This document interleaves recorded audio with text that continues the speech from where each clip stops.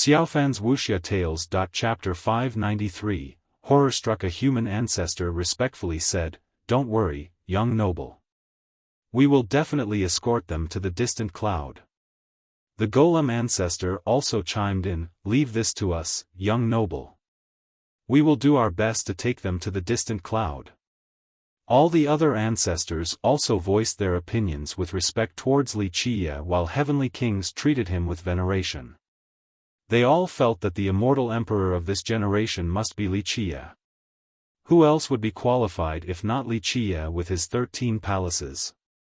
Tian Luanhui and Chen Yang were nothing. Therefore, before the future emperor, even ancestor-level characters like them accepted bowing down and working for him. They were not qualified to posture before Wuxia. This was their chance to show their loyalty before he becomes the immortal emperor, since they might not have the chance to work under him after his ascension. Because of this, a single request of aid from Wuxia would immediately be carried out, for they were certain of his future position. Wuxia then commanded, "Then I am at ease. I have other things to attend to. You all can take them away." The ancestors and several hundred experts of the other races took the millions of mortals on the 4 altars away. Their responsibility was to let these mortals find a new home back at the southern distant cloud. There was no longer a place for these mortals in the eastern nether border, so only the distant cloud was safe. It was the world of humans and demons. With imperial lineages like the Immortal Kingdom and Thousand Carp River presiding there, the ghost race wouldn't dare to make a move. After they left, Xiaofan couldn't help but ask while looking at Wuxia, "Hey, how did you create a 13th palace?" At this point, Lan Yunzhu and Monk Daji both looked at Wuxia's 13th palace as well. If it wasn't right in front of them, they would never believe that such a miracle was true. "Well, revealing this is no problem at all." Wuxia responded with a smile, "If you keep on digging in your palace meridian, a 13th will come out." "Never mind. It doesn't matter if you don't want to say it, what's the big deal anyway?" Xiaofan snappily retorted and didn't pry any further. She was only slightly curious, and it made sense that Wuxia didn't want to tell the truth. If there was a secret technique to open the 13th palace in this world, then it would be more valuable than Emperor's laws, Heaven's will laws, immortal physique laws. It would basically be more valuable than anything else in this world. This was the most priceless treasure, and nothing else could compare to it. Wuxia withdrew his palaces and patted the ancestor ginseng on his shoulder, saying, "Okay, you can return now." The ancestor ginseng appeared to be fatigued. Even an immortal medicine like itself spent a lot of ginseng juice in order for Wuxia to unleash so many heavenly annihilations. "I suffered a lot, so can I sleep while hugging the lamp for 3 days?" It spoke, aiming to use this chance to garner some benefits. "Yes." Wuxia generously agreed. After hearing his response, the ancestor ginseng happily jumped into his fate palace and disappeared, while Monk Daji was staring at it with lustful eyes. The monk placed his palms together and said, "Amitba, benefactorly, no, brotherly, no, young masterly, earlier, this little monk expended a lot of blood energy and even wasted some longevity blood. Will master spare me a ginseng root to replenish my vitality?" Wuxia looked at him with one eye and said, "In your dreams. I wouldn't even use such a good item for myself, let alone give it to you. Spare me the daydreaming." Xiaofan's Wuxia Tales. However, Monk Daji's face was thicker than even a temple block as he placed his arm around Wuxia's shoulder and spoke, "Ha ha ha, masterly, what are we but good friends?" He. The monk wanted an immortal medicine like the ancestor ginseng and expressed his intent without any semblance of self-control. "I don't have any." Wuxia flatly declined the monk, so he could only swallow his saliva. Wuxia looked at the lost island in the sky, and the others followed suit. Before this, the island appeared to be very vast, but after the mist dissipated, it was only the size of an ordinary island. It appeared to be made from a black metal that emitted a murderous aura. Others became disappointed after seeing its true appearance since it didn't look like a divine island at all. We'll be boarding it now. Li Qie looked at it for a bit before telling Lan Yunzhu. Ha ha ha, we'll come as well. Monk Daji said with his thickest face to Xiaofan. He wasn't actually speaking to Xiaofan and instead indirectly telling this to Li Qie. Although Li Qie didn't say no, he glanced at the monk and smiled. Hold on to your fantasies, there are no treasures there. Hee, if there are no treasures, then I'll just go up there and broaden my horizons.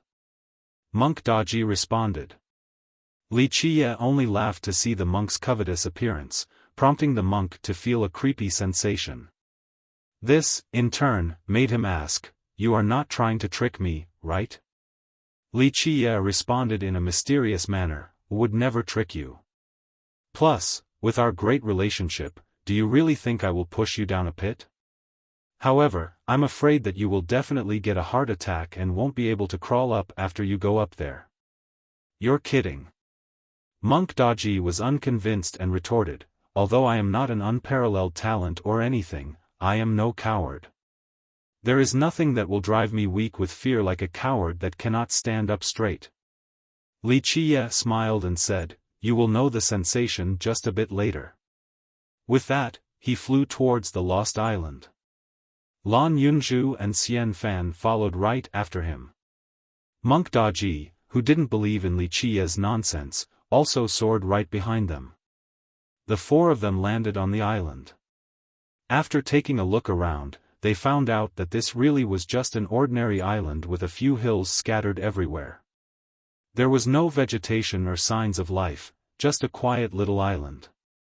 Didn't people say that there were golden dragons and divine phoenixes here? Xiaofan murmured while looking at this inconspicuous island. There were rumors about these mythical beasts soaring above this island, so only disappointment could be felt now after landing. Nothing in the legends were to be found here. The things you see with your eyes might not necessarily be the whole story. Li Qie answered lightly, then proceeded deeper into the island. The rest quickly ran after him. They didn't get very far before the sound of someone hitting the ground appeared behind them. Lan Yunzhu and Xiaofan quickly turned around and saw Monk Daji on the ground with an expression as if he had just seen a ghost. His body was trembling uncontrollably. What happened?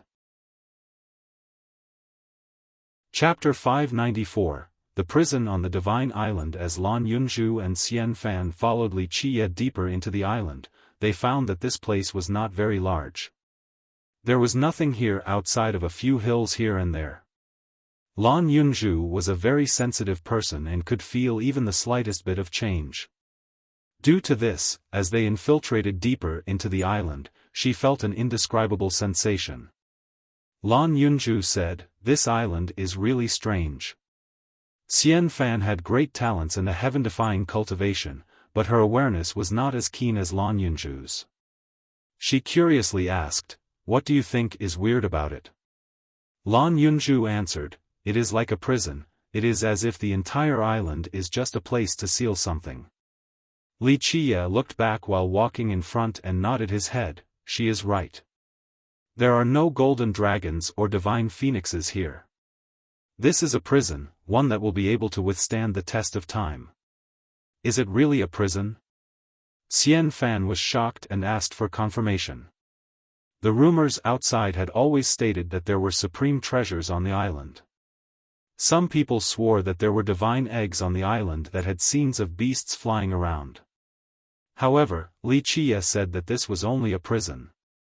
Xiaofan wouldn't believe this from someone else, but she had no doubt when Li Qie was the one to say it. Lan Yunzhu emotionally asked after Li Qie confirmed her intuition, "What character is imprisoned here?" Li Qie's eyes narrowed when this matter was brought up. He replied, "An existence that no one has seen before the ages, an existence that has no legends." Lan Yunzhu inquired further, "Didn't you say that there was an extremely terrifying weapon on this lost island?" She recalled Li Qie say this once. Li Qie answered with a smile, "It is an evil fiend to other people, the most harrowing of them all, especially to the ghost race. But to me, it is a weapon capable of destroying all things. Lan Yunzhu took a deep breath. From her understanding of Wuxia, she could faintly guess what he wanted to do. At this point, Xiaofan interjected, if this place is a prison for an invincible character, after millions and millions of years, perhaps this existence is already dead.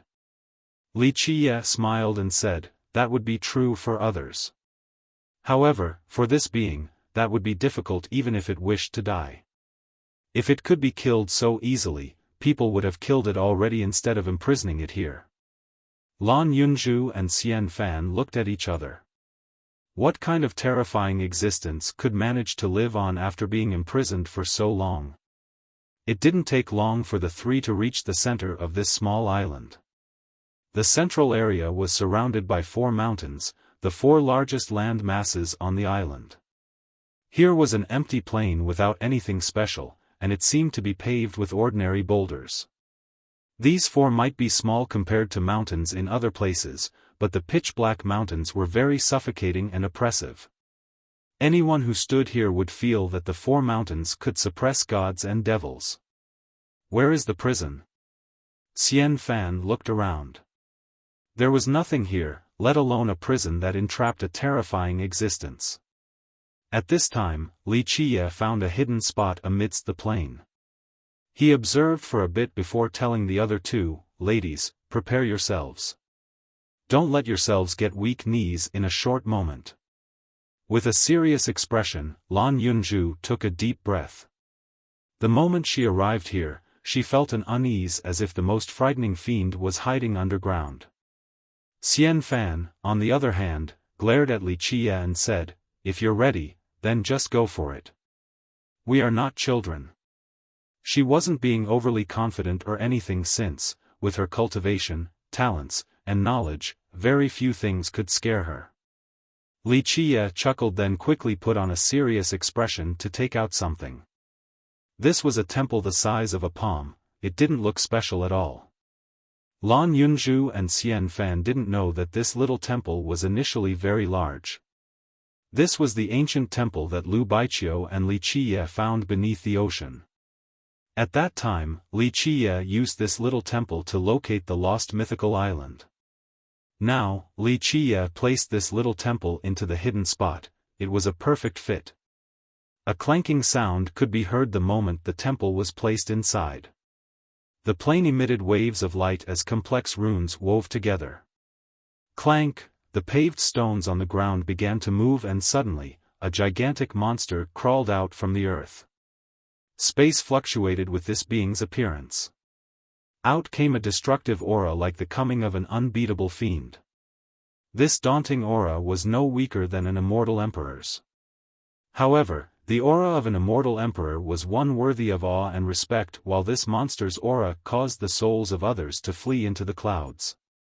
At this point, the monster opened its eyes. Although it had been suppressed and couldn't hurt anyone, the opening of its eyes seemed to be capable of devouring the souls of billions. Even those at the peak would be scared out of their wits and think that this was the most terrifying fiend in the world. Lan Yunzhu and Xiaofan were both heaven's proud daughters and supreme geniuses, but at this minute, both of their legs were shaking while they themselves were unable to stand straight. Ladies, be careful. Wuxia quickly grabbed their waists after seeing their unsteady figures. With his help, the 2 girls took deep breaths but still had trouble settling down. Wuxia reminded them, don't look into its eyes. At this time, Lan Yunzhu and Xiaofan saw the monster before them. It had the appearance of both a wolf and tiger, not that scary looking. The most frightening part was its long teeth that extended all the way down to its jaws. These were long and sharp teeth that could bite and tear through everything in this world. Another horrifying aspect was its pair of eyes, so they should heed Wuxia's warning. It was a fiendish pair of eyes capable of swallowing up souls, like a monster that specialized in soul-eating. Its aura was quite shiver-inducing. Even a god monarch wouldn't be able to support himself in its presence. A god king would be swallowed in one bite as well. Clank. With an appalling murderous aura, the terrifying monster wanted to pounce forward after seeing Li Qia and the other two. However, it couldn't move since it was tied up by 4 huge iron chains. The 4 iron chains were pinned deep into the 4 mountains as immortal lights radiated from each chain. Every single chain emitted a special image. One had a golden dragon biting it, another had a phoenix pulling it, the third was protected by a celestial tiger while the last had a black tortoise lying on top. However, what trapped this monster was not the 4 chains but rather the dense seals above them. All the chains were carved with formidable seals. Not to mention all 4 chains, any one of them alone had a seal powerful enough to kill a true god or any other deity. But now, all 4 were used to bind a single monster, and one could easily imagine their combined strength. The legendary true immortal steel. There are only 9 types in the world, but 4 of them are actually being used right here. Xiaofan emotionally exclaimed after seeing the 4 chains binding the monster. True immortal steel was the best material to craft weapons. Countless people craved for them when they were casting their own weapons. Even the tiniest piece would allow these weapons to have extraordinary power. Yet all 4 of these huge chains were crafted from 4 different types of true immortal steel. What kind of investment was this? Using such supreme treasures to lock this monster proved its horrendous nature. Lan Yunzhu couldn't help but murmur while looking at these chains: golden dragon, phoenix, celestial tiger, black tortoise, 4 of the legendary 9 true immortal steel. No wonder why people saw images of mythical beasts, so they were images emitted by these metals. Xiaofan's heart was beating fast while she looked at this terrifying monster. It was a blessing that it was imprisoned, otherwise, the consequences would be unimaginable. Against such a monster, ancestors, legendary masters, and even eternal existences were insufficient. Even true gods would only be delicious prey to this monster.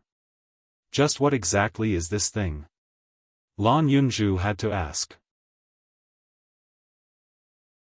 Chapter 595, Ghost Devourer. Li Qia looked at the monster while harboring many feelings in his heart. This mythical creature truly existed, and this was his first time seeing it. Although he was aware of the legends from the ancient past, countless wise sages and invincible existences didn't believe that this thing was real.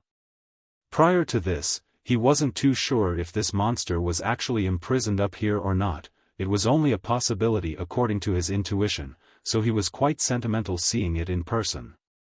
The terrifying monster was quite angry to see this group of ants before it. In the past, these ants would have been frightened to death after seeing it. Unfortunately, it was now suppressed and trapped inside this place. It was angry at them for staring at it like a caged beast, but it couldn't do anything since it lacked the ability to move. Lan Yunzhu took a deep breath and asked while looking at the monster, what is it? The Ghost Devourer. Li Qia was also a stranger to this name since he had never seen one before. Ghost Devourer? This was the first time the two had heard of this unfamiliar name. Li Qia noticed their surprise and smilingly added, "It is understandable that you two haven't heard the name before. Since the start of time, very few people had seen it, and I'm afraid most who did have already died. There has only ever been one Ghost Devourer, and it has been imprisoned here since a very long time ago." Lan Yunzhu and Xiaofan became even more shocked. Who actually had the power to suppress this terrifying Ghost Devourer in this place? The person must have been extraordinary. Li Qia looked at the angry devourer and said, "Don't be mad, I will take you outside for a stroll. Maybe you will even thank me in the future." The devourer understood his words and glared at him with a terrifying gaze that could send even virtuous Paragon's soul straight to the heavens. Li Qia slowly took out an ancient box. He obtained it from the Heavenly Tao Academy. They gave it to him as part of the agreement after he helped them repel the sect's joint attack. The devourer's eyes changed after Li Qia took out this box since it could sense a certain breath from it. Li Qia took out something from the box that resembled a dog collar. It had been heavily worn out from what seemed to be heavy usage. The devourer's expression quickly changed. Its eyes narrowed, showing some fear after seeing this collar. What is it? Xiaofan speculated that other than immortal emperors, nothing in this world could control this terrifying creature, but now it was shivering after seeing the thing in Wuxia's hand. This was quite hard to believe. The worn-out dog collar in his hand didn't look like a supreme treasure at all. A ghost devourer lock. Wuxia answered. With that, Wuxia activated it and, with a clanking sound, it flew towards the neck of the devourer. The monster didn't want to be sealed, so it struggled vehemently.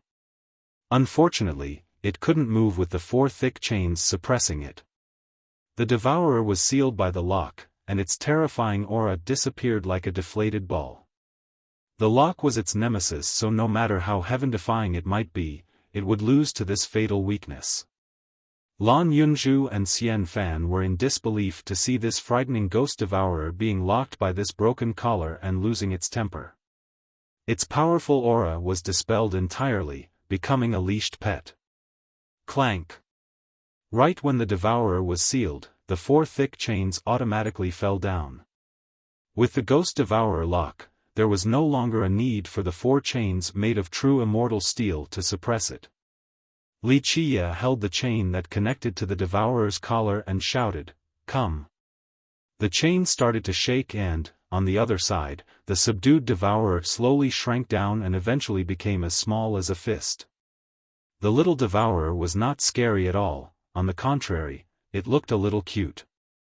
Wuxia opened the ancient temple to place the little devourer inside and formally put it away. The other 2 were dumbfounded at the events that had unraveled before them. Even Lan Yunzhu, who had followed Wuxia for quite a while, couldn't contain her shock. They knew just how powerful the beast was, but now it was just a tiny pet being brought along by Wuxia. No one would believe this astonishing scene. This works, too? Xiaofan stuttered. Wuxia was bringing along an existence even more terrifying than a god-king, something that was beyond one's imagination. Why not? Wuxia shrugged and said, "Me bringing it along is the same as saving it, so it should be thanking me in the future." This was the first time Lan Yunzhu saw the collar, so she apprehensively asked, "What, is the ghost devourer lock?" An item capable of locking the devourer and turning it into a pet was quite fearful. It seemed that Wuxia was able to read her thoughts, so he smiled and replied, "This collar is only effective against the ghost devourer. All things have mutual generations and mutual restrictions, so when the ghost devourer appeared, it was already fated to not be able to escape the lock because they restrict each other." Wuxia continued, "The ghost devourer was created as a heaven's punishment, so it was both murderous and bloodthirsty. That existence couldn't change this, but luckily, the lock also came out from the punishment. Because of the lock, despite its murderous nature, the beast became a great assistant to that existence." Wuxia paused for a moment before continuing, "Nothing lasts forever in this world, a big change eventually occurred. The lock was lost and the other existence couldn't calculate its whereabouts." Both the girls exclaimed in shock, "The lock was lost?" They could already imagine the terrifying consequences when a murderous creature like the ghost devourer was on the loose without the lock to restrain it. Wuxia went on to say, "You can imagine the consequences after the lock went missing. The ghost devourer escaped and brought about the beginning of a calamity. The world became stained with blood as the 9 worlds trembled. At that time, countless people died, creating flowing rivers of blood and mountains of corpses. The most incredible part was that the ghost race almost went extinct." Wuxia's few words described it very lightly, but Xiaofan and Lan Yunzhu could imagine the scene where the devourer massacred the world. Just like Wuxia said, this was a great disaster that couldn't be described with words. How come we have never heard of this story? There are no records from the ghost race as well. Xiaofan asked emotionally, "Such a devastating event should be recorded, right?" Wuxia replied with a grin, "Do you know how long ago this was?" It happened in an untraceable era. Plus, a few things aren't meant to be recorded. For example, do you know the true background of the ancestral realm? Do you know what ghastly thing is lying below its grounds? Lan Yunzhu and Xiaofan looked at each other after being asked this by Wuxia. Not to mention them, even the ghost race itself didn't know too many things about the ancestral realm. Wuxia looked at the monster with many feelings in his heart. This mythical creature truly existed, and this was his first time seeing it. Although he was aware of the legends from an ancient past, countless wise sages and invincible existences didn't believe that this thing was real. Prior to this, he wasn't too sure that this monster was imprisoned up here. It was only a probability according to his intuition, so he was quite sentimental to see it in person. The terrifying monster was quite angry to see this group of ants before it. In the past, these ants would have been frightened to death after seeing it. Unfortunately, it was now suppressed and trapped inside this place. It was angry at them for staring at it like a caged beast, but it couldn't do anything since it lacked the ability to move.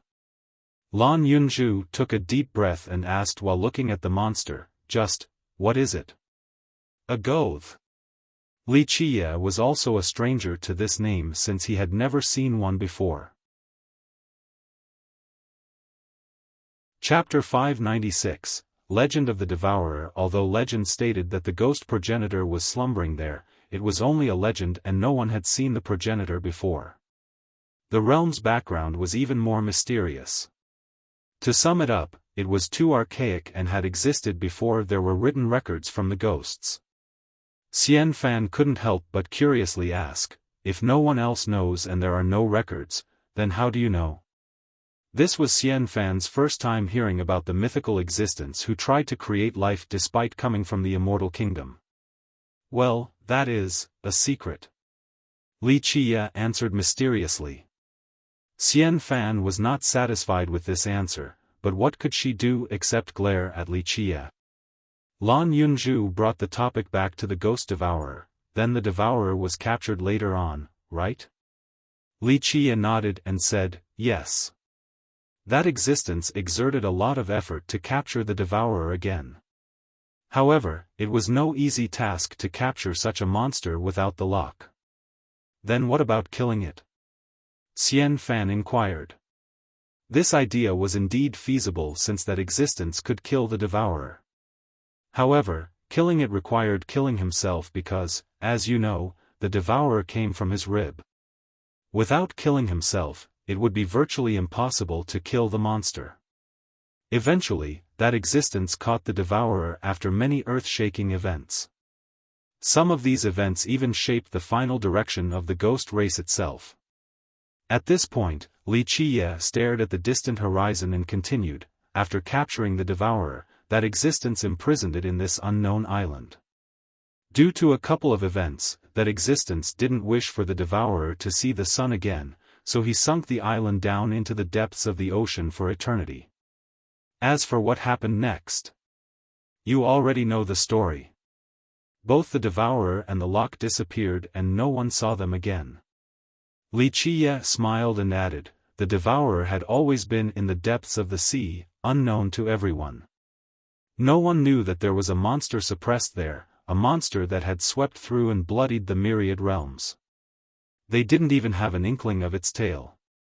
Lan Yunzhu looked at Wuxia and now understood that he appeared back at the Thousand Islands just for the devourer. All of his plans came into fruition today. All the cultivators and sects with a bit of greed in the sacred nether world assumed that the lost mythical island hid an amazing treasure, such as divine eggs, so both the young and the old risked their lives to reach the island only to meet their demise due to the mist. So this ends with you coincidentally picking up the ghost devourer lock right when the lost mythical island came into being. You got yourself quite a bargain from it," Xiaofan said as she leered at Wuxia. She didn't know the truth or the process, but she felt that the whole thing was not as simple as he made it out to be. Wuxia only responded with a smile. The person who picked up the lock was not Wuxia but an ancestor from the Heavenly Tao Academy, and of course, he didn't pick it up randomly from the street. This ancestor was quite knowledgeable. Although the lock appeared to be a regular chain collar, he knew that it was an extraordinary item. After picking it up, he didn't simply throw it away. However, he couldn't find the use for the lock. This was not surprising since no one had ever seen the devourer before. If Wuxia didn't have a trustworthy source, he wouldn't have been so determined to tame the ghost devourer. Since this ancestor from the academy couldn't research the lock thoroughly, he left it behind at the academy where it was forgotten. It wasn't until Wuxia demanded it from the academy that it saw the light of day again. Who is this legendary existence? In the end, Lan Yunzhu asked. Such an unbeatable existence shouldn't be nameless, but she had never heard of this person before. The ancestral city is one thing, but do you know how terrifying the ancestral realm is?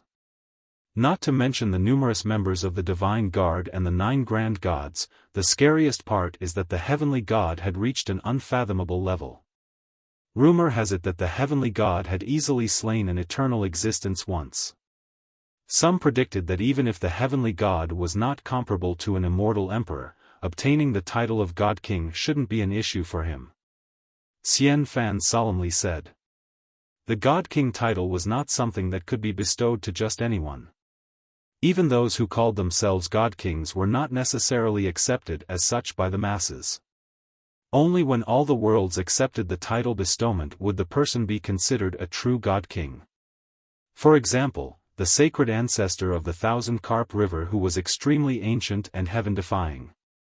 Even immortal Emperor Qianli praised his cultivation, but the sacred ancestor was reluctant to call himself a God King. Others also only considered him a God Monarch. This powerful and genuine God Monarch didn't dare to take the extra step of pronouncing himself a God King. God King? So what? Wuxia nonchalantly stated, an immortal emperor might be interesting, but even an emperor wouldn't be able to stop my determination to stomp the ancestral realm. Because of the matter with the blood ceremony? Xiaofan asked. As a fellow human genius, Xiaofan didn't want Wuxia to die early. She believed that if he could continue on his path, then he would definitely become the immortal emperor. No, only a personal vendetta. Wuxia replied with a smirk. Lan Yunzhu noticed his firm determination, making her heart heavy. She couldn't help but advise, the ancestral realm is eternal. Even an immortal emperor wouldn't be able to eradicate the ancestral realm. Legend states that even the most heaven-defying immortal Emperor Fei Yang, who had once turned the realm upside down in his rampage, couldn't destroy it completely and could only suppress it for thousands of years. Immortal Emperor Qianli, our patriarch, also took a trip to the ancestral realm, but nothing came of it. Wuxia noticed her worried appearance and gently stroked her hair before saying, I know. Since the start of time, among all the emperors in the sacred nether world, it wasn't just immortal Emperor Fei Yang and immortal Emperor Qianli who attacked the ancestral realm. However, this doesn't mean that emperors are not strong enough. Wuxia continued, emperors are indeed wondrous, but they didn't wish to risk their lives. More importantly, all of these emperors lacked a certain something, but I have this thing that they did not. But, Lan Yunzhu still couldn't help but say, this is something easier said than done, it is simply impossible if even emperors couldn't do it. Wuxia interrupted her and added, girl, don't worry about me. Even the Grim Reaper won't take this thing and the King of Hell won't keep it. More importantly, a few things should come to a conclusion, this is personal. Having said that, he coldly glared at the far distance. Chapter 597, Don't shed tears during goodbye. Regardless of the ghastly thing below the ancestral realm, Wuxia was determined to flip the place over. He would destroy the ancestral realm no matter what, since he wanted to know a certain thing. Lan Yunzhu gently sighed. From his expression, she knew that she couldn't persuade him. Wuxia told her, go back and tell the elders not to worry about this matter. More people coming along will only mean more people coming to die. I alone am enough to deal with the ancestral realm, don't worry about me. He gently kissed her forehead, causing her heart to flutter. She felt that she was about to lose him, so she reached out and grabbed his neck. Despite there being another person here, she still gave him a passionate yet innocent kiss. She daringly explored his mouth with her lilac-fragrant tongue again and again, engulfing him with her feelings. Xiaofan couldn't help but smile awkwardly. She was completely flushed while watching the hot kiss between these two. With great difficulty, the two finally parted from each other. Wuxia looked at the blushing Lan Yunzhu and smiled to say, "Little girl, take a trip back to the soaring remembrance village in the future, your ancestor left something there for you." He whispered many things to her, a few secrets about the village. If it was someone else, even a direct descendant from immortal Emperor Fei Yang, Wuxia would not necessarily be willing to tell them. However, he told Lan Yunzhu these secrets. This was indicative of her place in his mind. Lan Yunzhu couldn't help but shake after hearing all of it. Eventually, she took a deep breath and looked at him one last time. Take care and come back to the Thousand Carp River." With that, she took her leave. She traveled for a long distance without looking back at Wuxia since she was afraid that she wouldn't be able to contain herself if she looked back. Xiaofan also bid him farewell. "I hope you will come back victoriously. The doors of the Simple Mountain Immortal Kingdom will always welcome you." Wuxia only sighed after the two left. He lifted his foot and was about to depart, but he suddenly changed his mind and headed towards Necropolis instead. Wuxia went to the city, but he only lingered by the entrance instead of entering. His foot halted as he felt a plethora of emotions and had countless words, not knowing where to start. He wanted to see the ancestral flow master once more, but he didn't know what to say. Farewell? They had already done that last time. He had come to Necropolis several times as the Dark Crow.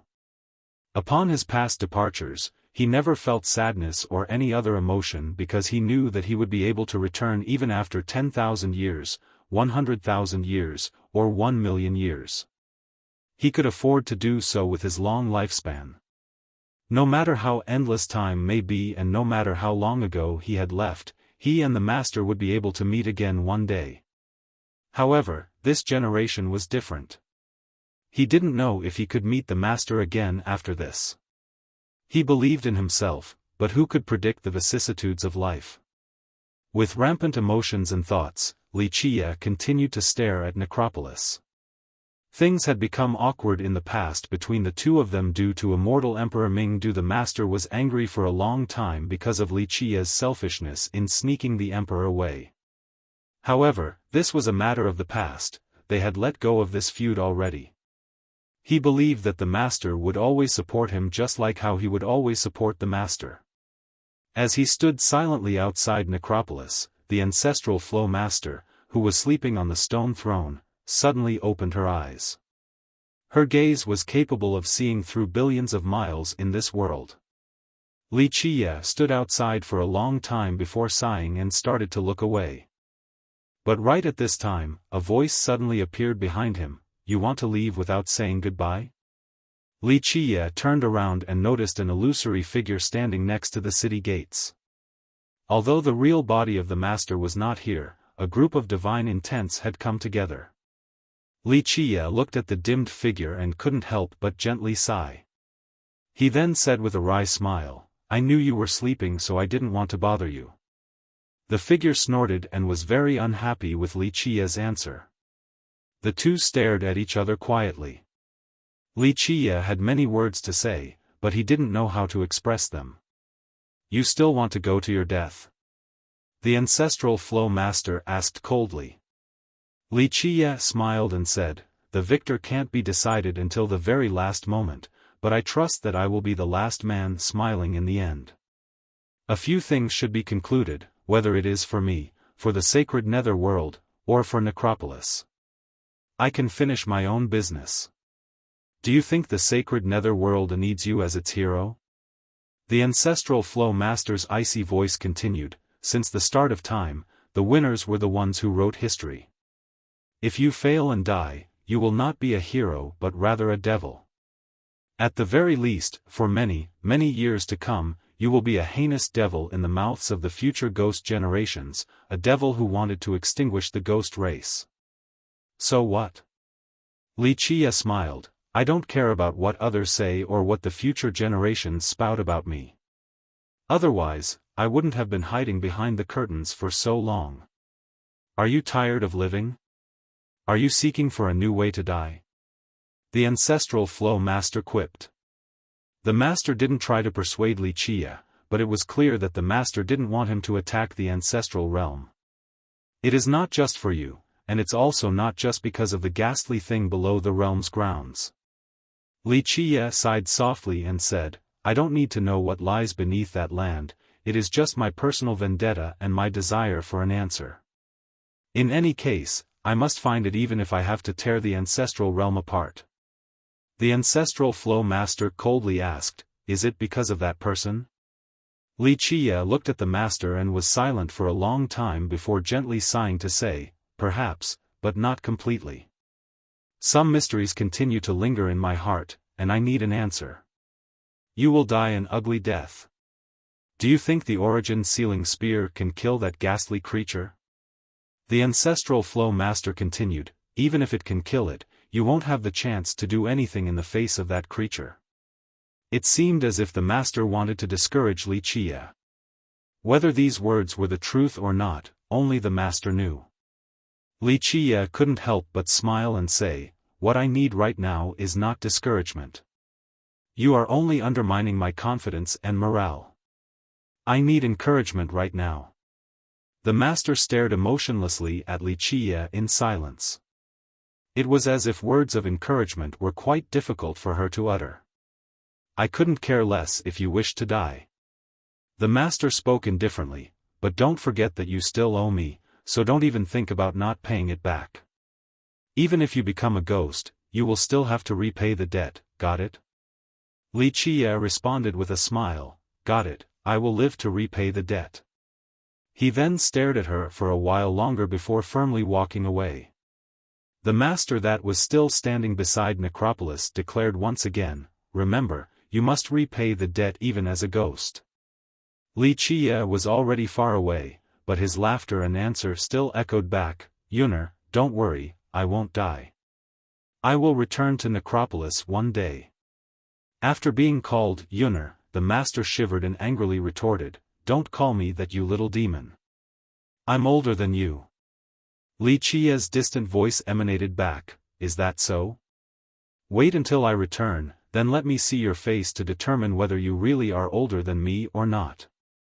Eventually, Wuxia disappeared completely, and the figure next to the city gate also slowly dissipated. The ancestral flow master sat on her throne with inadvertent tears in her eyes as she quietly murmured, you have to come back alive. The prime ominous grave closed several days after Wuxia's departure. No one could stay behind afterward, they were teleported out without exception. The grave had finally opened after many years. There were happy people during this trip along with those filled with despair. Some had great harvests while others obtained nothing, and some had even lost their lives. This grave opening was not a good event for the ghost race. Although some ghost sects had great harvests, they were not happy at all. The ghosts, as a whole, had many experts die to Wuxia or the Headless Man. The number was enough to hurt the entire race.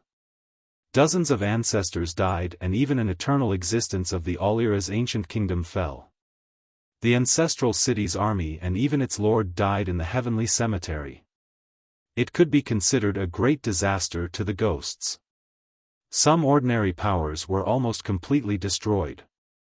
A few sects only had one ancestor, but these ancestors chose to please the ancestral realm, so they actively participated in the blood sacrifice along with all of their experts.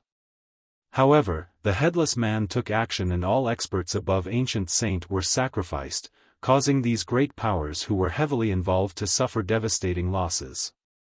They would now be on the decline, maybe even reaching the point of destruction. Regardless of the ghastly thing below the ancestral realm, Wuxia was determined to flip the place over. He would destroy the ancestral realm no matter what, since he wanted to know one thing. Lan Yunju gently sighed. From his expression, she knew that she couldn't persuade him. Li Qiye told her, "Go back and tell the elders not to worry about this matter. More people coming along will only mean more people coming to die. I alone am enough to deal with the ancestral realm, don't worry about me." He gently kissed her forehead, causing her heart to flutter. She felt that she was about to lose him, so she reached out and grabbed his neck. Despite there being another person here, she still gave him a passionate yet innocent kiss. She daringly explored his mouth with her lilac-fragrant tongue again and again, engulfing him with her feelings. Xiaofan couldn't help but smile awkwardly. She was completely flushed while watching the hot kiss between these two. Chapter 598, Threatening the World. However, despite the great disaster, a couple hundreds of thousands of experts still managed to return. This was good fortune among all the bad events. The survivors that were swept back to their sects were very tight-lipped about the trip and were unwilling to talk to other people. For a powerful lineage like the Aulira's ancient kingdom, the ancestors who left their seals were aghast after listening to the survivors. Even the most powerful ones had to softly gasp. An eternal existence had died to the headless man. These ancestors knew just how powerful that eternal existence was, but he was helpless against the headless man. Thus, this formidable lineage was frightened and ordered their disciples to not cause any trouble. Pass this order down: from now on, disciples are not to go outside. From today on, we will close our gates and not see any guests. In fact, the Aulira's ancient kingdom was not the only lineage that closed its doors in the sacred nether world. Quite a few others did the same. No lineages and countries wanted to talk about the headless man. Their heaven-defying ancestors all changed their expressions and became silent when it came to the headless man. However, the ghosts were happy to find out that the headless man didn't step outside of the prime ominous grave. Otherwise, countless ghost lineages would be scared out of their wits. If the headless man caused the ghosts' hearts to stop, then Li Qiye caused them to be very alarmed. Many ancestors from these lineages were astounded to hear the stories. A 13th palace. Even legendary masters and eternal existences were dumbfounded when they heard this. This news was too shocking since no one had ever heard of such a thing since the start of time, but Li Qiye had done it. The Aulira's ancient kingdom and the Yin-Yang Gate were both distressed, including their strongest ancestors. After the death of Dizhua, Chan Yang and Tian Luanhui became ghosts with the most promise of becoming the immortal emperor. But now, both sects lost all hope after hearing about Li Qiye's 13th palace. They knew that as long as Li Qiye lived, both Chan Yang and Tian Luanhui would never have the chance to become the immortal emperor. The ancestors from the myriad bones throne only lamented with sighs after hearing this news. Dizhua was brilliant, so they didn't care for Chan Yang or Tian Luanhui. They felt that Dizhua's chances of becoming an emperor was much better. Unfortunately, he was born in the wrong era, the one that had Li Qiye. Their most brilliant disciples became mere bones to pave Li Qiye's path towards immortal emperor. Many ghost ancestors ordered, "Do not provoke Li Qiye. Avoid him in the future. Anyone who messes with him in the future will be expelled from the sect." They knew no one could stop Li Qiye's advance towards immortal emperor, it was already predetermined. Because of this, the ghost race and all the lineages no longer wanted to oppose him despite having many disciples die at his hands. Those who could look far ahead knew that opposing an immortal emperor would not end well. Although Li Qiye was not one now, he would definitely become one in the future. If having a 13th palace was not enough to become an immortal emperor, then no one else in this generation should even dream about becoming an emperor. The trip to the grave should be a reason for excitement and conversations, but now, the entire sacred netherworld was silent. Very few ghost disciples went outside, and now the name Li Qiye was like a spell that caused everyone to be breathless. Everyone thought that these quiet and calm times would last for a long time since no one was going outside anymore. However, it didn't last. On this day. Boom! The divine portal outside of the ancestral city was opened. There were clear signs that it was forcefully opened as countless streaks of light exploded out like fireworks, illuminating the world. A terrifying existence stepped out of the opened portal. A boundless divine light shone on the heaven and earth and swept through the vast plains. The ancestral city performed their most venerated ceremony to welcome the deities from the ancestral realm. A grand god from the ancestral realm are coming down with 81 commanders. In just one day, a shocking piece of news spread across the sacred nether world. The tranquil sacred nether world became rowdy with waves again after hearing this news. Ghosts, humans, and all the other races took deep breaths. A great character became pale from fear after hearing this news. Legend states that the ancestral realm has 9 grand gods. No one is stronger than them, outside of the heavenly god. And now, a grand god has descended, along with 81 commanders. A grand god accompanied with this many commanders had enough might to destroy an emperor's lineage. On the same day, a heavenly god decree flew out of the ancestral city and crossed the realms before reaching the 1,000 Carp River's territory. Hand over Wuxia in 3 days or else the ancestral realm will trample any sect who dares to protect that devil. The decree passed down a supreme order. The voice of the decree echoed throughout the entire sacred nether world. The ancestral realm wanted to set an example to establish an unquestionable prestige so that all the races in this world would know that whoever opposes them would die, no matter how powerful their backing may be. However, the 1,000 Carp River didn't respond. Instead, on a quiet road from the nether border that led to the ancestral realm, an endless blood energy shot up. A gigantic shadow appeared in the sky. Wuxia's shadow headed for the ancestral city as his feet trampled on the Grand Tao. You want to take my life? At this time, Wuxia was no longer hiding anything. His 13 palaces blared in the sky as myriad Tao prostrated before them. Although Wuxia had yet to become an emperor, people could see the style of the future emperor from his current aura. Watch how I trample your ancestral city and slaughter your ancestral realm. With the heavens above his head and the 13 palaces behind him, Wuxia's incomparably domineering voice spread across millions of miles. He used the most aggressive of attitudes to respond to the decree. All shivered before this sight, 13 palaces. His bold declaration caused many sects and lineages to gasp. Before, anyone would sneer at him due to his declaration, but no one dared to do so now. When they saw his 13 palaces, they felt that he was an immortal emperor walking on the path towards invincibility. In the future, the 9 heavens were for him to rule alone. Activate the imperial mirror. After hearing the news, many imperial lineages didn't mind wasting many refined jades to open the mirrors left behind by their emperors. They wanted to watch how this storm would end from within their sections. Many great powers also did the same with their heavenly mirrors. However, these mirrors were not comparable to imperial mirrors. If the divine portal was opened, then the imperial mirrors could even watch the ancestral realm, but the heavenly mirrors couldn't.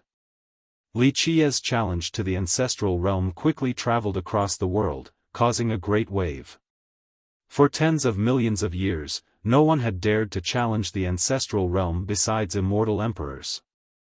But now, someone as young as Wuxia was challenging it. This caused everyone's hearts to thump. They all felt that this was quite crazy. Many became dumbfounded. They knew Wuxia was heaven-defying, but it was still quite outrageous to challenge the ancestral realm at this moment. Is he crazy? A great power's ancestor's eyes widened with astonishment as he spoke. It is understandable to challenge the ancestral realm after becoming an immortal emperor, but Wuxia is still very far from being one. He is being too impatient at this moment. Many felt that Wuxia's actions were simply suicidal. An undying that had been sealed for a very long time murmured, in the past millions of years, there had been emperors who had challenged the ancestral realm, but none of them was successful in trampling it completely. It was said that immortal Emperor Fei Yang was the most heaven-defying. He nearly caused the realm to collapse, but in the end, he couldn't annihilate it and could only suppress it for 1,000 years. Recently, Wuxia became extremely famous. He could be said to be the younger generation's number one. However, anyone who heard the recent events felt that he was being too impatient and overconfident. With 13 palaces, no one doubted his strength or ability to become an emperor, but challenging the realm with his current cultivation had virtually no chance of success. At this point, countless heavenly mirrors were directed straight at the ancestral city while the imperial mirrors were spying from the shadows. Millions of cultivators in the sacred netherworld waited with bated breaths to watch this battle along with their lineages. At the Thousand Carp River, all the elders were gathered before their imperial mirrors. It was the same for the Simple Mountain Immortal Kingdom. On the other hand, the great powers who were close to the ancestral city sent their experts to watch closely. The battleground itself near the ancestral city was also full of gazes, waiting for the inevitable to happen. Wuxia calmly stared at the city full of terrifying rays that shot to the 9 heavens. All shivered before this grand sight where the experts and numerous awakened ancestors were ready for battle. Wuxia leisurely spoke to the city protected by the gods. For millions of years, your ancestral realm still maintains the same tone. A bunch of false gods. Do you really think you are true gods?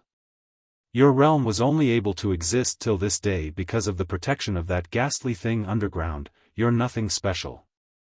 Mere mortals shouldn't think of yourselves as true gods. Ignorant fool. Continue down this defiant path and you will not be the only one beyond redemption, you will also cause a calamity to befall your human race. The grand god replied with a boundless authoritative tone. Wuxia lacked any interest in this exchange of words and said, I don't have time to bicker with you. After today, the ancestral city and ancestral realm will be no more. Come, it is time to fight.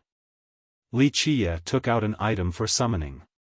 A blinding brilliance appeared along with a person that stood right next to Wuxia. This was Imp from Necropolis, Qin Guangwang. Ancestral City. The moment Qin Guangwang appeared and saw the city, his eyes shot out an endless murderous glint.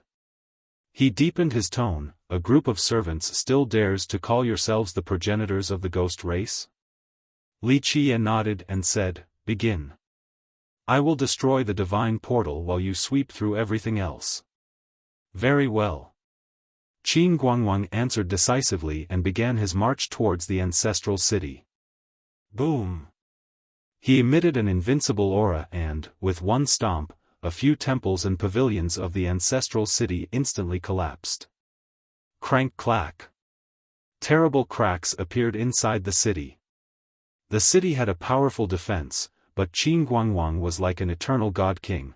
The city's perimeter that was once strengthened by immortal emperors couldn't stop his steps. He entered the city and no one could stop him. As his pace quickened, the defenses of the city collapsed one by one. At this time, he was a true god, a real unbeatable deity in this world. No existence could halt his advance. Numerous experts rushed forward after his intrusion and emitted their most powerful merit laws. However, these experts were only ants before Qin Guangwang. Qin Guangwang pressed down with one hand, causing myriad laws to break as blood painted the earth. These experts couldn't stop him and were instantly annihilated. This shiver-inducing scene caused countless heaven-defying existences and lineages in the sacred netherworld to gasp. An eternal existence in the Simple Mountain Immortal Kingdom looked at the frightening Qin Guangwang and murmured, is this an invincible god-king from the legends? Or is he an actual true god? The spectacle reflected by the heavenly mirrors scared everyone. Some people recognized his identity and said, isn't that Imp from Necropolis? Why is Imp going together with Wuxia? Inside the city, thousands of experts had died miserably at his hands. Don't think you can do as you please. An ancestor from the ancestral city roared. several ancestors came together to form quite a formidable squad. These were the strongest ancestors among all the old Undyings since they were at the legendary master level. When they soared forward, imperial auras appeared as the world shook. It was certain that these ancestors had Emperor's weapons. Clang! Qin Guangwang threw out 3 swords that were followed by flashing glints in the sky, causing these ancestors' heads to roll. Even ancestors with Emperor's weapons couldn't escape death. These were 3 blood swords that were extremely beautiful. It was as if they were bathed in the gore of gods. Each sword emitted a terrifying bloody ray that caused the souls of the spectators to flee from their bodies. These were the fiercest weapons in the world, they were capable of killing gods and immortals. Wuxia couldn't help but offer praise after seeing Qin Guangwang's 3 blood swords, heaven-annihilating blood edge. He murmured after a short pause, "They're indeed worthy of being swords bestowed by that invincible existence." Countless people were dumbstruck after seeing this scene. These were ancestor-level characters that were decapitated by just one move. None of them could stop the blood edges. This made people understand that not only were the swords unstoppable, Qin Guangwang himself was as well. An eternal existence that had been sealed for many years felt a chill in his heart and said with certainty, "He is definitely an unbeatable god king, but how come I haven't heard of such a person before?" Time to get started. Wuxia stepped into the ancestral city with the ghost origin ancestral key in his hand. He twisted it and, sure enough, all the little ghosts flew out. Whoosh! As Wuxia swung the key, the 99 little ghosts turned into black holes the size of a cup, and they all hovered around Wuxia. The 1,000 islands in the southern distant cloud was very far from the ancestral city, but at this moment, all 90 islands emitted a dazzling radiance. The inhabitants of the islands didn't know what was going on. Rumble! All 99 islands quaked as the unbelievable happened. All of them turned into gigantic cannons as black lights condensed around them. Die! As Wuxia walked into the city, many of the surviving experts rushed towards him, but he didn't even bat an eye. As the enemies approached, the black holes next to Wuxia aimed for them. Boom! With a deafening blast, one cannon from the 1,000 islands fired. At this instant, the nearest black hole aimed for the group of experts from the ancestral city and unleashed a black beam. Many more shots followed immediately afterward.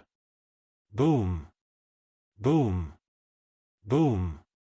The incoming experts all exploded as their blood rained down from the sky after being shot by these black cannon beams. Rumble! The black holes kept on shooting continuously. It was virtually impossible to dodge these black beams. Even the strongest would be blown into a scene of carnage. This news was sensational to the point where a little sect like the Snow Shadow tribe in the distant nether border had heard it as well. After hearing the news, Zhirong Wanshue's heart started to beat faster.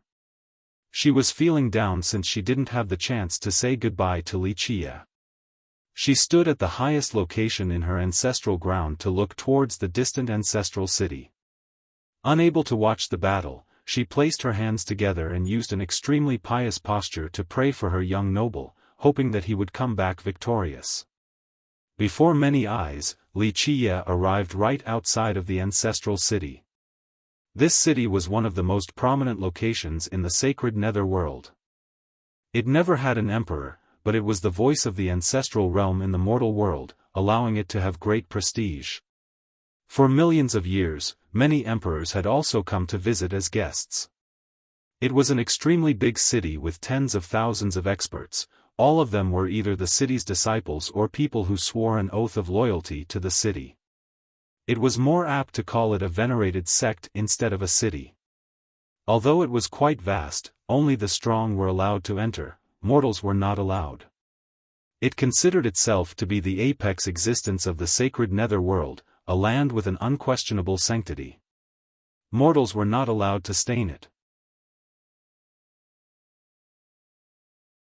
Chapter 600, Primal Ghost Cannons. All of a sudden, screams rang everywhere and no one could stand in Li Qiye's way. This scene startled those who were attentively watching the battle. What is going on?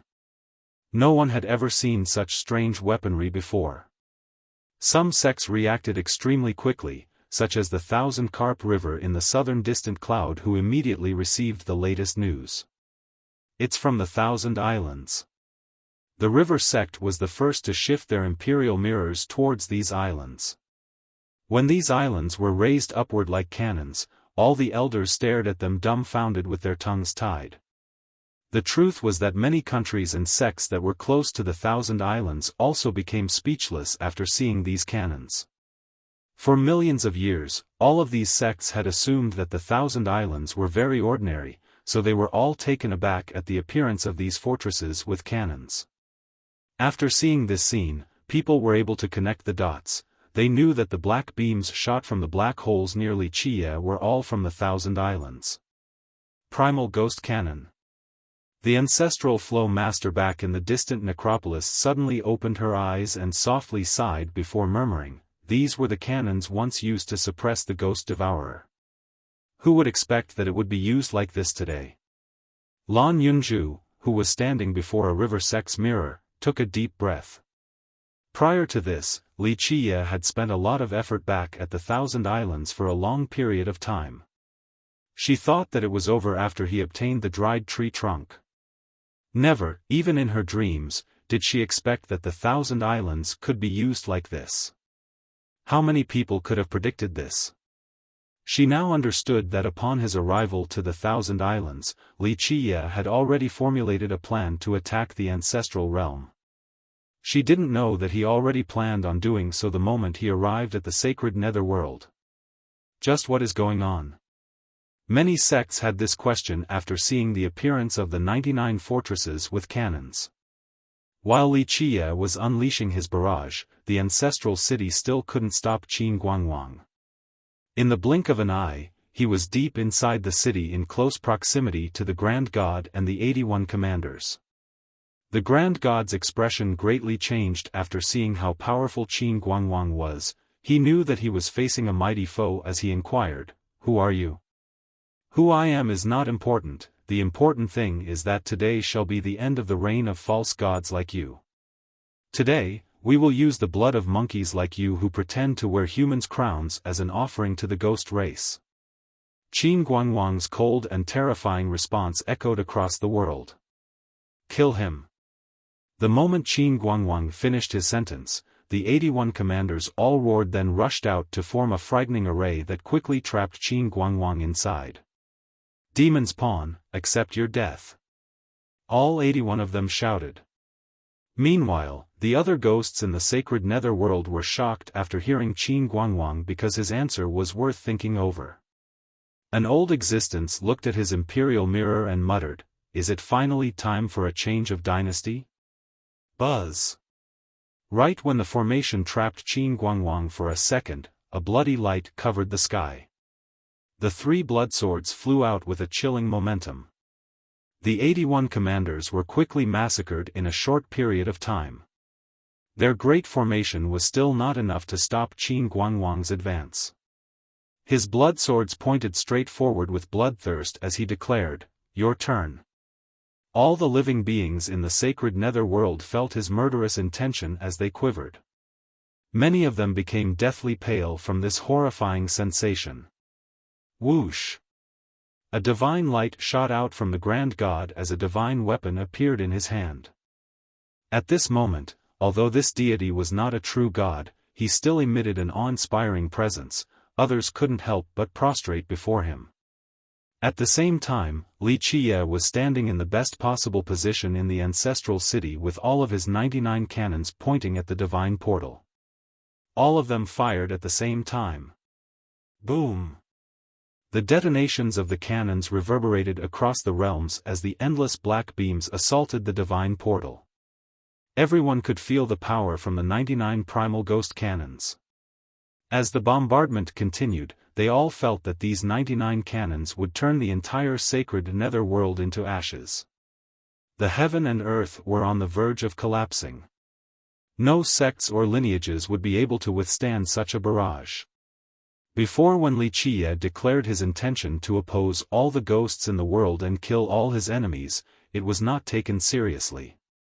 However, everyone understood that he was not just blustering back then. At this point, countless ghost lineages who once opposed Wuxia started to sweat profusely. Wuxia didn't need to do anything, the 99 cannons alone were enough to obliterate a lineage and turn it into ashes. The cannons were left behind by that legendary existence. It was meant for the future generations in case the Ghost Devourer came into being once again. They could use these cannons to stop it. As long as the Ghost Devourer didn't leave the sacred nether world, the cannons would be enough to suppress it. Their power was quite immense. Even though they were not Emperor's weapons, they were actually even stronger than these weapons. Right now, the cannons that were meant to suppress the Devourer were in Wuxia's hands, and they became one of the strongest weapons in his arsenal against the ancestral realm. Clack! Eventually, the crazy onslaught from the cannons caused the divine portal to crack, causing everyone watching to gasp. Legend states that no one could open the portal from the lower realm unless it was an immortal emperor, but the constant attack from the cannons was about to break the portal apart. Boom! One last barrage came through and the portal shattered completely. After the portal was penetrated, endless divine light shone down. One could then see the ancestral realm from this hole. Ah!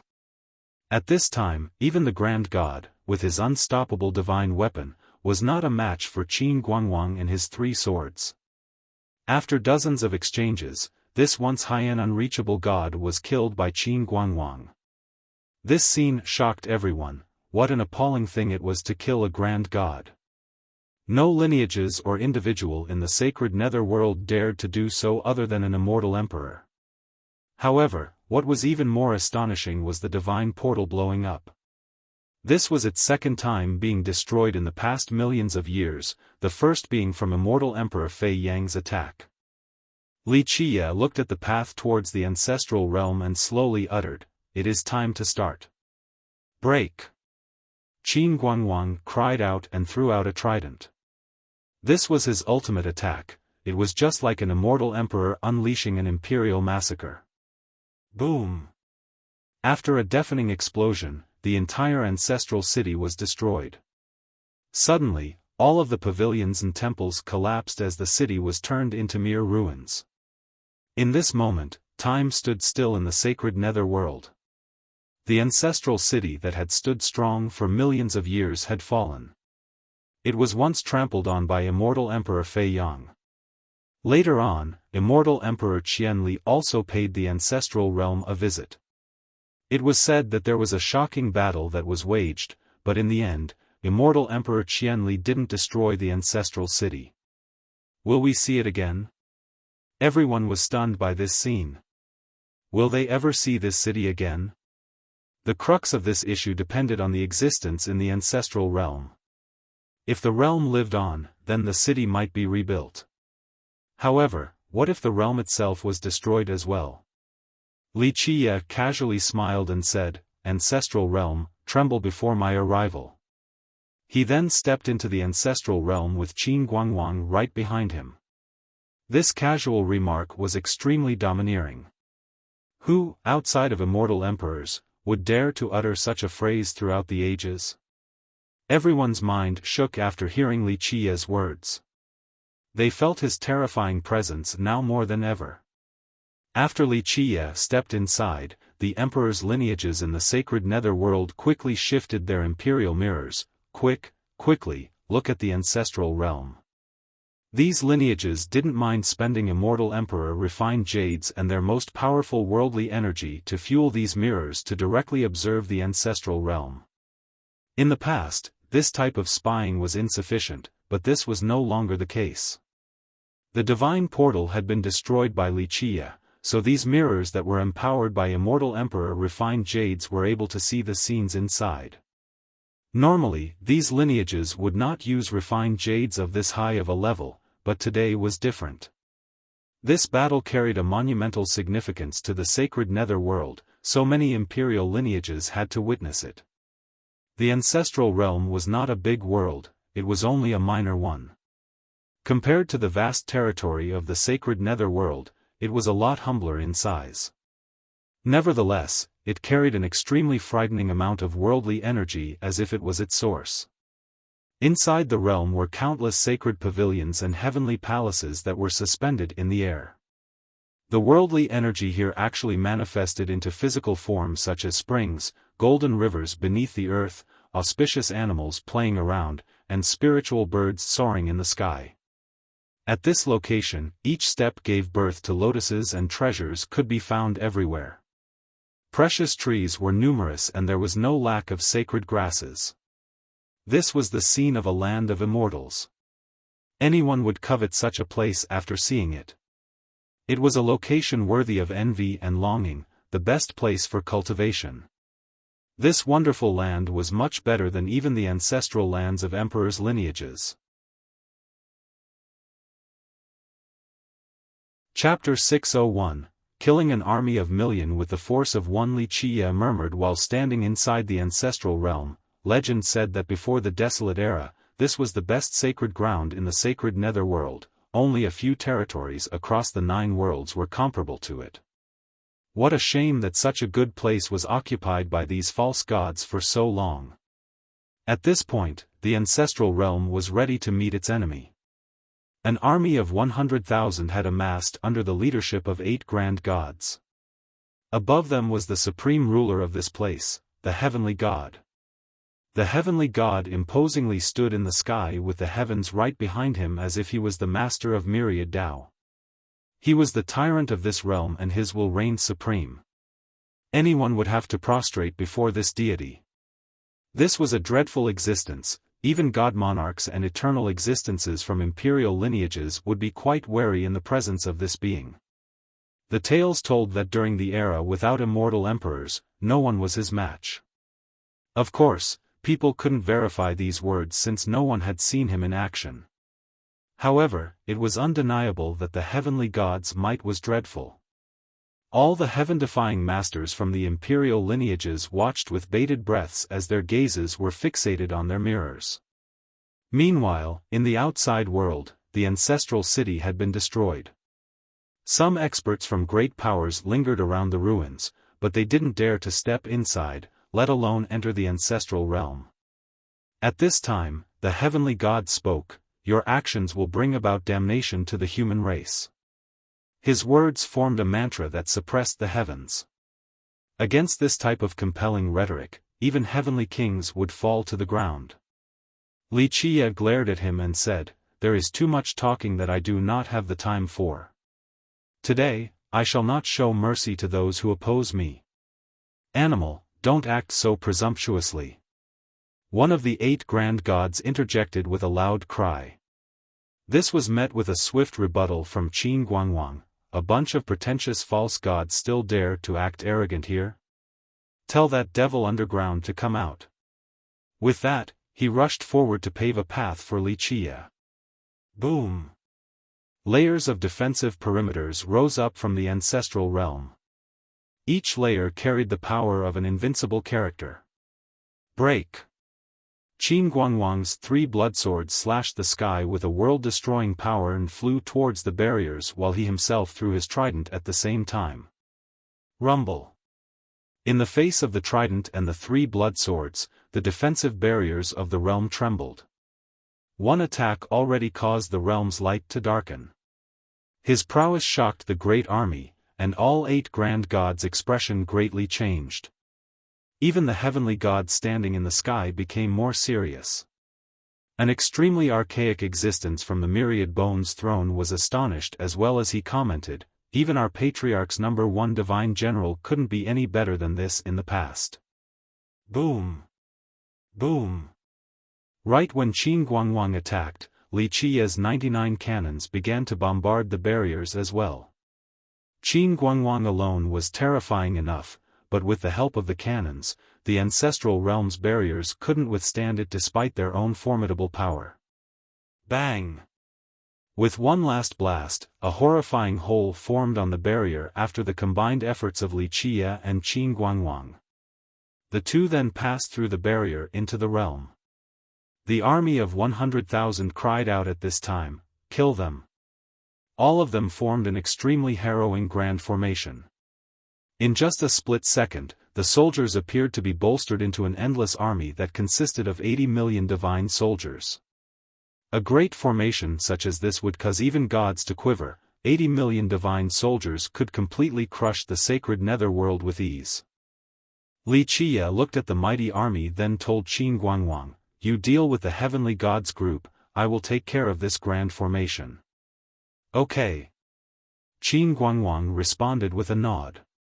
At this time, Li Qia boldly stepped inside the formation. Kill. He was surrounded by the endless army in the blink of an eye. The 99 black holes hovering around his body fired instantly. Meanwhile, Qin Guangwang flew into the sky and screamed out, "I have waited for this day for a very long time." He pointed the three swords at the 8 grand gods while his trident carried an unstoppable momentum that flew towards the heavenly god. The gods let out a battle cry and took action at the same time. Their divine weapons roared as divine laws appeared beneath their feet. The 9 of them used an unstoppable momentum to plow their way towards Qin Guangwang. At this moment, all of them were extremely cautious since they knew they had encountered an absolutely terrifying enemy.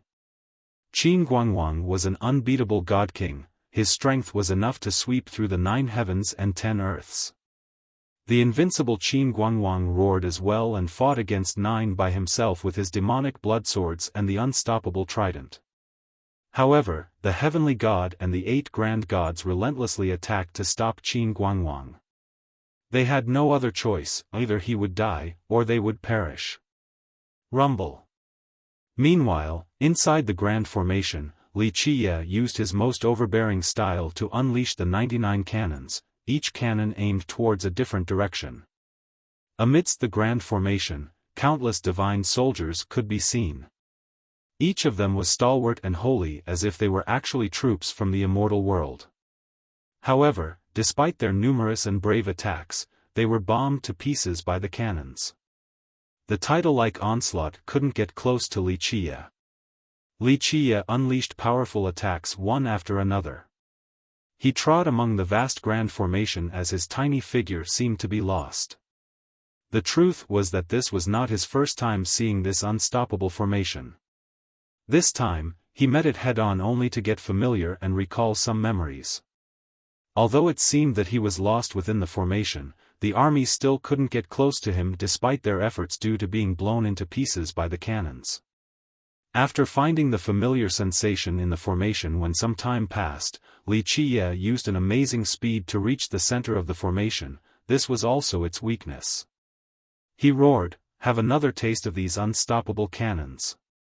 With that, the 99 holes arranged themselves to form a gigantic cannon array that locked onto the center of the formation. Boom! With a huge blast, the black light from all 99 cannons was concentrated at the same spot and fired. The power of this shot was absolutely peerless. It was no weaker than a heavenly annihilation, capable of killing gods and immortals. Boom! Finally, the unbeatable formation was completely destroyed. The 100,000 troops revealed their true selves as the remnants of the blast went on and caused the army to fly. In just a second, the majority of them went belly up from this shock wave. Boom, boom. Li Qia defeated the grand formation in one breath and didn't show any mercy. The 99 cannons aimed for the huge army once again. With shrill wails, mangled flesh flew everywhere. The bombardment of the cannons rendered this huge army into dust in a short amount of time. The imperial elders back at the sacred netherworld couldn't hide their amazement and gasped while watching this scene. After destroying the 100,000-man army with his cannons, the remaining experts from the ancestral realm didn't dare to approach Li Qia. In the sky, Qin Guangwang was still fighting the heavenly god and the 8 grand gods, causing the heaven and earth to collapse and the moon and stars to lose their brilliance. The 8 grand gods were full of wounds from being continuously pushed back by Qin Guangwang's blood swords. They were clearly not a match. However, the heavenly god was indeed worthy of his title. He alone fought against Qin Guangwang's trident. Although he was not at an advantage, at the very least, he could still withstand the assault. Without his help, the other 8 gods would have been massacred by Qin Guangwang long ago. But this is the ancestral realm. The imperial elders from various sects all took deep breaths while watching this scene. The archaic existence from the myriad bones throne that had been sealed for many years and was on the verge of dying murmured, although the ancestral realm is strong, Necropolis Imp is no less notorious. Legend states that he is an extremely old and invincible existence. Another ancestor from the throne of bones asked, "Does Ancestor know his identity?" The near-death existence replied, "Yes, I have heard of it from our patriarch Immortal Emperor when he spoke about Imp. This was a very, very old story. Imp is even older than our patriarch Wangu." The other ancestors all felt a chill running through their spines after hearing this. Immortal Emperor Wangu tested his Tao during the Desolate Era, but if Qin Guangwang was even older, how was it that he had managed to live for so long? At this point, Wuxia climbed to a highland, the center of the ancestral realm. This place was abandoned and only had a few large ancient temples towered here. This land was out of place in this realm. The entire realm was extremely sacred, springs were everywhere and lotuses bloomed with every step. Each inch of the earth was covered by a sacred breath. However, this desolate land seemed to have been abandoned. In the sacred netherworld, the imperial mirrors from the sects followed Wuxia's path. Many people were quite confused once they saw this highland as well. A simple mountain ancestor quietly asked, "Where is this place?" An older existence in his sect took a calming breath before saying, "Legend states that this is the divine shrine of the ancestral realm that was used to worship the various senior gods of this place. Open." At this time, Wuxia shouted and recommenced the bombardment with his cannons. Wuxia murmured while standing inside the ancestral realm. Legend said that before the Desolate Era, this was the best sacred ground in the sacred netherworld. Only a few territories across the 9 worlds were comparable to it. What a shame that such a good place was occupied by these false gods for so long. At this point, the ancestral realm was ready to meet its enemy. An army of 100,000 had amassed under the leadership of 8 grand gods. Above them was the supreme ruler of this place, the heavenly god. The heavenly god imposingly stood in the sky with the heavens right behind him as if he was the master of myriad Tao. He was the tyrant in this realm and his will reigned supreme. Anyone would have to prostrate before this deity. This was a dreadful existence. Even eternal existences from imperial lineages or god monarchs would be quite wary before this being. The tales told that during the era without immortal emperors, no one was his match. Of course, people couldn't verify these words since no one had seen him in action. However, it was undeniable that the heavenly god was dreadfully mighty. Chapter 602, 5 Fiend Lords in an instant. These ancient temples emitted a divine pillar of light that reached the sky. Unfortunately for them, these cannons could even suppress the ghost devourer, let alone these temples. Buzz! After these old temples collapsed, an endless light spewed out from the highland, seemingly wanting to protect this land. Wuxia didn't care for it and continued to fire his cannons. Eventually, this protective power could no longer hold and began to crack. Meanwhile, inside Necropolis, the ancestral flow master who was seated on her stone throne softly sighed and murmured, "With you shooting randomly like this, what will you use to fight that ghastly creature underground? If you focus all of your cannons to fire at it, then you might be able to suppress it for some time. But now, you unleashed half of your firepower all at once, boom." Finally, the highland was completely annihilated by Wuxia as a new vast landscape appeared before everyone. This was a huge basin that spanned for millions of miles. The mist hovered around this place as if it was hiding a monster. Taking one step further was the same as descending into a world of darkness. The most terrorizing and dreadful matter was that this gigantic basin was full of corpses. Countless corpses were piled on top of one another like a mountain or an ocean. No one knew how long this piling of corpses had been going on, but these corpses were still quite intact without any signs of decay. Back in the sacred netherworld, the elders were shocked to see this scene through their mirrors. There were too many to count from this gigantic pile of corpses. Someone meticulously looked at these ancient corpses. From their features, one could tell that most were from the desolate era and they consisted of various races: ghosts, humans, golems, charming spirits. However, at least 70% were from the ghost race. One ancestor muttered, "There must be at least 10 million corpses here." This was the slaughtering of an entire realm. Anyone would feel a sense of creepiness while looking at this huge basin covered with corpses. No one knew why the sacred ancestral realm would have an ocean of corpses that mainly consisted of ghosts. The near-death existence from the Bone of Thrones quietly whispered, "If the ancestral realm only relies on the grand gods and the heavenly god, then it would have been destroyed countless times by the immortal emperors." Another ancestor was quite puzzled and asked his senior, "What do you mean, ancestor?" The near-death existence shook his head and replied, "The ancestral realm is not a good place at all. During the desolate era, our immortal emperor Wangu had attacked it as well. Alas, he was unsuccessful." This revelation shocked all the ancestors of the Bone of Thrones. One of them exclaimed with fright, "How could that be? The ancestral realm is the origin of our ghost race." Although the ghosts in the sacred netherworld didn't believe that their progenitor lived on in the ancestral realm, the great powers never denied the claim that it was the origin of the ghosts. When it came to the possible places where ghosts originated from in the sacred netherworld, the ancestral realm was the most likely candidate, just like the Eastern 100 cities for the humans back in the mortal emperor world. Immortal Emperor Wangu was the first emperor of the ghost race, yet he had attacked the ancestral realm. This news would scare many people to death.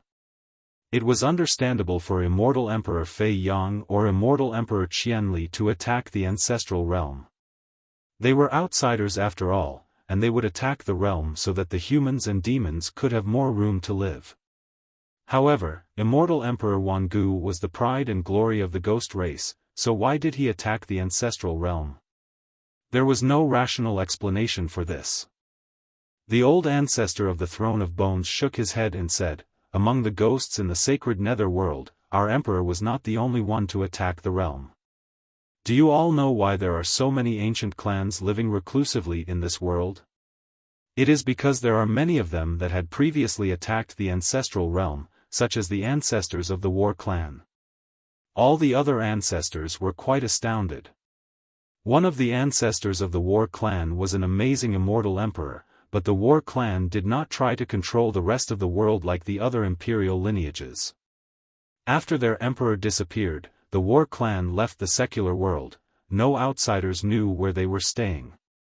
At this moment, Wuxia had entered the corpse-filled basin while the spectators in the sacred netherworld watched with bated breaths. A black smoke emerged and filled the entire basin upon Wuxia's intrusion, then a terrifying voice appeared, "You shouldn't have come to this place." Ferocious black shadows rose from the mountain of corpses. They emitted a murderous air like fiends crawling out of the ground. Thousands of ghastly creatures rose up from the ground as well. These creatures emitted an evil aura that instilled fear in all. It was clear that they were extremely powerful. These ghosts were led by 5 creatures with crowns on their heads. The sentence from earlier was uttered by one of them.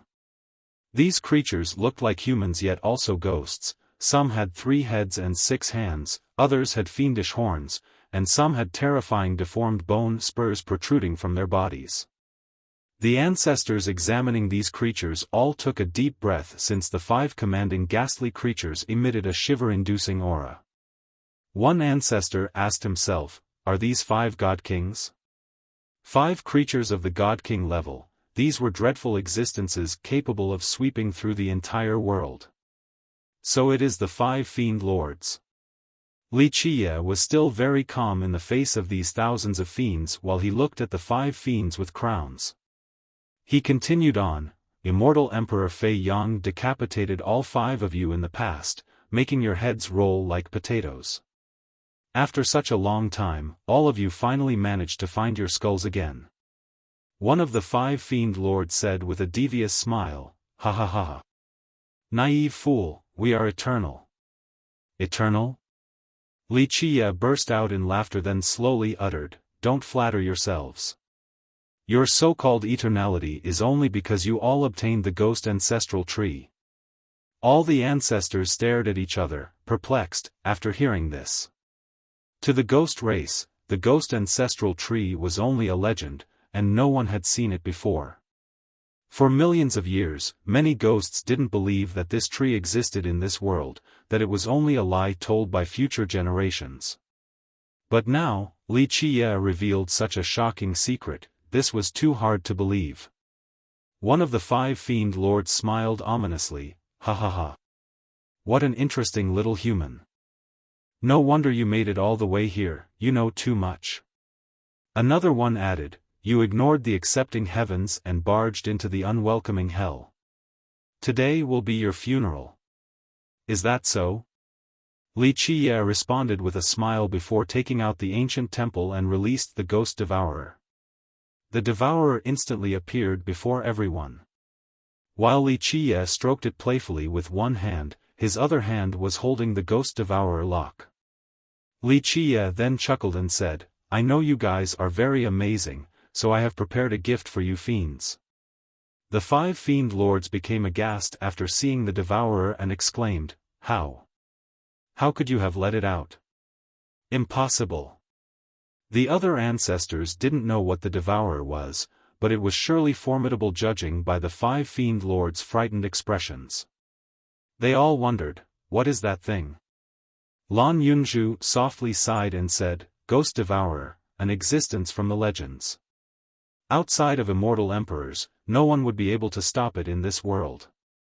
The 5 fiend lords had cold countenances at this time, they appeared to be fiends from hell as they cried out, kill.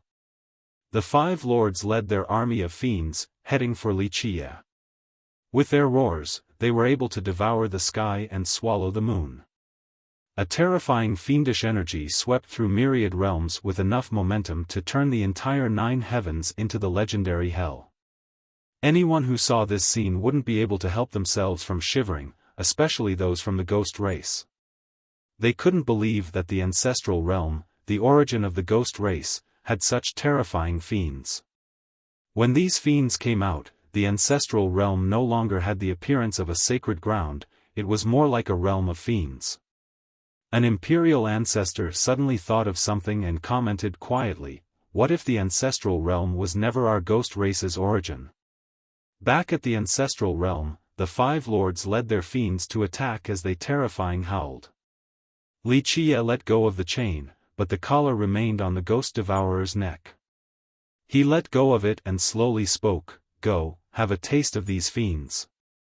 You'll love their taste. Chapter 603, Ghost Ancestral Tree, Grar. The devourer let out a roar that shattered the heaven and earth, signifying its happiness at being free once more. It ferociously leapt outside in an invincible manner. At this moment, it was the most vicious creature in this world. The 5 fiend lords and their army were not comparable to the devourer. CHMMPP. Clang. Clack. Biting sounds appeared.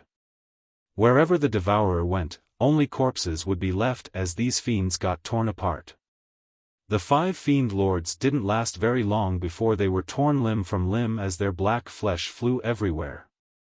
This was the embodiment of horror. The devourer was like a meat grinder that only left mangled meat behind. This scene caused the legs of all the spectators to tremble in fear. However, an even more dreadful thing happened. The 5 fiend lords who were the first to be bitten suddenly came back to life and stood up again. Earlier, They were torn into countless pieces with meat flying everywhere, but in a short amount of time, these little pieces came together, allowing them to crawl back up. And it wasn't just the 5 fiend lords, the other fiends quickly came together as well as their torn pieces combined once more. The imperial ancestors were not only astonished at the Devourer's terrifying power, they were even more aghast due to the fiends. Just what are these ghastly creatures? After being torn into countless pieces, they were still able to reform. This was too abhorrent. These creatures were virtually immortal. Die! The 5 fiend lords angrily shouted. They no longer wanted to attack the Devourer and instead rushed together to kill Wuxia. However, with a loud roar, the Devourer arrived to quickly cull the masses with superb speed. Sounds of flesh being torn appeared once more as the 5 fiend lords were ripped into pieces in the blink of an eye. Wuxia didn't even bother looking at this scene, and his cannons didn't fire a single shot either. Although the army of fiends was very strong, the Devourer was their nemesis. The Devourer was still wearing the collar, so it would only listen to Wuxia's commands. With the lock in his hand, no matter where or when, as long as he was there, the Devourer would always be under his control. He didn't linger behind to watch this battle with the 5 fiend lords. Instead, he turned around to leave. He had more important things to do. The battle had become a chaotic struggle. The Devourer kept on tearing these fiends apart, but they came back together and got up time and time again. Although these fiends were unkillable, the Devourer continued its rampage while devouring the fiends' thickest fiend energy. Because of this, each time the fiends were torn apart, their recovery speed would be a bit slower. The 5 fiend lords and their army had spent a lot of energy, and rebirth was becoming more and more difficult. It would eventually reach a point where they wouldn't be able to fix their bodies if this continued on. The fiendish energy that empowered these creatures was the most delicious feast to the Devourer, so it was very excited. It had been a long time since it tasted something this delicious. The Devourer's torture became increasingly cruel as it tore off the flesh and tendons of the 5 fiend lords. The thousands of the other friends were also ripped into thousands of pieces before the Devourer let them go. It wanted to suck the energy of these things dry. Anyone would be horrified at this scene, whether it was due to the might of the Devourer or the resilience of the fiends. Ah! A shrill shriek emanated throughout the ancestral realm at this moment. Currently, the sky of the realm was bathed in blood as the 3 blood swords split the 8 grand gods into numerous pieces. Meanwhile, the heavenly god had been nailed by the trident into the ground. His blood dripped along the ground's little crevices. This scene was too distressing, especially to the ghost race. When was the last time the ancestral realm had been attacked like this? When was the last time the deities of the realm were completely murdered? At this second, all the ancestors watching the events unfold felt that perhaps the ancestral realm would turn into ruins because of Wuxia. At this time, Wuxia was still inside the basin, standing on a low hill. He had moved some of the bodies away to reveal the muddy ground. There was nothing except mud in this place, but Wuxia had an extremely solemn expression as he slowly uttered, "Heaven calculating, you little trickster, you better have gotten the spot right or else I'll use your head as my chamber pot." At this moment, Taoist Heaven calculating in the distant parts of the sacred nether world suddenly felt a chill down his spine as if a ghost was watching him. Wuxia took a deep breath, then took out the ghost's origin ancestral key. With a pop, the key suddenly exploded. It looked like a wooden ruler, but now, all these little wooden pieces were splitting apart. Buzz! These little pieces of wood then came together once more and, like metal, melted together to form a golden key. At this time, Wuxia pushed the golden key into the little hill below his feet. Clang! The sound of metal doors opening appeared as the hill cracked, revealing a cave. Inside the cave was a not-so-large tree.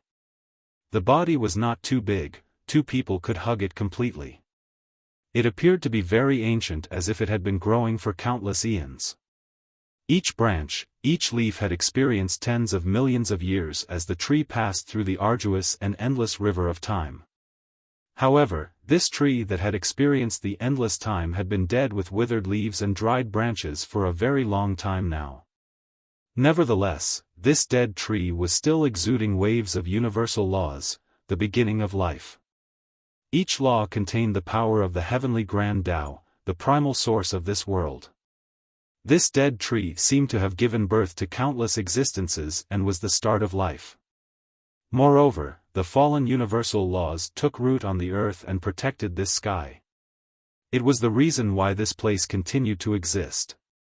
However, there was a terrifying anomaly: a corpse was attaching itself to the root of the tree as it just lied there. This big corpse was lying head down so one couldn't see its face. The root of the tree was growing from the chest of the corpse. No one knew whether this was its initial state or if someone else planted it on this corpse. Inside the myriad bones throne, the near-death ancestor suddenly sprung to life once more. He got up from his bed and screamed, "The ghost ancestral tree!" The other ancestors standing before the mirror lost their minds after hearing these words and exclaimed in unison as well, "The ghost ancestral tree?" One ancestor gasped, then asked, "Ancestor, is it really the ghost ancestral tree? It really exists in this world?" Up till now, everyone thought that the tree was only a legend. Too many ghosts disputed its authenticity because this tree had a connection to another interpretation, a different theory of the ghost race's origin.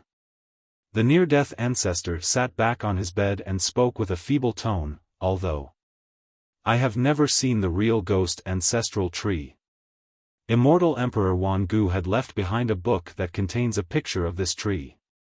This answer moved all of the myriad bones ancestors. If the tree really existed, then what they believed to be the origin of the ghost race was actually false.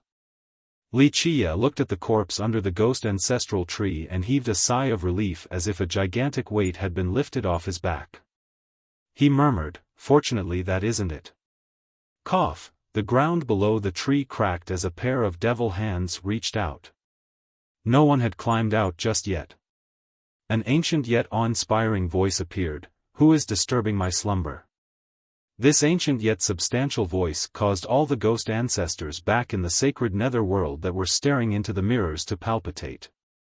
The ancestral realm had always claimed that the ghost progenitor was sleeping within, so now that such a voice was ringing from the earth, how could the ghost ancestors not become alarmed?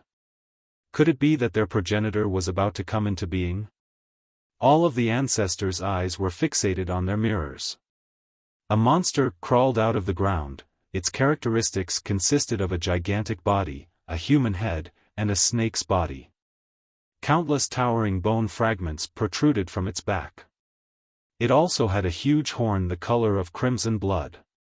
However, the most terrifying characteristic was the strange image that appeared behind its back. One world of just pure white bones, a world of silence, a world of death. At that place, countless white bones paved the road and were the foundation for the pavilions and temples, the dwelling of a death god. Anyone would feel creeped out looking at this world built by bones. They would feel uncontrollable dismay. Myriad realms and worlds trembled before this monster. It emitted a terrorizing aura that was perhaps only a bit weaker or even equal to the ghost devourers. Chapter 604, Heaven Outcast True God. This is our progenitor? The ghost ancestors jittered at the sight of this monster. Even ancestors inside the myriad bones throne who had once swept through the world were horrified by this creature. Our progenitor is this thing?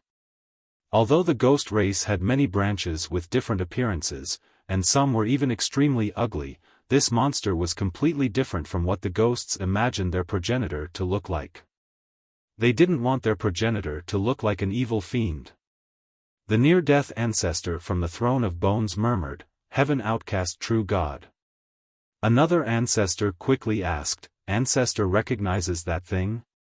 The weak ancestor shook his head and replied, "I don't recognize him, but I have seen him in an ancient book." There was only a name and no writings about the heaven outcast true god's background.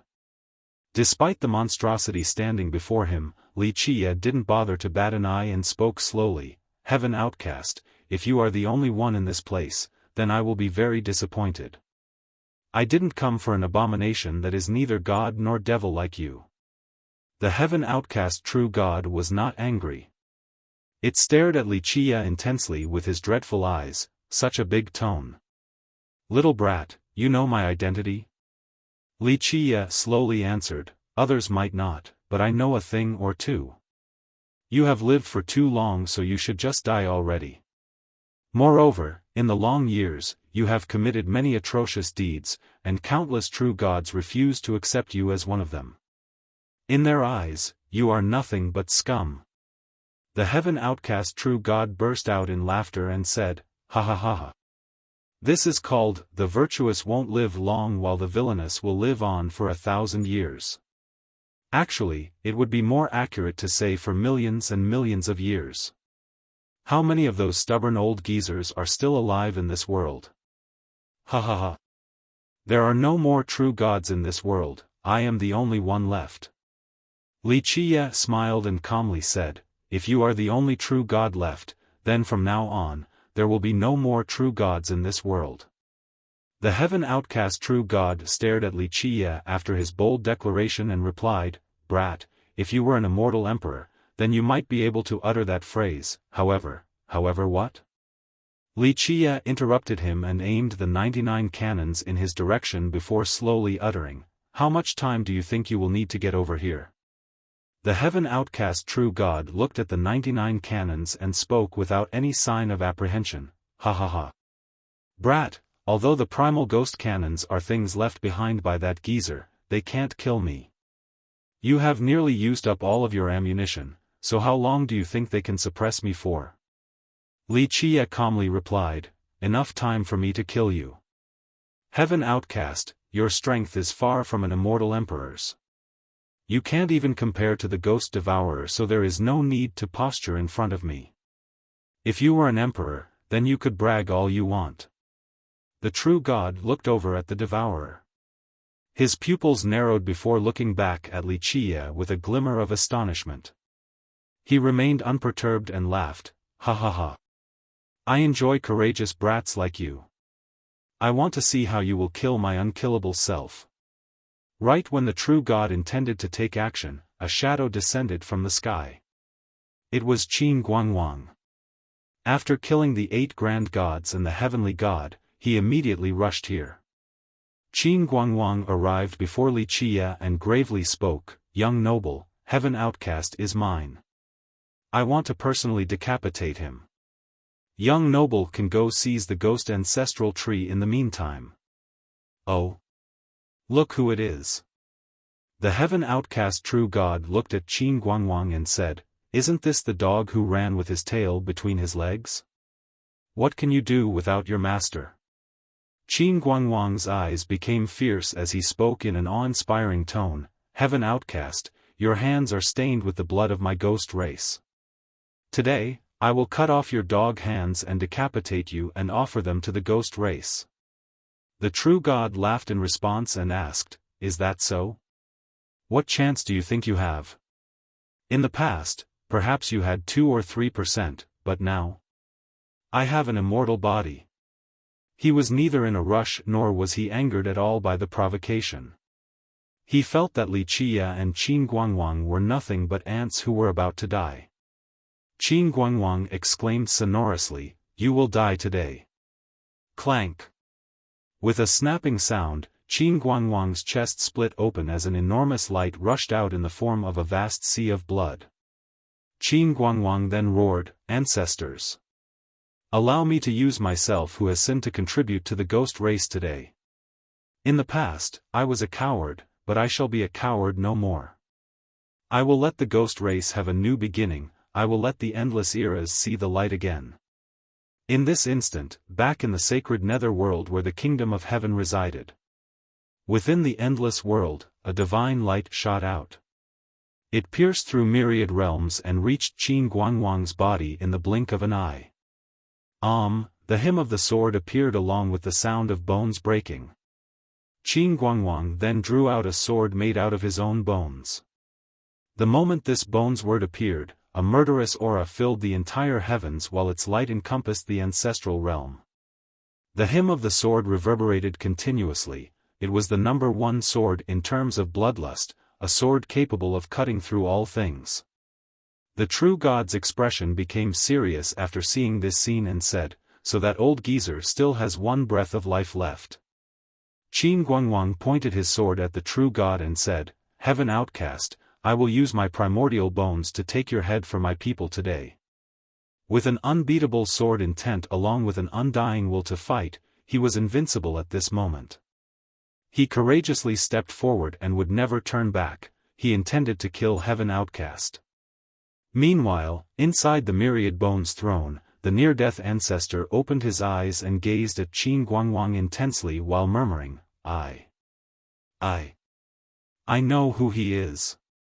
Back at the battlefield, Heaven outcast cried out, "Come then." With that, many bone spurs shot towards Qin Guangwang. Qin Guangwang roared as well, then recklessly soared forward with his bones word. Boom! The two sides collided, causing the dome of the sky to collapse as both of them soared even higher. At the same time, Wuxia stood next to the ghost ancestral tree and tried to move it. However, despite his own formidable might, the tree wouldn't budge at all. Wuxia chuckled at this development. Amazing, indeed worthy of being the number one tree in the sacred nether world. However, I've come prepared. With a series of explosions, a fate palace appeared and opened itself. The dried trunk Wuxia obtained back at the Thousand Islands flew out from inside. Whoosh! This tree trunk, with a touch of green, coiled around the ghost tree like a spirit snake. XSH. Little roots as thin as silk grew from this tree trunk and pricked the ghost ancestral tree. Buzz! The sounds of universal laws appeared. The laws that were taking root in the ground and corpse were unearthed and went back inside the tree. No! This sudden change caused Heaven outcast in the sky to scream out. He ignored Qin Guangwang and rushed towards Wuxia. Bam! The 99 cannons shot mercilessly towards Heaven outcast, causing him to scream as blood spurted while he was blown flying away. Wuxia cheerfully smirked at the blood-stained Heaven outcast and asked, "Where is your immortal body now?" The pale true god was aghast as he spoke with disbelief. "Impossible, no one can revive the ghost ancestral tree in this world outside of that old geezer." Wuxia said with a smile, "You are wrong, because I can. As long as I am willing, there are very few things in this world that I can't do." At this time, the tree trunk spread out like a hand and suddenly grabbed the ghost ancestral tree. With a popping sound, it pulled the tree out from the corpse. At this time, people were able to see that the tree didn't have any roots since it had been cut by someone beforehand then planted on this corpse. No! The horrified Heaven outcast screamed again and tried to rush forward but was halted by Qin Guangwang's most powerful attack. Heaven outcast and Qin Guangwang fought as their flesh and blood flew everywhere. Prior to this, Heaven outcast had an immortal body, so he held Qin Guangwang with contempt, but this was no longer the case. The true god barely had an advantage against Qin Guangwang's reckless onslaught with his primordial bones in the form of a sword. It was not easy for him to kill Qin Guangwang either. In the interim, the 5 fiend lords and the evil army all let out terrified wails. These creatures were being torn into thousands of pieces and turned into ashes. The ones that survived the initial onslaught tried to crawl back underground, but they were eventually killed by the devourer. These creatures and Heaven outcast all relied on the ghost ancestral tree for their immortality and were refined into the tree. Even an immortal emperor wouldn't be able to uproot this tree, but it was done by Wuxia at this time. Without the aid of the tree, these creatures and Heaven outcast were no longer able to regenerate. Click! The uprooted ghost ancestral tree attached itself to the tree trunk. It turned out that this trunk that Wuxia obtained from the Thousand Islands was the true root of the ghost ancestral tree. Very few people knew this secret. So that is the root of the ghost ancestral tree. After seeing this, Lan Yunzhu finally understood everything, as well as why Wuxia didn't mind spending myriad star water and a young leaf from the world tree to revive this stump. It is time for your resurrection. Wuxia took out his myriad star water and slowly watered the tree. How precious was this liquid? The answer was that it was priceless, but Wuxia did not hesitate while pouring it over the tree. This is our progenitor. The ghost ancestors jittered at the sight of this monster. Even ancestors inside the myriad bones throne who had once swept through the world were horrified by this creature. Our progenitor is this thing? Although the ghost race had many branches with different appearances, and some were even extremely ugly, this monster was completely different from what the ghosts imagined their progenitor to look like. They didn't want their progenitor to look like an evil fiend. The near-death ancestor from the throne of bones murmured, "A fallen true god."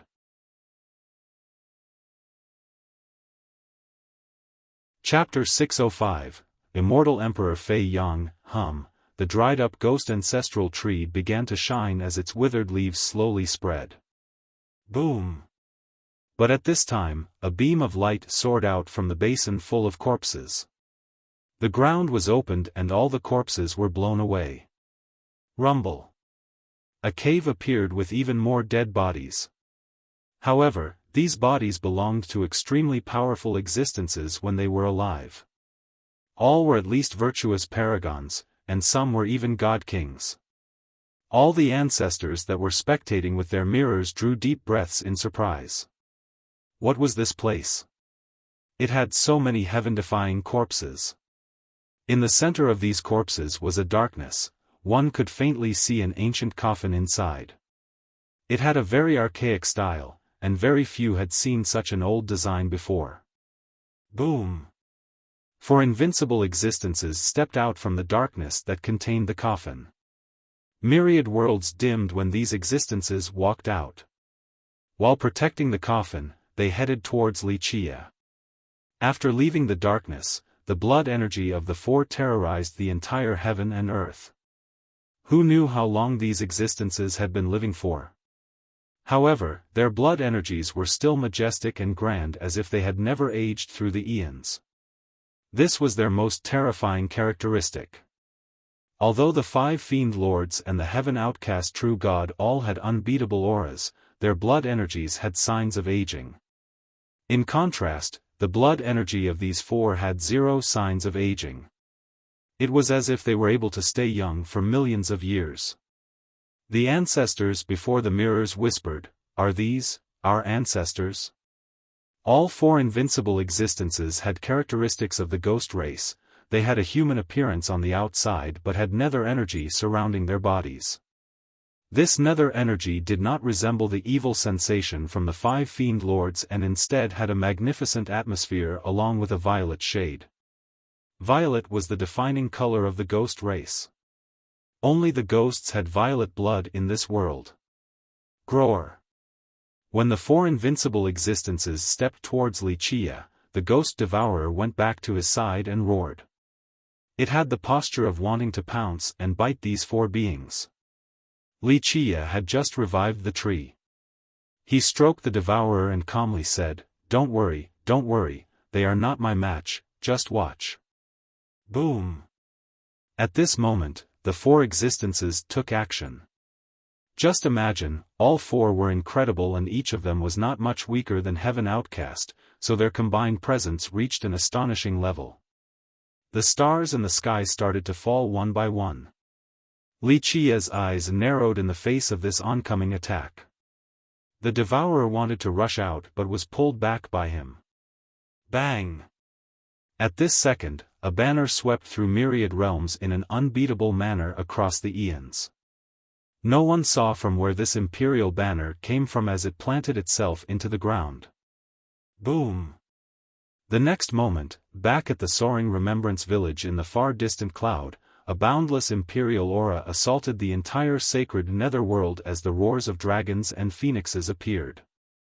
A person who had reigned over the eras took one step and reached the ancestral realm, then with another step, he reached the center of the basin. Bam! This person swept forward with his imperial banner and blew away the 4 invincible existences in one blow. This was true invincibility. Other usages of the word were just fake. This one man and banner stood at the apex with golden dragons and divine phoenixes hovering around him. All existences in myriad worlds prostrated before him along with devils and gods. A supreme figure with a towering style, the one and only across eternity. Despite the long years, this person was still free and proud, still as domineering as ever. The imperial aura that was being emitted from his body caused the entire sacred netherworld and its inhabitants to tremble.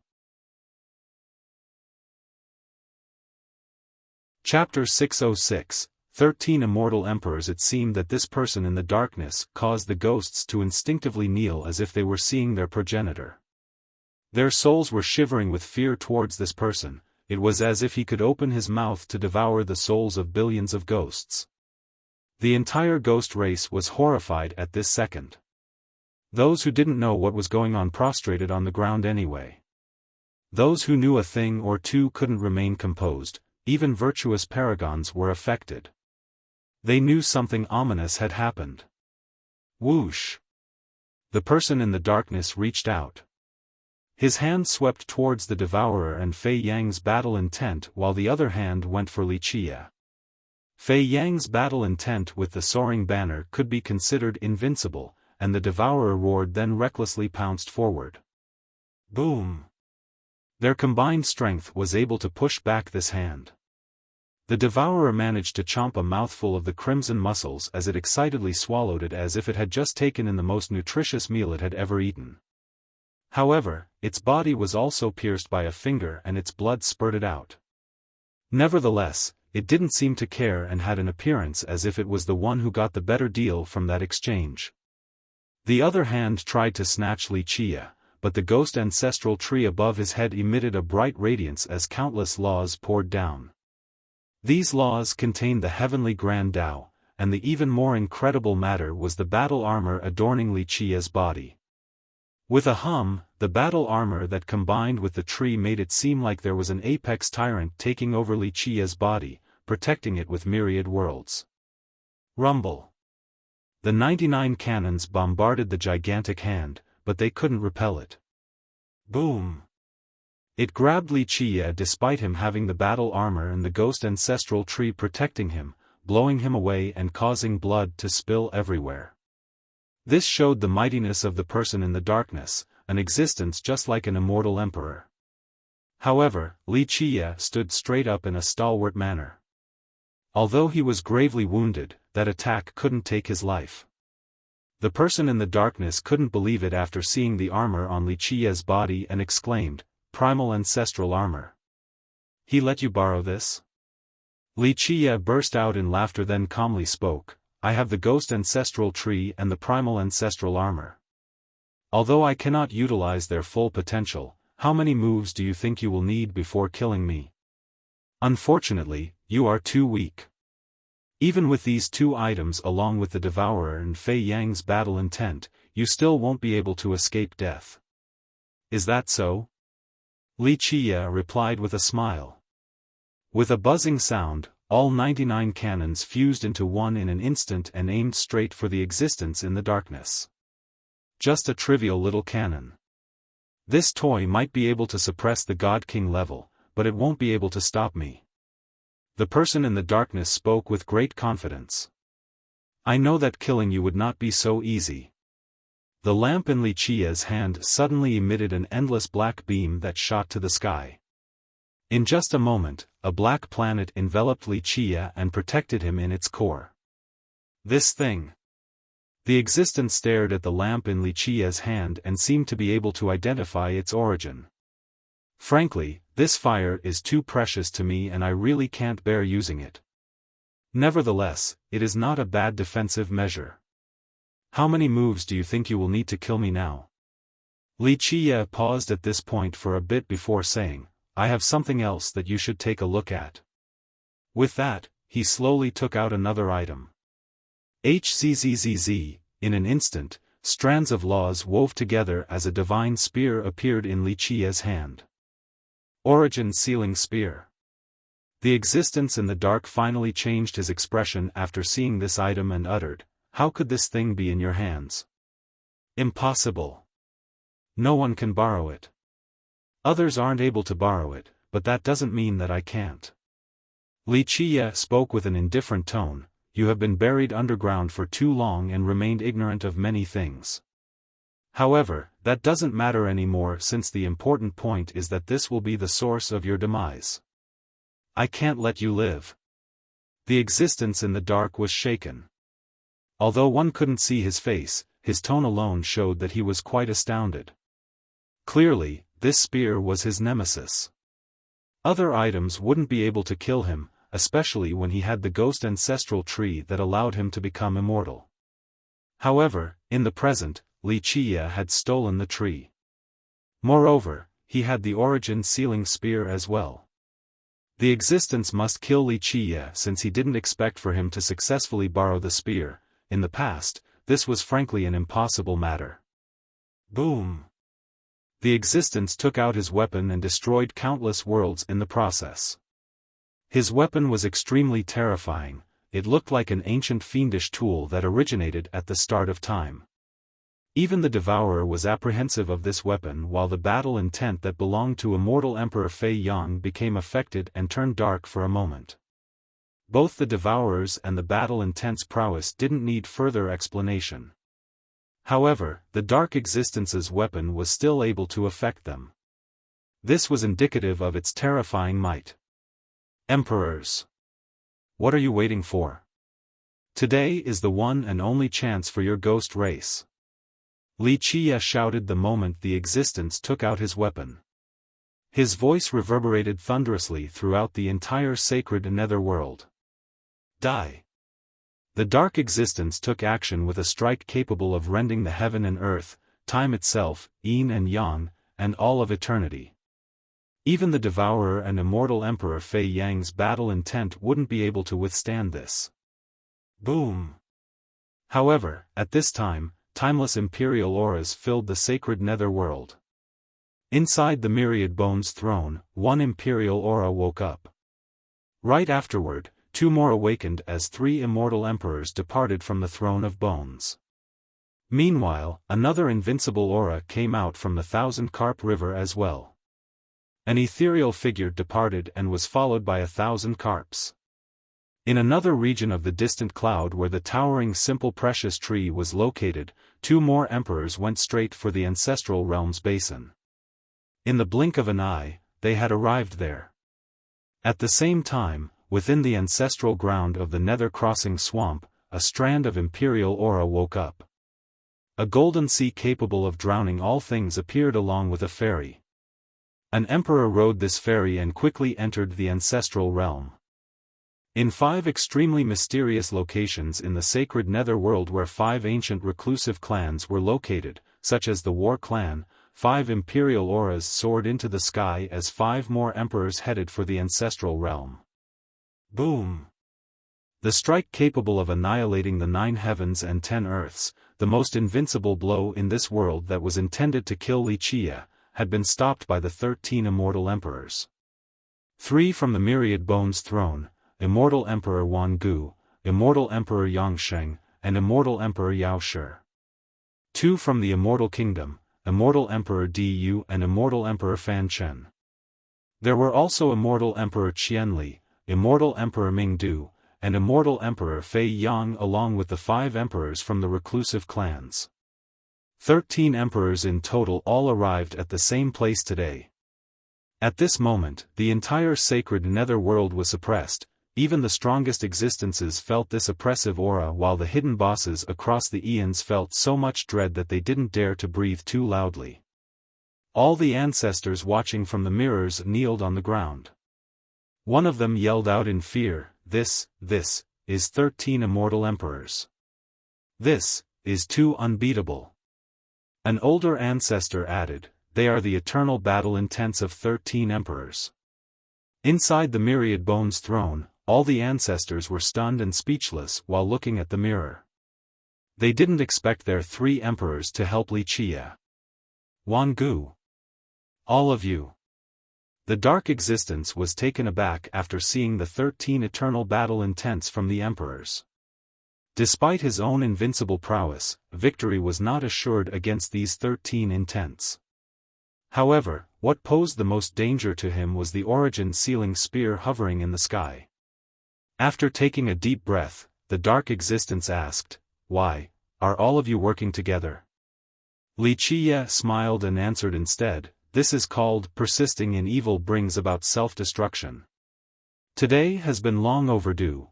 Immortal Emperor Qianli had come before and knew that killing you was near impossible, so the Emperor went to find the eternal battle intents left behind by Immortal Emperor Wangu's group. All of them agreed that as long as you lost the ghost ancestral tree and someone successfully borrowed the origin-sealing spear, then they would take action to annihilate you. What do you think about that? Brat, if I knew this was the case, then I would have killed you from the start." The dark existence replied coldly. Wuxia answered, "I know. Nevertheless, I was successful since I knew you fiends are greedier than what I imagined. You were taking a gamble to see if I could revive the tree or not, then you would kill me afterward so that you could possess a real immortal body. Who do you think won the gamble, you or me?" All the ancestors that heard Wuxia's swift explanation had to compose themselves. Not even in their dreams did they think that this plan that had been laid out tens of millions of years ago in Immortal Emperor Qianli's generation, a plan that was only now coming to fruition. After thinking to this point, they were frightened of Wuxia. This guy had been carrying out the big plan from millions of years ago. At the same time, the 1,000 Carp elders were shaken as well. They now understood why Immortal Emperor Qianli chose him as the guardian. So it turned out that Wuxia was the person carrying out this grand and ancient scheme. The dark existence still couldn't help himself from vomiting blood due to anger despite his training throughout the eons. If he had just killed Wuxia from the start, it surely would have been without any resistance. Alas, he was too greedy. He wanted to see if Wuxia could revive the tree or not, since it was something he had craved for countless ages. It seemed that this person in the darkness caused the ghosts to instinctively kneel as if they were seeing their progenitor. Their souls were shivering with fear towards this person. It was as if he could open his mouth to devour the souls of billions of ghosts. The entire ghost race was horrified at this second. Those who didn't know what was going on still prostrated on the ground. Those who knew a thing or two couldn't remain composed. Even virtuous paragons were affected. They knew something ominous had happened. Whoosh! The person in the darkness reached out. His hand swept towards the devourer and Fei Yang's battle intent, while the other hand went for Wuxia. Fei Yang's battle intent with the soaring banner could be considered invincible, and the devourer roared, then recklessly pounced forward. Boom! Their combined strength was able to push back this hand. The devourer managed to chomp a mouthful of the crimson mussels as it excitedly swallowed it as if it had just taken in the most nutritious meal it had ever had. However, its body was also pierced by a finger and its blood spurted out. Nevertheless, it didn't seem to care and had an appearance as if it was the one who got the better deal from that exchange.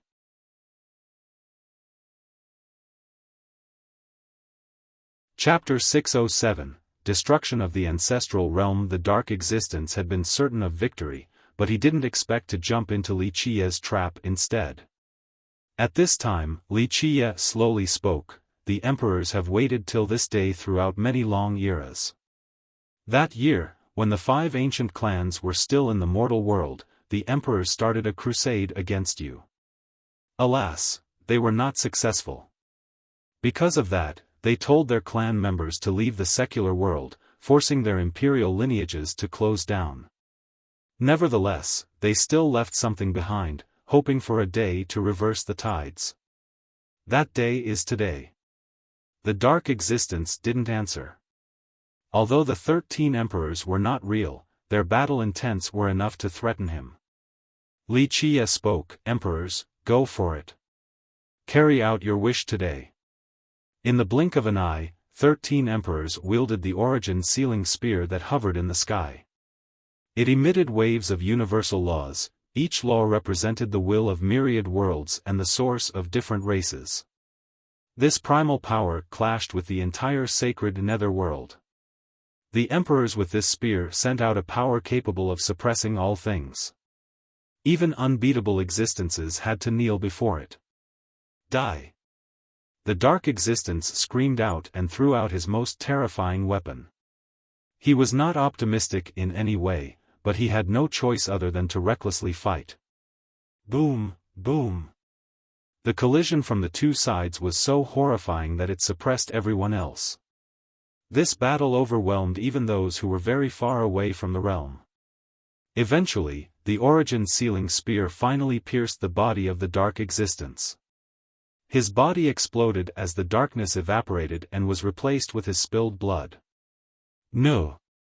The dark existence screamed miserably after suffering this wound. Right upon his death, a bright light shot out from his body, his true fate. Although his life had been ended due to this fatal blow, a wisp of divine intent still managed to sneak away. This divine intent opened up a portal to escape to the endless void. The 13 battle intents quickly gave chase and Li Qie gave a command to the Devourer. The Devourer roared, then quickly rushed into the void as well. After the portal disappeared, the path to the void disappeared along with it. The world became silent. Li Qie didn't chase after this dark existence since he had other things he needed to do. The sacred netherworld was completely quiet, so quiet that one could hear their own heart beating. The 13 battle intents disappeared, and a long time later, people could finally heave a sigh of relief. People who were kneeling on the ground finally stood up. The ancestors before their mirrors were still not able to calm down as they looked at each other with confusion. Even though they were amazing characters, they were still shocked by the recent events. Meanwhile, back in the basin full of corpses, Li Qie stood there silently. There were no more fiends climbing up from the ground. The ancestors were also anxiously watching him while waiting to see if there were any more powerful existences that would climb up or not. However, after a long time, there were no signs of activity. One ancestor then commented, "It is over for the ancestral realm. No one expected for it to end this way." Another ancestor took a deep breath and said, "There will be no more ancestral realm or ancestral city from now on." This ghost didn't really know how to feel at this moment. It was a mix between happiness and bitterness since the ancestral realm carried a great significance to characters of the ancestor level. It had been standing strong for so long, but now, it had finally fallen.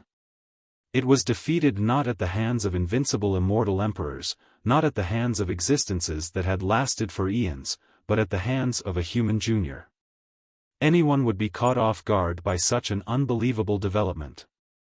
From beginning to end, Li Qie never truly fought. Without a single technique, he managed to destroy the ancestral realm. This was even more frightening than if he personally destroyed it with his own power. Although in actuality, it was the 13 emperors who destroyed the realm, Li Qie controlled this grand plan that had been in the making for millions of years. Buzz! With radiating light, the ghost ancestral tree poured down a universal law that took root deep in the ground. Li Qie then focused his thoughts to sense the situation underneath. He felt a change underground and whispered in a serious tone, "This is," after a long time, he recalled this universal law from the tree and slowly turned around to look at the distant horizon.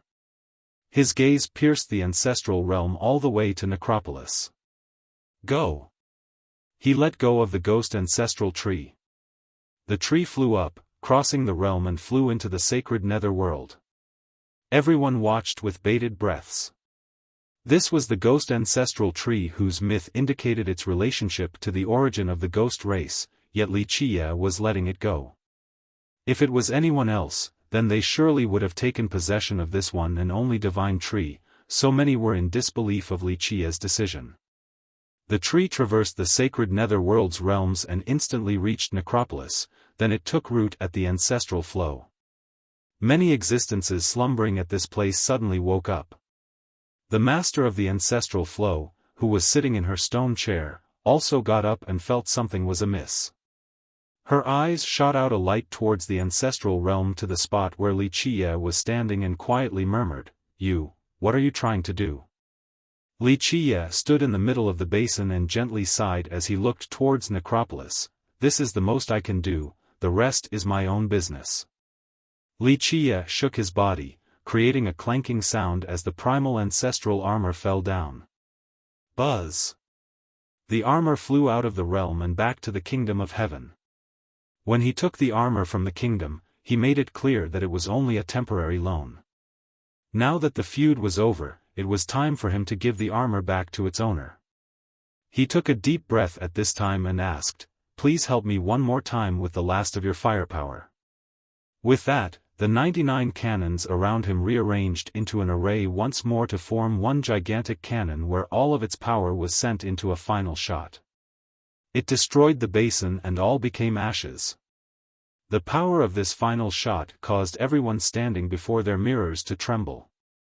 Such a shot was more than enough to destroy an imperial lineage. How terrifying was this? After exerting all of their firepower, the cannons suddenly dimmed. With a loud explosion, all 99 cannons sank down from the islands as if nothing had happened. Inside the realm where the basin was destroyed, a maelstrom appeared before Wuxia. This maelstrom resembled many galaxies intertwining. This silver maelstrom was very mysterious, and no one knew where it connected to. Wuxia looked at the maelstrom and murmured, "The mystery of the ancestral realm is not the thing I am looking for, but I'll give it a try." Having said that, he stepped into the maelstrom. The moment he did so, back at Necropolis, the ancestral flow master's heart started beating faster as she yelled out, "Don't try it." Unfortunately, Wuxia did not hear her pleading. He took out the lamp and used its light. Its black flame then shot into the silver maelstrom. Boom! The black light swept through the maelstrom and angered it. A huge vortex that spanned for countless miles was set off like a tidal wave, drowning the ancestral realm. Wuxia was covered by this silver vortex, but he maintained his composure. He took out the pentagate, the yin-yang mirror, and other treasures to protect his body, then screamed, "I don't care if you are alive or not, I want an answer today." In this instant, his forehead split open and a boundless imperial aura was freed. It seemed as if immortal emperors were walking out of his sea of memories. He used all of his secret moves to attack the deepest part of the silver maelstrom. It was clearly provoked from being attacked by Wuxia. Inside, countless stars exploded, their blasts heading straight for Wuxia with unstoppable momentum. Wuxia did not give up as he roared and used his invincible weapon to unleash a resplendent break. Meanwhile, imperial auras raged like a storm in Wuxia's sea of memories. With an extremely dominating pressure, the auras fought the silver maelstrom. Boom! Finally, a loud detonation occurred as everything exploded. At the last minute, Wuxia felt as if his body had ruptured. This blast shook the entire sacred netherworld. The ancestral realm was blown into pieces by the silver maelstrom at this moment. Everything had become ashes.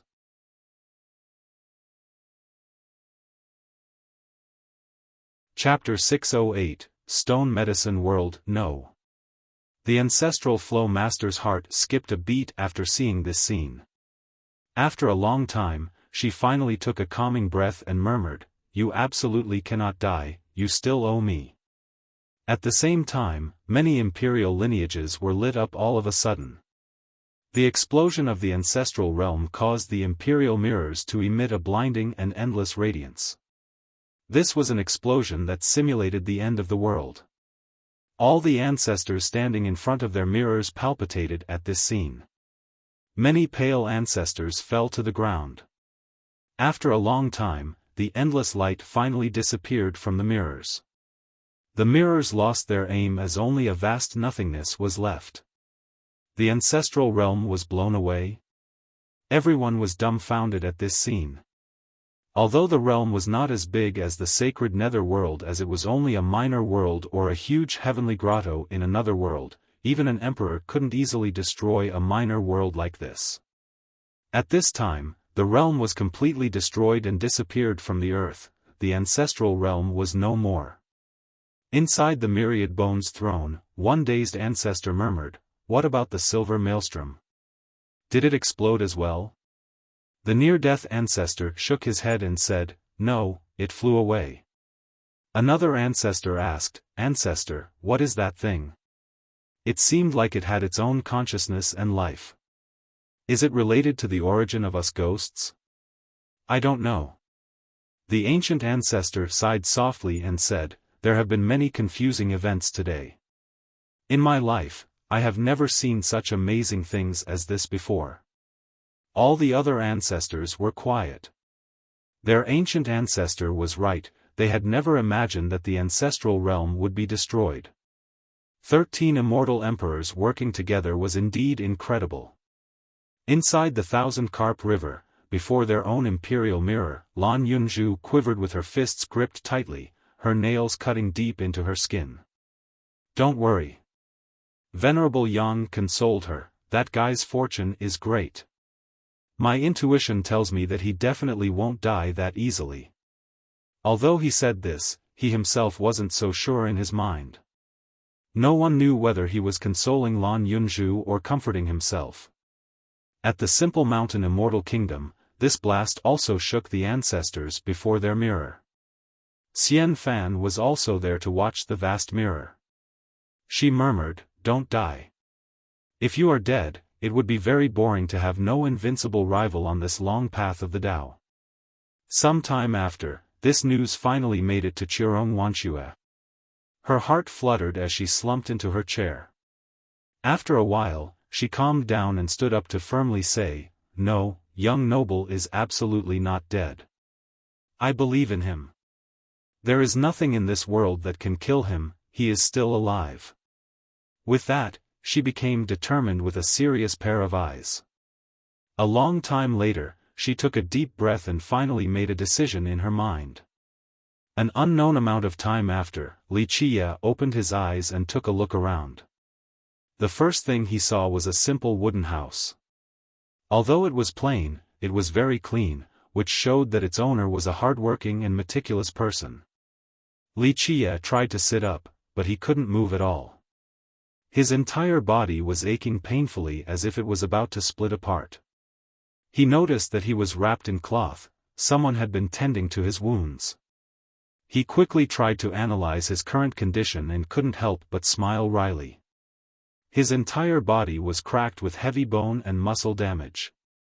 It could be said that not a single inch of muscle was intact. During his internal examination, he found that there was something extra inside his forehead. It was a silver light around the size of a finger. With a more careful look, this was not a silver light but rather a lock or an order in the shape of a sword. Countless silvery lights intertwined in a complicated and convoluted manner. Wuxia wouldn't be able to understand its mysteries in a short time. He suddenly remembered the last blow that resulted in the huge explosion. At that time, he faintly sensed that the storm of imperial auras in his sea of memories seized something in the deepest part of the silver maelstrom. Now, he realized that his intuition was correct and that this silver thing was stolen from the maelstrom. He forced a smile and sighed. This was not the thing he was looking for. Discarding the old plan, he decided to go to the ancestral realm for the ancestral flow master. She couldn't do it herself, so he wanted to help her. There was also one more thing, and this was Wuxia's personal matter. He wanted to find a person. In the past, this person also went to the ancestral realm but disappeared later on. The dark existence said that that person was not with him, and Wuxia believed this. Once someone reached a level like the dark existence, there was no need to trick Wuxia. However, he was sure that the person he was looking for disappeared in the ancestral realm. The only thought in his mind now was about the silver maelstrom. This was the crux of the issue. He gently sighed and uttered, there will be another chance later on. At the very least, he finished 2 of his wishes, so all of his efforts were not wasted. You are awake. Right when Wuxia was lamenting, the door opened and someone quickly came inside. When this person got close to the bed, Wuxia saw that this was a healthy and strong young man. How could this youth not be strong? Other than his head, the rest of his body was made out of rock. Only his head seemed to be made out of blood and flesh. If it wasn't for his head that resembled that of a human's, he would be no different from a carved statue. The youth's eyebrows were thick and large with a pair of bright eyes that gave him the appearance of a straightforward and simple man. Anyone else would have a heart attack when they saw a person made of stone, but Wuxia was very calm. What situation had he not encountered before? Where is this place? He asked the youth. Wuxia couldn't move, so he knew that this young man had saved him. This is Jade Blood Mountain. The youth answered right away, you are hurt very badly, so don't move. Jade Blood Mountain? Wuxia's brows furrowed. He had been all over the 9 worlds, but he had never heard of this place. Ha ha ha, my bad, I gave it this name. This youth was very simple-minded and quickly explained, this is the countryside of the stone-treading county of the giant bamboo country. This is where I plant jade blood bamboo, so I gave it the name Jade Blood Mountain. Giant bamboo country. Wuxia was a bit surprised to hear this and asked, this is the stone medicine world? The young man was startled by the question and said, of course. Where would this be if not the stone medicine world? Stone medicine world. Wuxia was in a daze. He understood that the explosion from the silver maelstrom had broken the world's barrier, blasting him into the stone medicine world. The stone medicine world was one of the 9, just like the mortal emperor world and the sacred nether world. All were considered major worlds. Wuxia asked, this place is the giant bamboo country? Its capital has a gigantic bamboo, right? Yeah. The youth became even more surprised, this place is indeed the giant bamboo country. Do you not know where you are? Wuxia put on a wry smile and said, it's a long story, I was on an adventure but there was an explosion in a dangerous location. I was blown away, so I don't know where I was sent to.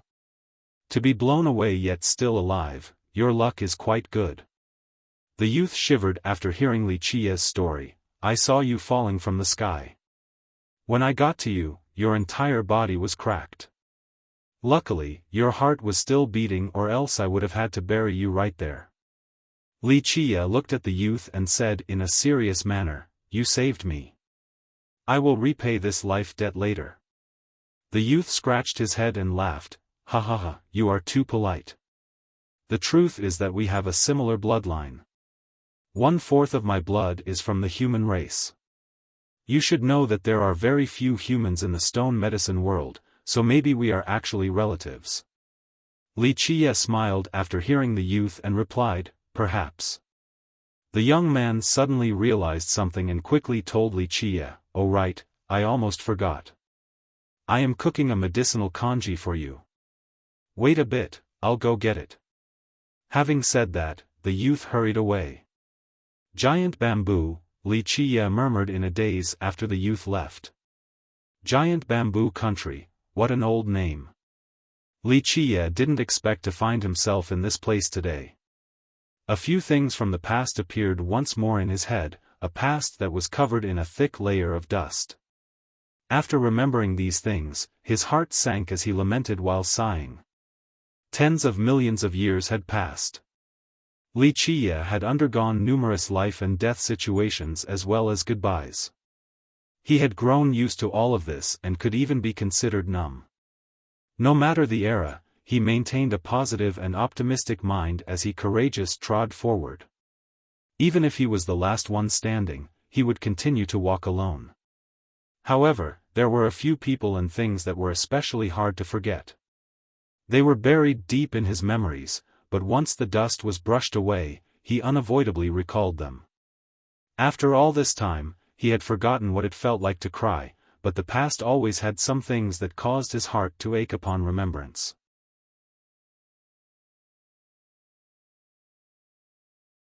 Chapter 609, How Li Qiye eventually sighed and uttered, "I'm still alive after so many years." He was quite dejected and sentimental at the moment, but he had to bury some of these old memories deep in his heart. There were a few secrets, a few people, a few matters that Li Qiye had no choice but to seal and act as their guardian by himself. Right when Li Qiye had many complicated thoughts, the young man carried a bowl of hot porridge inside. "Come, come." He was very enthusiastic and spoon-fed Li Qiye. With a taste, Li Qiye knew right away that there was some ointment inside, so he asked, "This is a healing porridge, you are an alchemist?" The youth answered, "Ha ha ha, I am only a junior alchemist.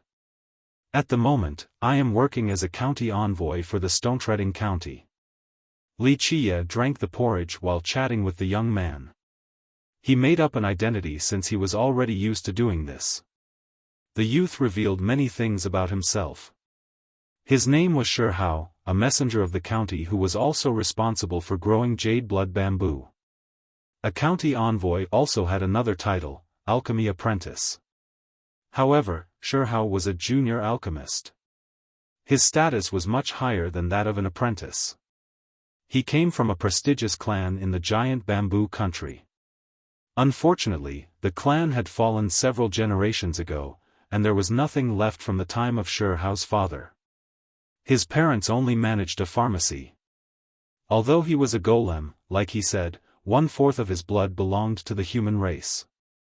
Hao said that his ancestor married a human girl, a great expert.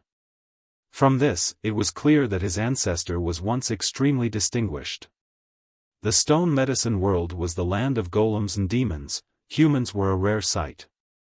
If one could marry a female human cultivator, especially an expert, then the person must have come from a great clan. After generations of decline, the clan had become nothing by his father's time. Hao was the only male child of the clan and also its only inheritor, so he truly wanted to revive his clan. He was very average when it came to cultivation, but he was a bit talented with alchemy, so he chose the path of an alchemist. This path was not strange at all, because the stone medicine world specialized in alchemy. It could be said that this world had the most alchemists out of the 9.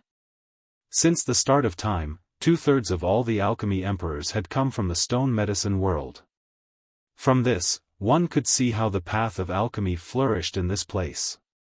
There was also a saying in the 9 worlds, if there are 10 alchemists, then 7 of them came from the stone medicine world. This world's alchemy was famous everywhere. Countless cultivators had come running to this place in search for medicine. Although Hao had chosen the path of alchemy, finding success was not easy. First, refining alchemy was very expensive. Whether it was physique pastes, longevity medicines, fate pills, or ointments, each cauldron required many ingredients. A single batch would range from 100 to 1,000. In addition to the financial requirement, one also needed the guidance of a teacher. Outside of secret family recipes for ointments, most recipes for longevity medicines, fate pills, and physique pastes were well known. However, doing a good job of refining them was rather difficult. Alchemy was a form of cultivation, flame control, methods of dan refinement, and incubating the cauldrons were all secrets of an alchemist, secrets that they would not easily part with. Finally, one required a good heavenly cauldron to refine good medicines. A bad one would have a negative effect on the outcome no matter how skilled an alchemist might be. Hao lacked all 3. His clan had fallen, so they had neither money nor a network. Because of this, he was a mere envoy of the Stone-treading County. Alas, this was still a chance for Hao. Hao saw that Li Qiye was walking normally and became happy in his stead. "I was worried that your injuries would become worse and was about to ask the county lord for some more ointment." "No need." Li Qiye smiled in response, "I have some ointment with me that has decent effects. I just need some more time to rest and everything will be fine." The youth was an honest person, so he accepted this explanation without questioning it and said, "Then stay here until your wounds are fine before leaving. Then I will have to bother you for a bit longer." Li Qiye said with a nod. Li Qiye stayed at Shi Hao's little room afterward. The immortal injury peony quickly cured his wounds. If someone else was injured to the same level, they would be bedstricken for 1 to 2 years, even with the best of ointments. His body had been struck by the silver maelstrom. A wound from a maelstrom of this level was difficult to recover from. It was even more difficult than creating an entirely new body because it was difficult to drive away the harmful remnants, let alone to recover. However, since Li Qiye had an immortal root, it was no problem at all. Complete recovery was only a matter of time. He had only just arrived at the stone medicine world and had plenty of time, thus he was not in a hurry. While healing, he began to study the death scripture. This was a supreme heavenly scripture that had existed for billions of years, so Li Qiye read it with a solemn expression. The book he was holding was the original. It was birthed by the heaven and earth, unlike the physique scripture he had before. The one he had was placed in martial arts manuals while the real one was hidden away. Thus, when he was holding the original death scripture, rain and storms appeared in the sky as strange images materialized up above. The appearance of such a supreme treasure heralded great fanfare. However, Li Qiye was ready with the heaven-sealing pentagate. He sealed off his room before taking the death scripture out so he could comfortably read it inside. The strange images from the death scripture were incredible, especially when he turned the pages. Immortal words appeared along with mantras. Nevertheless, these images were sealed in the gates, so they didn't alarm anyone, not even Shi Hao on the other side of the wall. As one of the 9 grand heavenly scriptures, the death scripture was naturally peerless and unique. Its mysteries were boundlessly profound and difficult to comprehend. However, it was not as prohibitive for Li Qiye. Since time immemorial, which merit laws had he not seen or tried to comprehend? More importantly, Li Qiye completely understood the physique scripture and had become used to the heavenly scriptures, so he was quite familiar with its style. For these scriptures, even the most brilliant geniuses would require decades, centuries, or maybe even longer to understand one of them. However, to truly grasp their profundities, they would need thousands of years. There was no exception. Nevertheless, Li Qiye had millions of years of experience of researching countless merit laws. He had an advantage that no one else had. No genius could compare to him.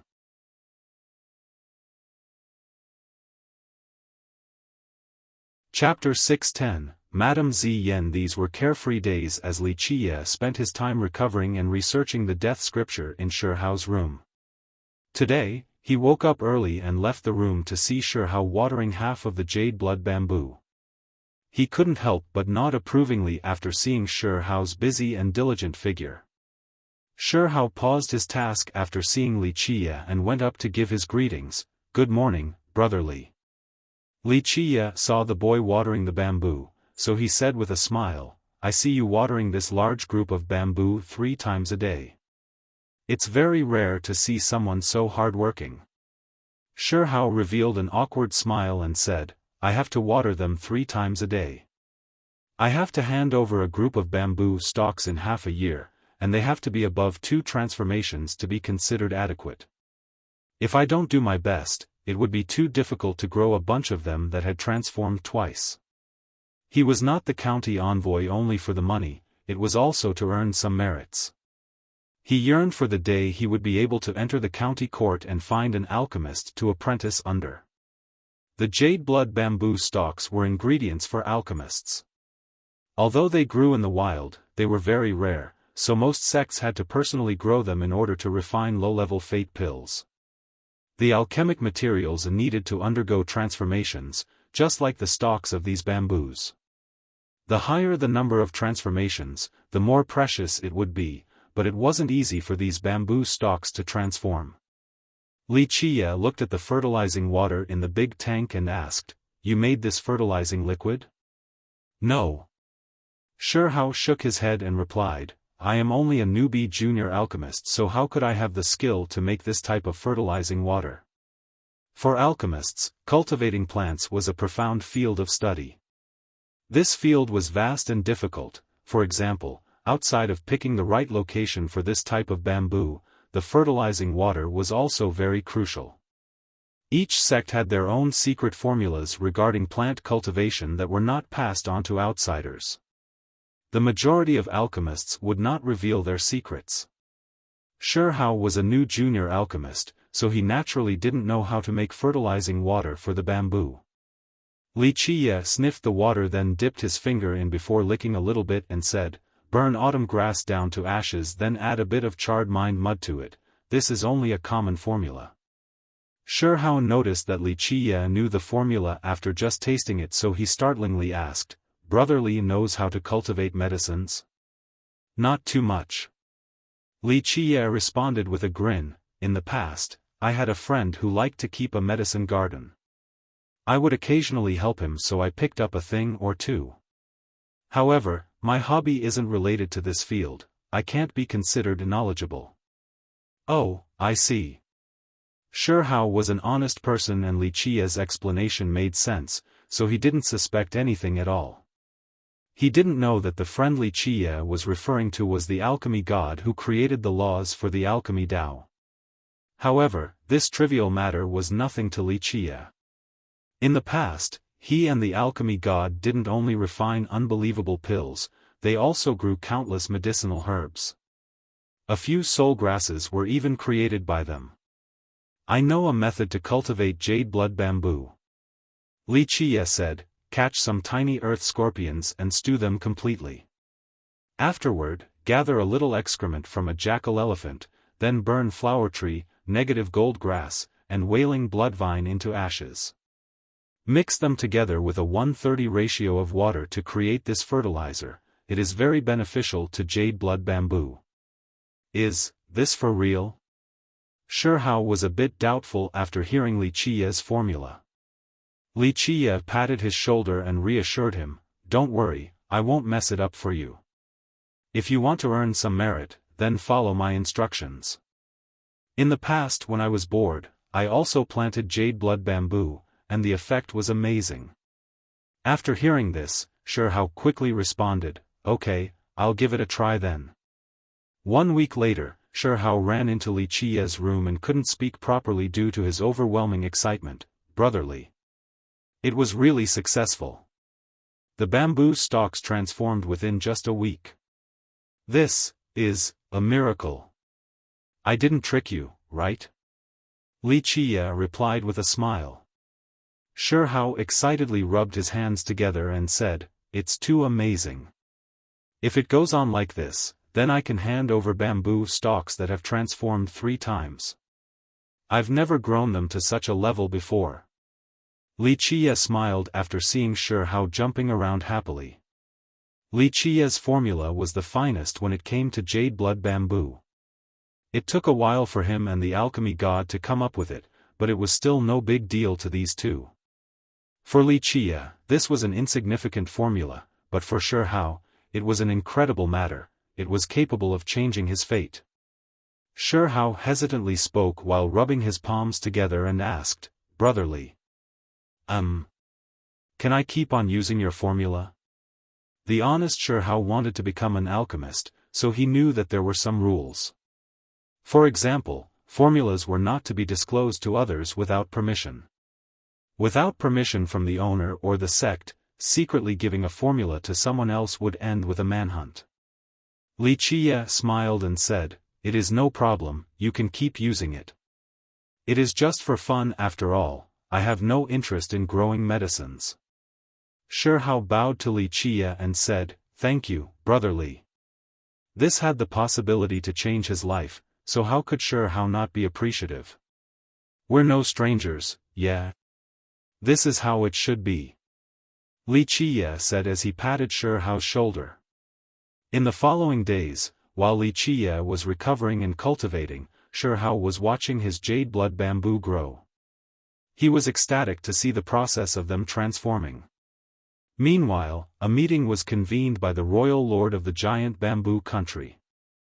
The giant bamboo country was not considered a big lineage in the alchemy realm of this world, and its influence was far below the first-rate great powers. It was once powerful back during the era of its progenitor, an expert who made many great powers came to offer their respects. At that time, it was not due to the country's power, it was because their progenitor was worthy of respect from all the sects and even the entire 9 worlds. The past of the giant bamboo country was not recorded in detail. Future royal lords only knew that when their progenitor established the country, many sects, and even imperial lineages from all over the 9 worlds came to congratulate its founding. Even behemoths like the Alchemy Kingdom and the Jianlong clan came to celebrate along with many other giants of the 9 worlds. Each time the successor royal lords read these writings, they became incredulous. The giant bamboo country never produced an immortal emperor, so it was quite strange when so many great powers came to celebrate its official creation. It was a country of demons, and the succession process was not hereditary. After establishing his country, the giant bamboo progenitor established a creed that allowed the most virtuous and talented to rule. At this minute inside the palace of the giant bamboo country, the current royal lord was Madame Ziyan. Others also referred to her as Her Majesty Ziyan. A woman was sitting on her throne with a violet aura and flickering shadow. Her beauty shamed even the flowers and the moon with her mature allure. However, her sensuality did not diminish her noble elegance, especially her calm and natural demeanor that accentuated her beauty even more. This was Madame Ziyan, the current giant bamboo royal lord. She was called Madam not because she was married to someone, but because it was a title of respect. She was originally a violet bamboo who finally succeeded in the Tao. With a great Tao foundation, she was able to take the form of a human. She was a virtuous ruler, she was both adept at strategy and adored talents. She was also very humble and benevolent. Although she was not the oldest demon monarch in the country, she was loved by the other monarchs and citizens, so they choose to call her Demon King. Keep in mind that it was not easy for a royal lord to be addressed as Demon King or Mortal King. These were titles of respect, only royal lords of the Heavenly King level carried titles such as these. Today, she called for a meeting with all the other demon monarchs to discuss an important matter. Madame Ziyan sat on her throne, overlooking all the other demons and subjects to say, "Not long from now, the alchemy conference will begin. Our country will participate this time as well." Her declaration caused these demons and subjects to look at each other. One subject stepped out to voice his concern, "Your Majesty, alchemy is not our strong point, so it is very difficult to participate. The finances are not an issue, but it won't be good if we damage our reputation." Madame Ziyan replied, "Victory and defeat are part of life. With lineages like the Alchemy Kingdom and the Balian clan participating, it isn't shameful for any other participating sects or countries to lose. This conference is very important to us as well, so we must participate." One demon monarch pondered then asked, "Where do we go to find candidates?" These were carefree days as Wuxia spent his time recovering and researching the death scripture in Shihao's room. Today, he woke up early and left the room to see Shihao watering half the jade blood bamboo. He couldn't help but nod approvingly after seeing Shihao's busy and diligent figure.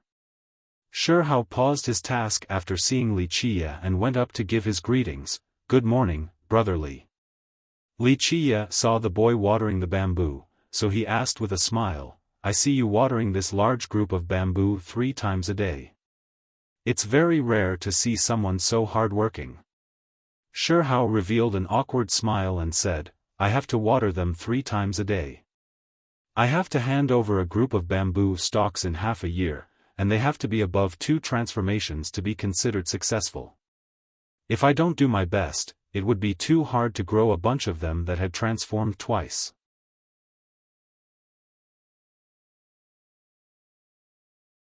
Chapter 611, Teaching Madame Ziyan answered, "I have sent a message to the Qing clan. They will represent the giant bamboo country for this alchemy conference. However, we still need other candidates, so you all must find other young alchemists. It doesn't matter whether they are vagabond alchemists or already have a sect, as long as they are capable and willing to contribute to our country, then they will be greatly rewarded. Of course, if your lines have disciples who are willing to participate, then that will be even better. All the subjects and demons quickly glanced at each other. Madame Ziyan's command was easier said than done.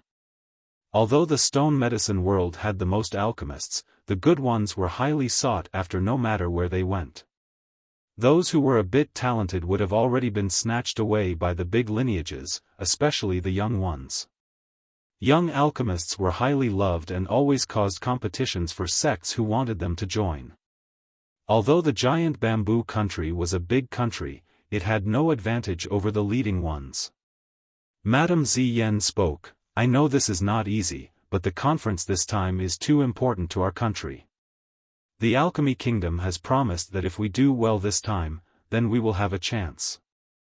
A demon monarch voiced his opinion, "This is a huge matter to our country, so we monarchs will do our best to support your majesty to seize this chance at the conference." The madam replied, "That would be best. Fellow monarchs, try your best to recruit talented alchemists. We will begin our recruitment and train a group of alchemists.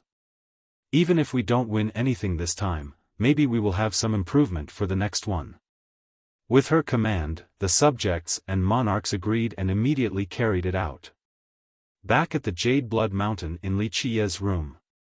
At this time, he sealed the room with the pentagate again and took out one thing, a single stone.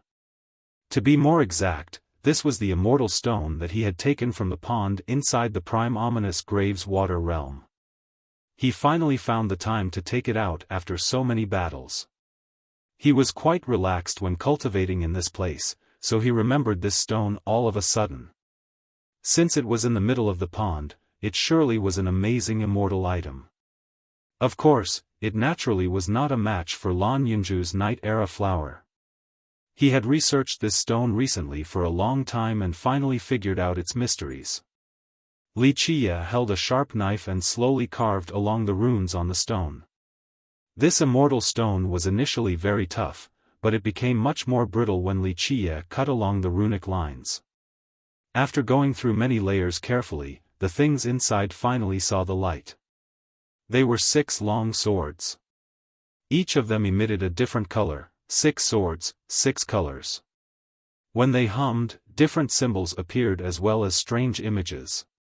6 swords, 6 different symbols. Li Qiye was quite surprised to see this as he gently stroked them and murmured, "Although their inherent properties are not equal to the secret among secrets Night Era flower, with enough refinement, they are still quite promising." Li Qiye propped up the 6 swords to look at them meticulously. After some time, he clearly understood their profundity. He searched inside his sea of memories before reaching a sealed recollection. He looked through it and whispered, "I have a sword art that is very compatible with these 6 swords, what a coincidence that it is also here in the stone medicine world." Li Qiye put away the 6 swords as well as the pentagate before stepping out of the room to take in a breath of fresh air. The moment he went outside, he could smell the medicinal fragrance. He followed this scent to find Shihao opening a cauldron in the yard. Shihao quickly reported after seeing Li Qiye, "I gathered enough materials for a fate pill cauldron just in time to increase my proficiency at refinement." Having said that, he focused on turning on the flame of the cauldron. He was only a junior alchemist at the entry level, so he didn't have his own method of pill refinement. His cauldron technique along with flame control were all common, so he wasn't afraid of them being stolen. He had no qualms with Li Qiye watching at the side. Because his skill was limited, after telling Li Qiye, he didn't dare to become distracted and focused on the pill cauldron. He was very careful, or rather, nervous to the point of trepidation. He ignited the flame and carefully refined the medicinal ingredients. It was not that his nature was careful, but rather he had no other choice. It was not easy for him to gather enough materials for a single attempt at fate pills. One pill cauldron required a huge batch of ingredients.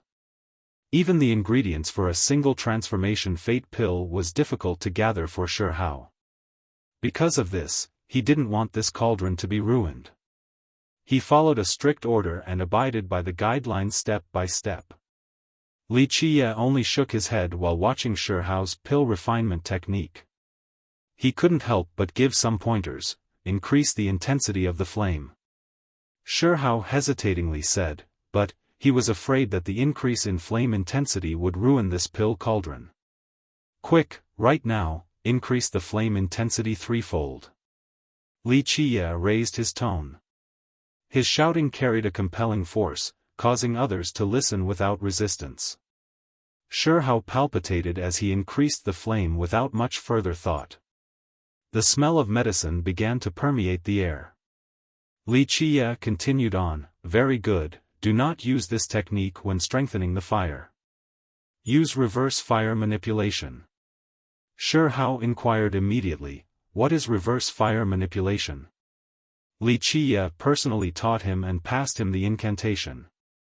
The incantation was quite short and Shi Hao had some talent for alchemy. After Li Qiye's explanation, Shi Hao learned it right away and used it to fuel the fire.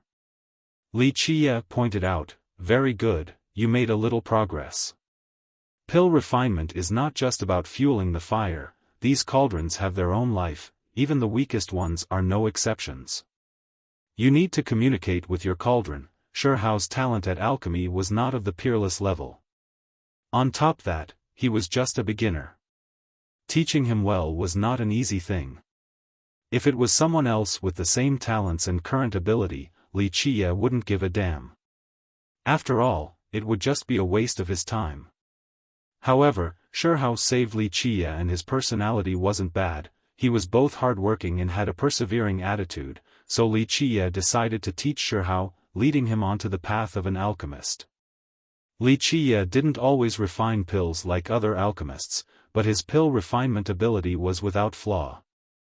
Many alchemy standards were created by him and the alchemy god, so he possessed the best alchemy art in this world. Moreover, he also had the alchemy god's grand canon, no other inheritance from lineages could compare to this. With a great teacher like Li Qiye, as long as Shi Hao was not overly slow-witted and could learn a little bit, his future would be very bright. Boom! Shi Hao finished the cauldron and one fate pill fell into the bottle, prompting him to cheer, success. Fate pills were the hardest things to refine for alchemists, it was a test of their abilities. Afterward, he took out the fate pill and looked at the single transformation pill's color with his eyes wide open. He couldn't believe it as he exclaimed, this has 20% purity. 100% was the best possible purity for pills and was signified by a particular color. However, no one was able to reach this level. Single transformation pills needed 10% purity to take shape and only required one transformation ingredients. These lower-level pills had weaker spirits as well as corresponding medicinal effects. With these ingredients, achieving 10% purity for single transformation pills was already not bad, but the pill in Shi Hao's hand had 20% purity and also had a great color. He was extremely emotional and tried to take a calming breath. He didn't believe that this pill had been personally refined by him. Such purity can increase a cultivator's strength at the provisional palace level by 20%. Cultivators below the inner longevity realm could use one transformation fate pills. Prior to this, Shi Hao had refined pills before, but he only reached 10% purity, this was the norm. This type of pill would allow Palace Foundation cultivators to increase their current cultivation by 10%, a very ordinary effect. This type of fate pill was only at an introductory level and was not worth much.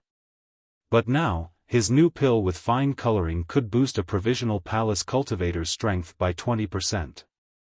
In just a short amount of time, Shi Hao's pill refinement level had increased by 2 to 3 levels. He himself couldn't believe it. Li Qiye looked at the pill and encouraged him, not bad for now, keep trying.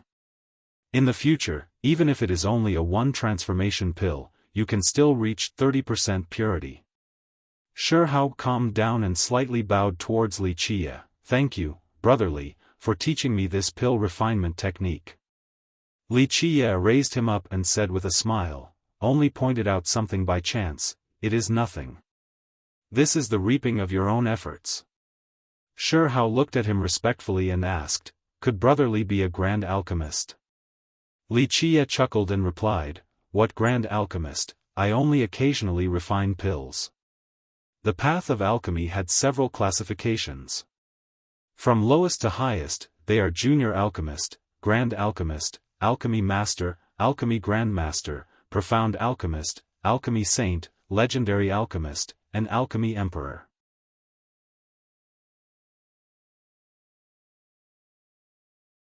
Chapter 612, Void Imperfection Physique. Shi Hao couldn't help but scratch his head after hearing this and said, I guess so, I didn't think you were an alchemist either. In the stone medicine world, there are very few humans, and human alchemists are even rarer. Li Qiye smiled in response. It was indeed true that there were very few humans in this place. This was a world of golems and demons. Li Qiye handed some refined jades over to Shi Hao and said, go buy some more training ingredients, it will be good for you. Shi Hao shivered while holding the refined jades in his hand. At his age, he still hadn't seen jades of such a high level. This prompted his startled response, but, Li Qiye commanded, go. If you don't utilize this time well, then I might not have time to teach you later. Shi Hao understood that Li Qiye wanted to teach him, so he gratefully bowed to him. He put away the refined jades and quickly went to the city to buy more ingredients. Li Qiye grinned while watching Shi Hao leave. He suddenly remembered training talents back then and showing them a path. For millions of years, Li Qiye had done this many times. Many invincible alchemists and array masters had come from Li Qiye's tutelage. Li Qiye went back to his room while Shi Hao went to the city to shop. At this time, Li Qiye had opened 13 palaces and no longer needed to stay in the ancient saint realm. This was his time to reach heavenly sovereign. Everyone knew the importance of this realm. This was the grand path towards the golden throne. It was the realm where cultivators from different rivers all came together to the same ocean.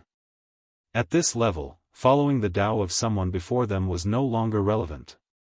This was the time for cultivators to derive and form their own Tao to pave their future path. However, this was only true for other cultivators. For Li Qiye, this realm was no different from the other ones. With 13 palaces, supreme profundities and grand Tao mysteries were simple in his eyes. The crux of this realm was to communicate with the grand Tao and derive their mysteries. When Li Qiye's 13 palaces emerged with an explosion, layers of divine rings appeared around his body. For others, each time they derived a Tao, it meant the appearance of one divine ring. The more they could derive, the more divine rings they would have, which would further increase their cultivation. However, derivations of the Tao and understanding its heavenly mysticisms was not difficult to Li Qiye. He was above the heavens with his palaces, so which heavenly grand Tao could challenge him? Because of this, with a single glance, he could see through all mysteries of any Tao. As he carefully focused his mind and saw through the Tao, divine rings pulsed around his body. Anyone would be shocked at this scene, since countless cultivators required many years just to understand one grand Tao. Even geniuses were not exempt from this rule. But now, Li Qiye was comprehending grand Tao as easily as flipping his own palm while divine rings continued to stretch around his body.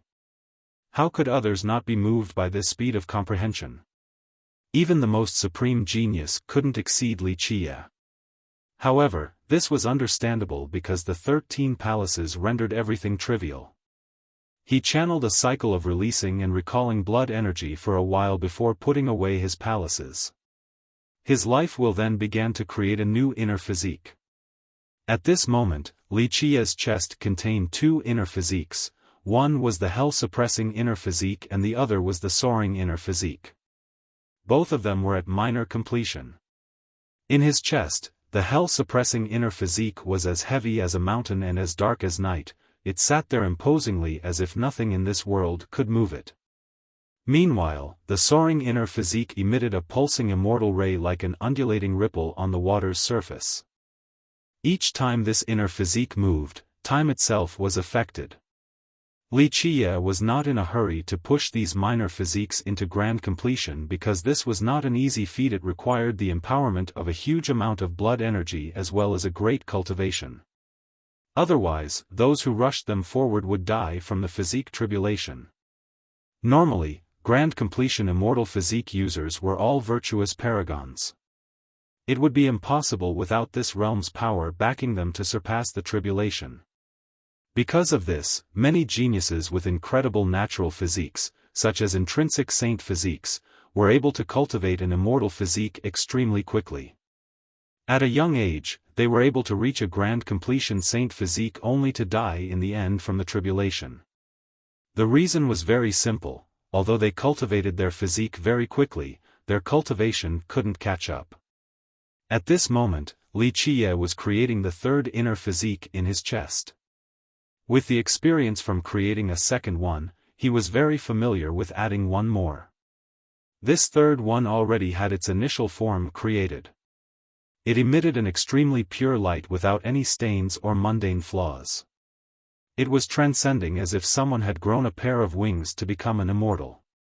Anyone who saw this holy light would have all of their impure thoughts erased. Nothing in this world could taint this light. Void imperfection physique, one of the 12 immortal physiques. In the physique scripture, the void imperfection and soaring immortal physiques had the same origin. Both were born from the word pure, the purest of pure. Because they shared the same origin, Wuxia was able to cultivate the void imperfection physique very quickly and easily. This extremely pure physique was untouched by myriad Tao, while myriad laws avoided it. It could be said that, in this world, very few merit laws could hurt this physique.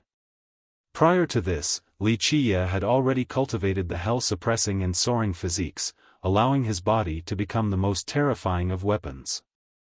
Just imagine, when he successfully cultivates the void imperfection physique as well, how formidable would his power be. With a swing of his hand, 3 immortal physiques would activate all at once with devastating potency. If the opponents counterattacked with a divine saber technique, it would be useless against the untouchable void imperfection physique. The shockwave of the saber wouldn't be able to get close. If the saber technique and merit laws became useless, then even the strongest cultivator's blade slash would lose the majority of its might. Wuxia would then unleash an extremely fast and heavy punch to destroy the divine saber and slay his foe. Defenses were also useless against Wuxia's 3 physiques, since the most fortified merit law would become useless against the void imperfection. Therefore, Wuxia could swiftly rush through all defenses and use his limitless momentum to kill his cowering enemies in an instant. The void imperfection physique was a good addition to the hell-suppressing and soaring physiques.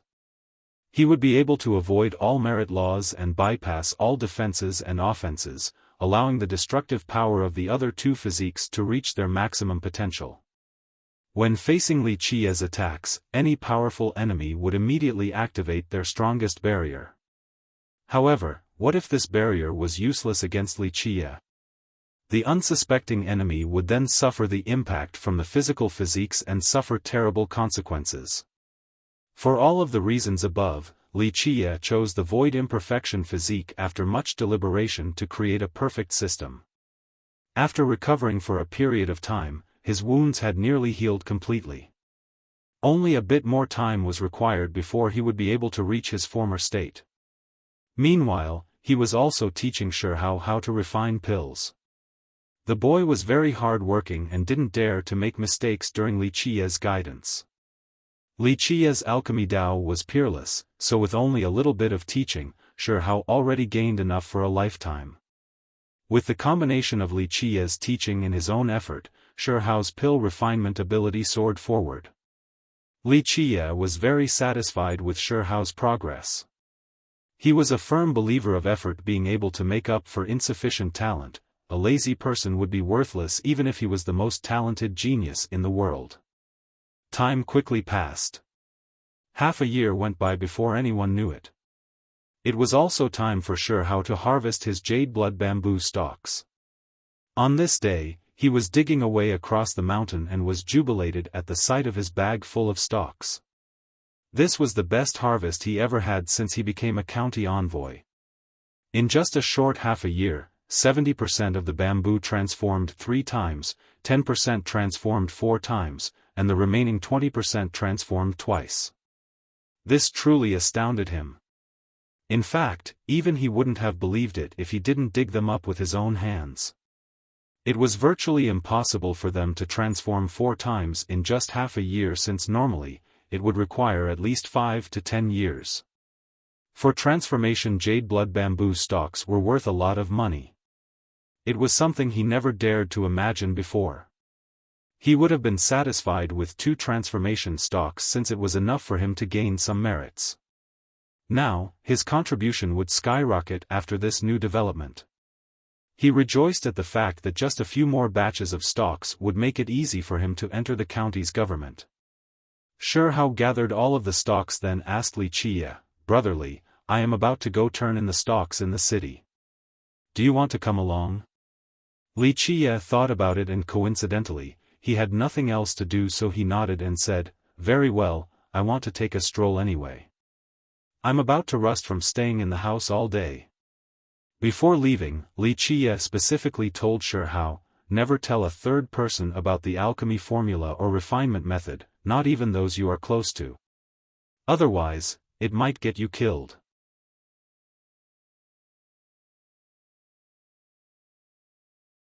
Chapter 613, Golem Race. Since Xiaofan was an honest man, Wuxia was worried that he might accidentally tell the truth, so Wuxia especially warned him.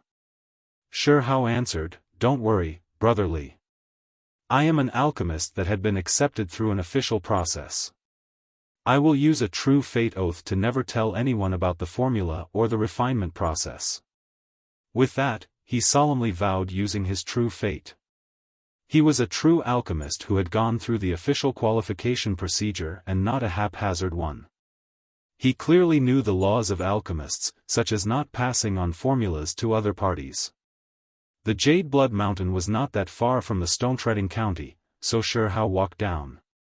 He also wanted to let Wuxia take a look at the scenery of the town. The stone-treading county was not a big one in the country, but it was not particularly remote and rather prosperous.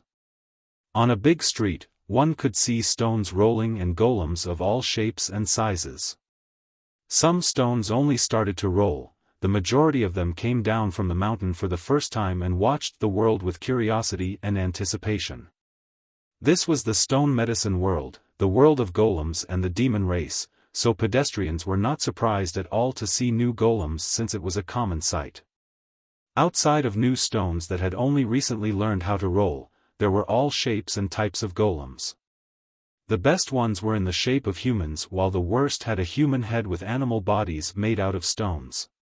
The ones who didn't progress very far were just stone animals. Those who had part of their bodies made out of flesh and blood were powerful golems or were mixed-race offspring. Those who were completely made of flesh and blood were even rarer, and they were definitely offspring from powerful bloodlines. In other places, golems were considered part of the demon race, but the golems themselves did not embrace this classification.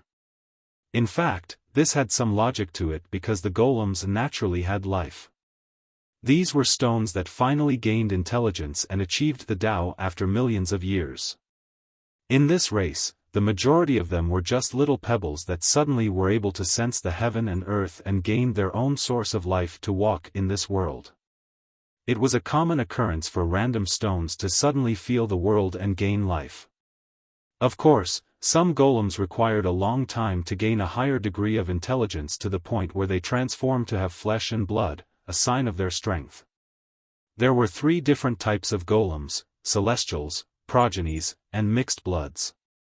In the golem race, celestials were those that were pure golems and gained life from sensing the world, then continuously transformed and increased in strength. These were the first generation of golems. Progenies consisted of the offsprings from the first generation.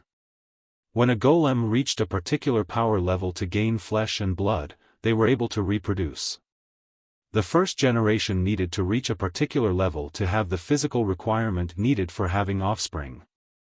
Progenies were usually born with flesh and blood and also inherited the golem race's powerful strength.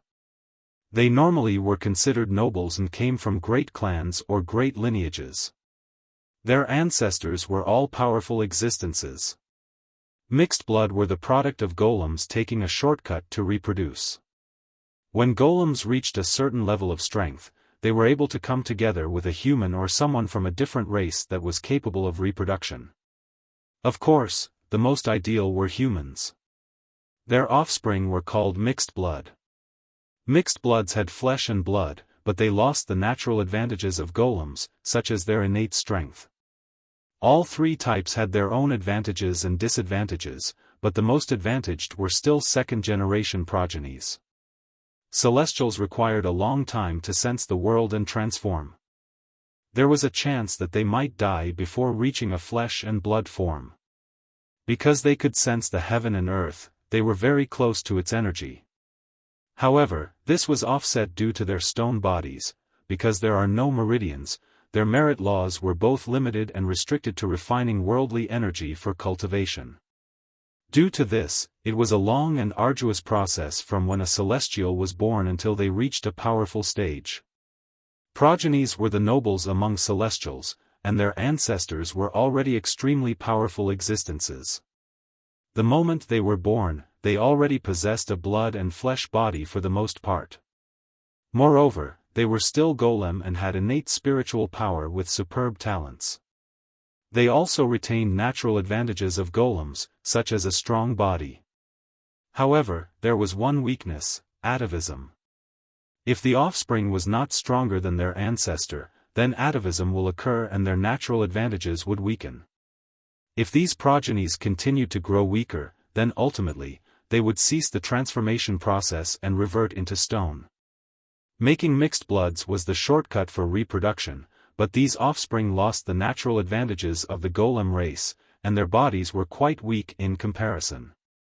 However, if they had a human bloodline, then their resonation with spirit energy as well as intelligence would be quite high.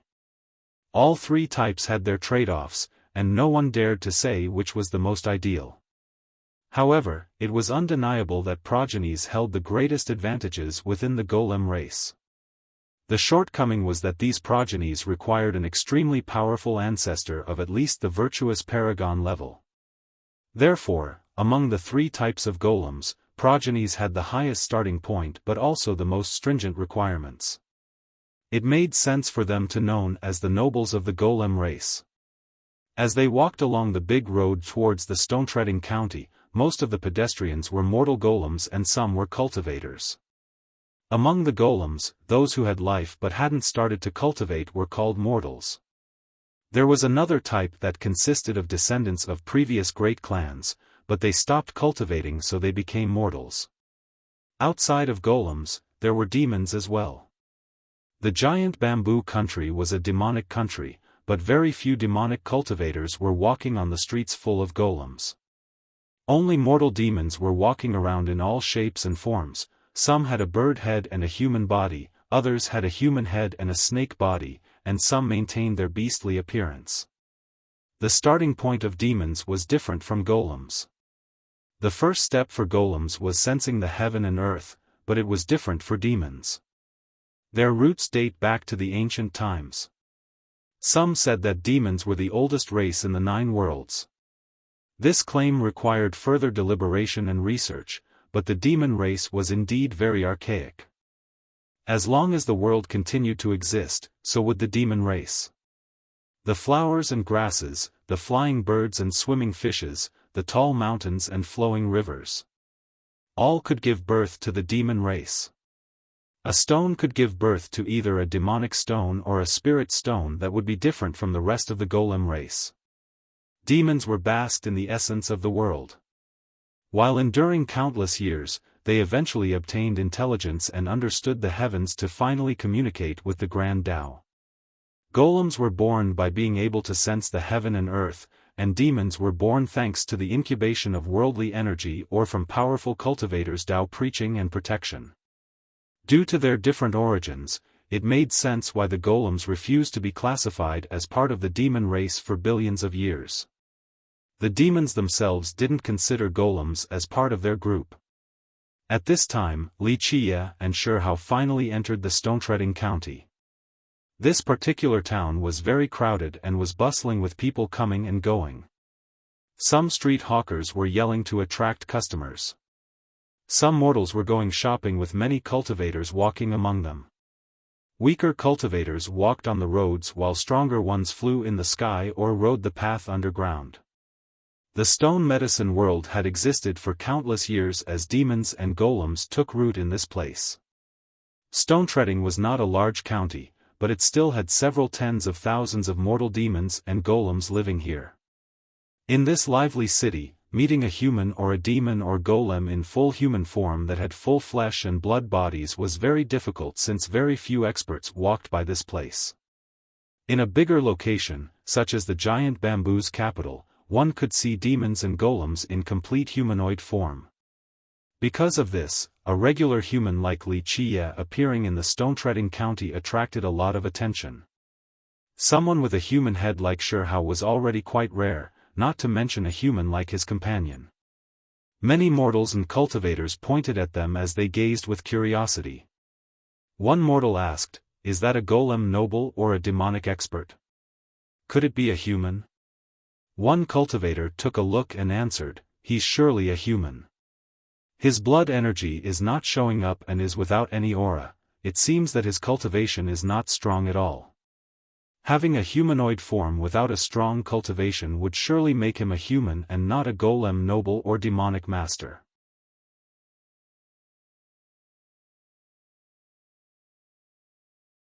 Chapter 614, Crimson Wolf Grass. Wow, there is a human here at the stone-treading county.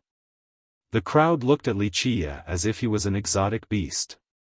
This scene continued throughout Wuxia's walk with many passers-by staring at him. Xiaofan was quite embarrassed at being the center of attention of this many gazes, so he told Wuxia, "Brotherly, don't mind it, very few humans ever come here." Wuxia only chuckled in response. He had experienced numerous adventures, so such a matter was not worth his concern. He felt that this was very normal. This was the world of golems and demons, so humans were quite a rare sight.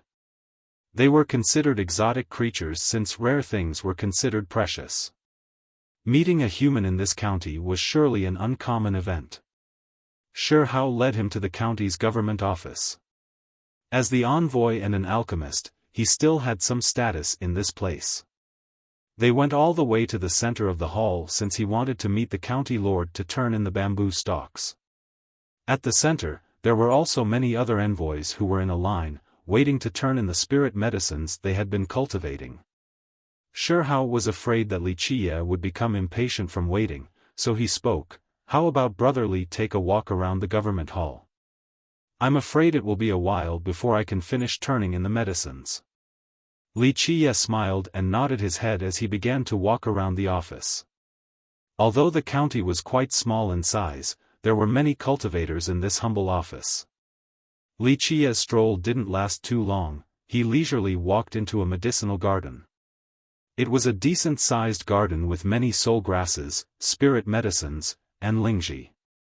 Their ages spanned from several decades to a century, the oldest one being several thousand years old.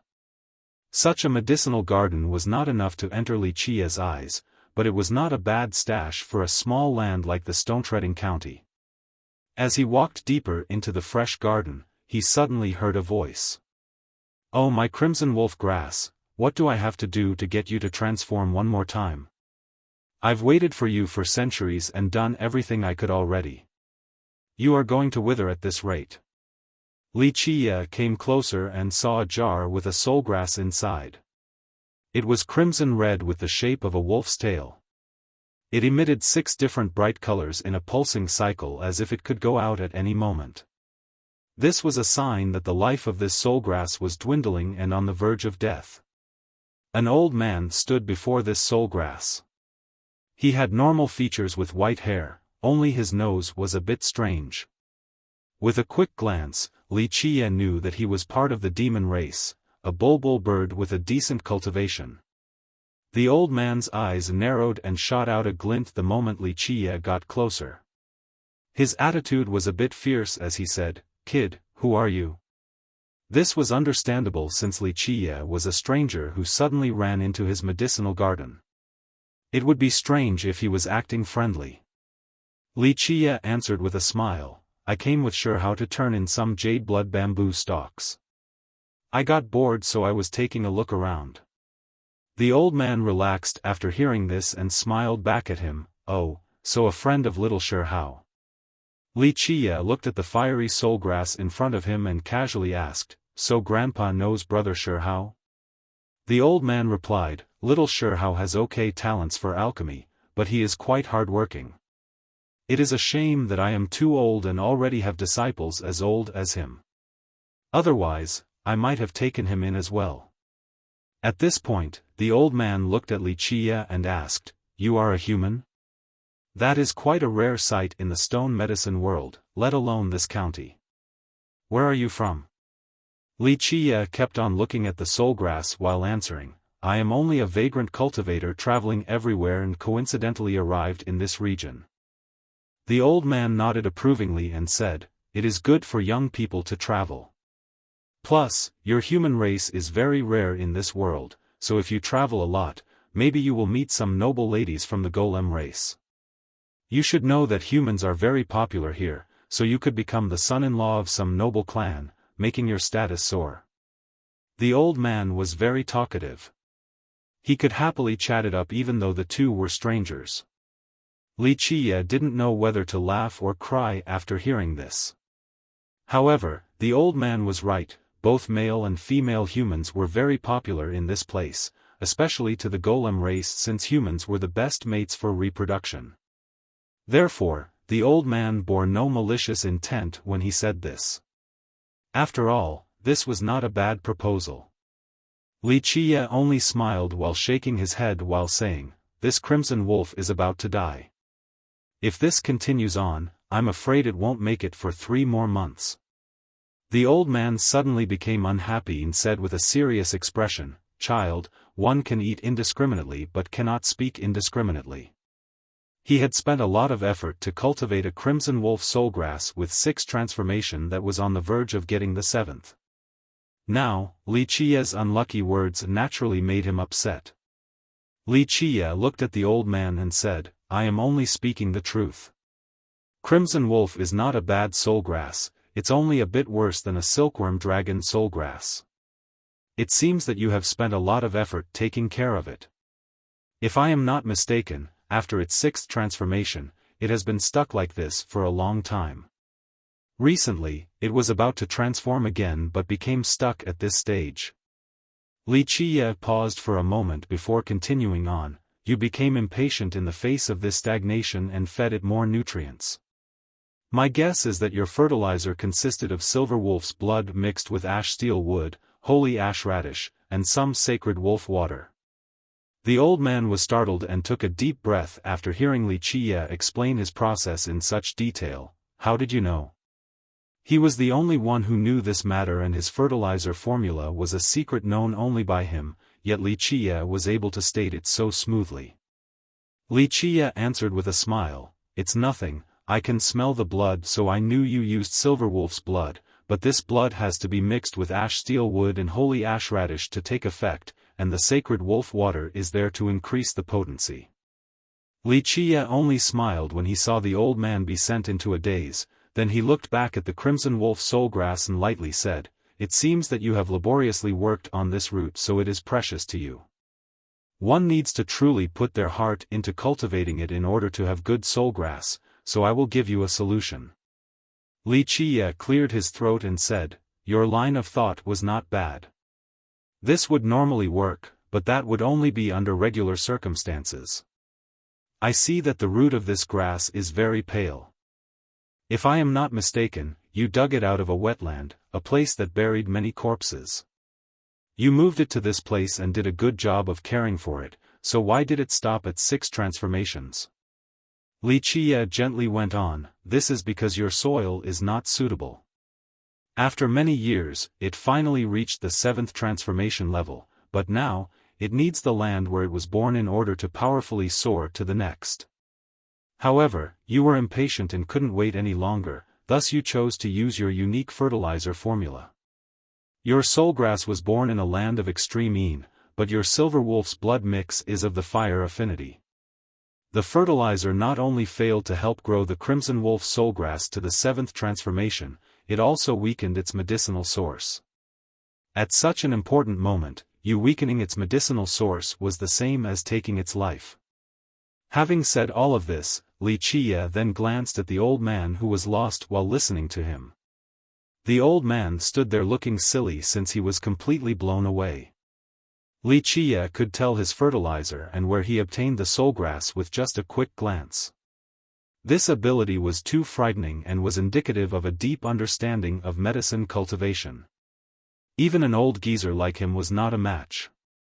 Wuxia could only smile while shaking his head when he saw the old man standing there in such a state and continued on, "You still have a chance to save it. Neutralize your fertilizer, then go back to where you found the grass. Dig out some soil and bring it here, then place it around the soulgrass. Only then will you be able to save it." "Really?" The old man finally returned from his shock after slightly shivering. "Brotherly." At this time, Shihao had finished turning in his stalks and was standing by the door while waving at Wuxia. Wuxia gave the old man one last look. He didn't say anything else before walking away. The old man was frozen and didn't hear Shihao greeting him. Shihao and Wuxia left the government hall. Along the way, Shihao asked, "What were you talking about with the alchemy chief?" Wuxia looked at him and asked, "Alchemy chief?" Shihao answered, "That old man earlier. Grandpa Bai is the alchemy chief of the Stone-Treading County and also the best alchemist here. He had reached the alchemy master level a very long time ago. I also heard that he is about to become an alchemy grandmaster. An alchemist of this level staying at a small place like the Stone-Treading County was quite rare. He was worthy of having a higher position."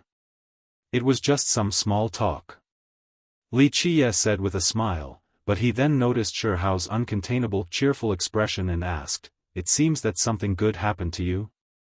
"Wow, there is a human here at the Stone-Treading County." The crowd looked at Wuxia as if he was an exotic beast. This scene continued on during Wuxia's walk with many passers-by staring at him. Shihao was quite embarrassed at being the center of attention of this many gazes, so he told Wuxia, "Brotherly, don't mind it, very few humans ever come here." Wuxia only chuckled in response. He had experienced numerous adventures, so such a matter was not worth his concern. He felt that this was very normal. This was the world of golems and demons, so humans were quite a rare sight. They were considered exotic creatures since rare things were considered precious. Meeting a human at this county was surely an uncommon opportunity.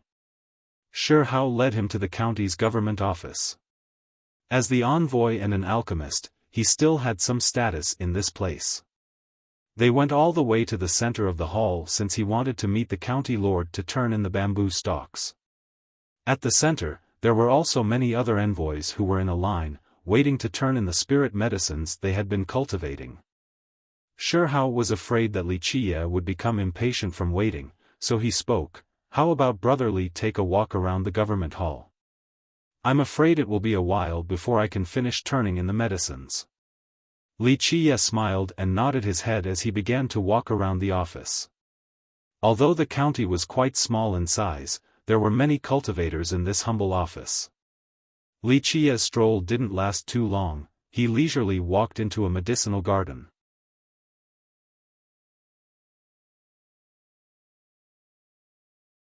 Chapter 615, Aghast, the county lord said that I made a great contribution this time. After 2 more batches of jade blood bamboo like this, he will recommend me to the prefecture. Even if I can't become a student for an alchemist below the ancient pine demon monarch, I will still be able to join under someone else. Just focus on studying alchemy and forget everything else.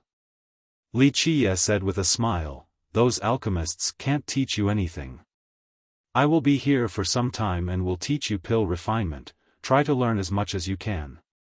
If you want to go see a bigger world, then the prefecture government is not a bad choice. The giant bamboo country is a country worth staying at. Really? Shihao was taken aback by this suggestion. Although he didn't know Li Qia's alchemy ranking, he understood that Li Qia's skill at pill refinement was incredible. Although they were apprentice and master since Li Qia taught him, there was no official title. Li Qia had never promised anything to Shihao, but now, Li Qia himself said that he would teach Shihao pill refinement, so the situation had changed. Li Qia nonchalantly said, "Don't worry, I will teach you 1 or 2 arts for pill refinement. Even if you can't study all the different paths of alchemy, it would be enough for you to have a bright future at the giant bamboo country. The only requirement is that you have to work hard. I will not teach someone who wishes to reap without sowing." Shihao was ecstatic and quickly bowed to say, "Thank you, brother Li." "No, thank you, master, for teaching me alchemy." Li Qia stopped him and shook his head to say, "I am not a person who accepts disciples so easily. Today, I am teaching you pill refinement because of our fateful meeting. In the future, just call me brother and don't worry about formalities." Shihao scratched his head and pondered for a moment before deciding to listen to Li Qia. "If brother Li says so, then I'll do just that." They returned to Jade Blood Mountain, and Li Qia continued to teach Shihao while cultivating. He had recovered completely and would have left if it wasn't for Shihao's alchemy education. At this time, Li Qia sealed the room with the pentagate again as he sat in a meditative pose while channeling his merit law and surging life wheel. A pearl-like drop of longevity blood rolled on a jade plate while his true fate was up high, turning into different Tao foundations. The 13 palaces were roaring as he separated each of them. Some contained treasures, some were cultivating spirit medicines, and others were refining life treasures. Inside the Master Palace, the Destiny Stone he obtained from the Divine Dragon Mountain back at the Prime Ominous Grave was hovering in the sky. This stone was indeed amazing. It didn't need Li Qia's help since it could refine itself using the fire of life. This self-refining process allowed it to take the initial form of a huge seal. It was about to become a treasure seal. Li Qia didn't interfere with this true fate treasure auto-refining itself and allowed it to do as it pleased. Meanwhile, in the 13th palace, the stone egg took a spot all by itself. The truth was that Li Qia still hadn't really researched this stone egg he obtained from the Heavenly Corpse burial ground.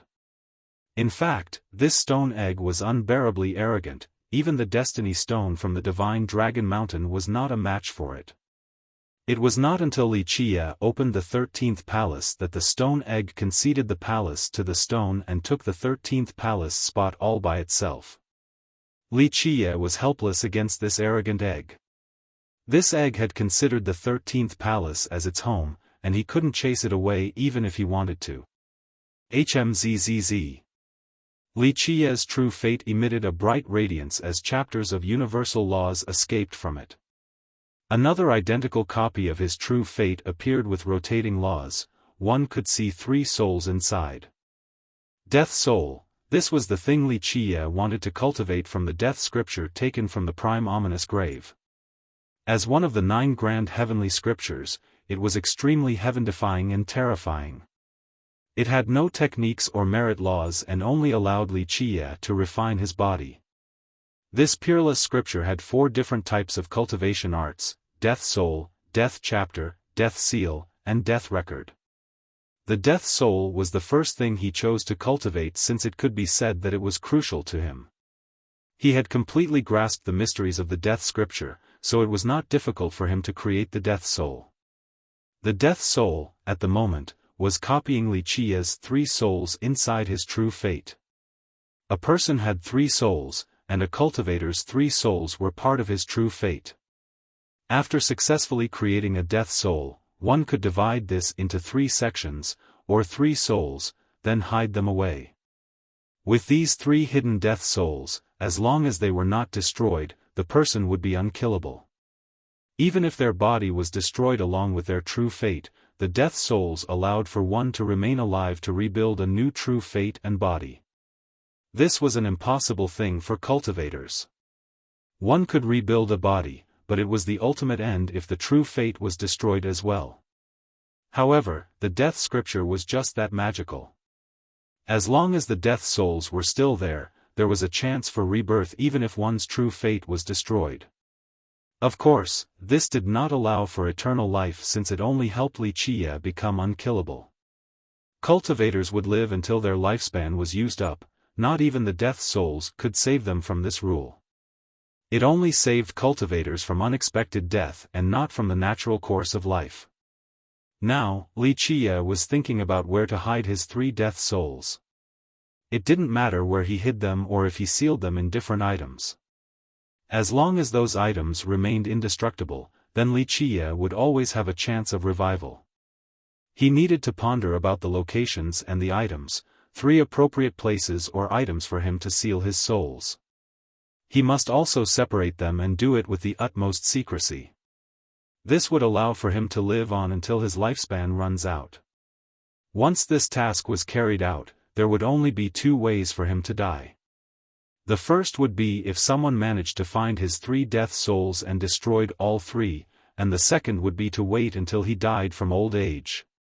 Thus, Wuxia was faced with an extremely crucial matter, to find appropriate locations and items to avoid death in the future.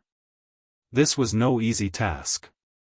Only Wuxia knew that, in the distant future, he would face a terrible situation beyond one's imagination. Before that day comes, he must guarantee that his death souls remain untraceable. Wuxia was especially cautious about this matter because he understood what he would face in the future. The 3 locations must be places of utmost secrecy. He continued to cultivate at Jade Blood Mountain while teaching Xiaofan pill refinement. In the blink of an eye, 3 more months had passed. Today, an uninvited guest came to Jade Blood Mountain. Grandpa Bai. Xiaofan was surprised to see this guest. In this remote area, an alchemy chief like Grandpa Bai was a big character, so his sudden arrival scared the soul out of Xiaofan. He didn't expect to see Grandpa Bai personally walking here since, with just one order, there would be disciples running the errand for him. Grandpa Bai arrived and ignored Xiaofan's astonishment. He grabbed Xiaofan's hand and asked in a flurry, "Tell me quick, where is your friend?" Xiaofan was scared out of his wits after seeing Grandpa Bai's tense expression and thought that Wuxia had caused big trouble. He stuttered and asked, "Grandpa Bai, what did Brother Li do?" Grandpa Bai quickly answered, "Nothing. Take me to him, I need to consult with him." Xiaofan heaved a sigh of relief and said, "Brother Li is inside." Xiaofan found it quite odd. Consultation? Grandpa Bai was a famous chief in this area, so why would a big shot like him need to ask Brother Li questions? "Take me to see him." Grandpa Bai hurried into the house. It was more accurate to say that he was dragging Xiaofan along instead of being led by him inside. Grandpa Bai was itching to get on with it. What's happening? Coincidentally, Wuxia stepped out the moment Grandpa Bai was dragging Xiaofan inside and asked while slightly surprised. "Brother Li. Grandpa Bai wants to see you."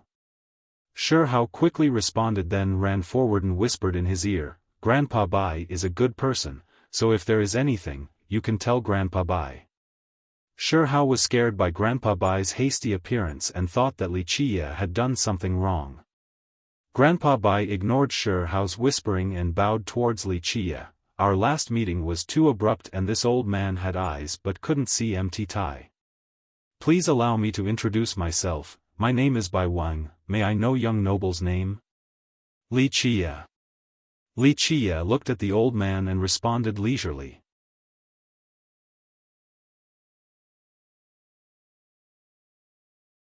Chapter 616, Bai Wang's recruitment. Xiaofan couldn't help but be startled. Grandpa Bai was a great character in the stone-treading county, even the county lord treated him with respect. He had been an envoy for a long time and besides the ancient Pine Demon Monarch, he had never seen Grandpa Bai treat someone with such politeness. Bai Wang looked at Li Qie and rubbed his palms together and asked, "May I ask where you are from and which sect you belong to?" "I'm only a vagrant cultivator with erratic travels." Li Qie calmly said, "If Grandpa Bai has anything in mind, please say it." Grandpa Bai quickly waved his hands in response, "Nothing, it's nothing like that at all. Young noble Li is too courteous, you can just call me Bai Wang. I can't handle being called Grandpa Bai by young noble Li." Sure Hao jumped out of his skin when he saw Bai Wang's attitude and couldn't believe his own ears at such humility. Li Qie didn't want to waste time and directly said, "Say your piece." Bai Wang rubbed his hands again awkwardly and forced a smile to say, "It was thanks to young noble's guidance, or else all of my efforts would have been wasted. Really, thank you, your words woke me up from being lost. My crimson wolf grass would have been ruined. After receiving your pointers, I went to the wetland and put soil from there around the grass. Just like you said, the grass successfully transformed for the 7th time. I can't express my gratitude enough. Your great knowledge puts this old man to shame." Initially, after receiving Li Qie's pointers, Bai Wang was very doubtful. However, seeing the grass that was on the verge of death, he had no choice but to take a risk and use Li Qie's method. A miracle happened after he took some soil from the wetland and put it around the grass. Not long after, the grass life recovered and in the following days, it successfully transformed. How could Bai Wang not be shocked? He understood immediately that he had met a wise master. With just a glance, Li Qie was able to analyze his unique fertilizer, and he even knew where he obtained the grass from. With a casual remark, Li Qie managed to not only save the grass, he also helped it transform successfully. Such familiarity with alchemy principles and cultivation meant that he was a wondrous alchemist, one that was far greater than Bai Wang. The alchemy Tao didn't only consist of pill refinement, plant cultivation was another aspect. Bai Wang knew that he had met a great alchemy genius, so he quickly reacted and let go of all his business to run to Jade Blood Mountain to find Li Qie. Luckily for him, Li Qie still hadn't left. Li Qie only nodded his head at the influx of praises from Bai Wang and waited to hear more. Bai Wang cleared his throat and forced a smile again before speaking, "Young noble Li, there is one matter that might interest you." Li Qie looked at him and waited for him to say more. Bai Wang didn't dare to slow down after seeing Li Qie's waiting appearance and said, "Our Lord adores talent. Recently, Her Majesty started looking for talented young alchemists. I wonder if young noble is interested?" "Looking for alchemists?" Li Qie's eyes narrowed as he spoke, "To be an alchemist for giant bamboo? As long as young noble's alchemy skill is capable, maybe you will become the alchemy chief of the entire country." Bai Wang quickly added. Sure Hao was dumbstruck after hearing Bai Wang. Being the alchemy chief of an entire country was very amazing. It was a high-rank position that allowed one to be an unreachable existence. Sure Hao never even dared to dream about it, so how could he not be stunned upon hearing Bai Wang's attempt at recruitment? Giant bamboo country, Li Qie murmured as a figure as gentle as water uncontrollably appeared in Li Qie's mind. Bai Wang quickly added, "Young noble Li, although our giant bamboo is not comparable to imperial lineages, we are a big country that has stood strong in the alchemy realm for millions of years. If you stay here, I'm sure your future will be golden."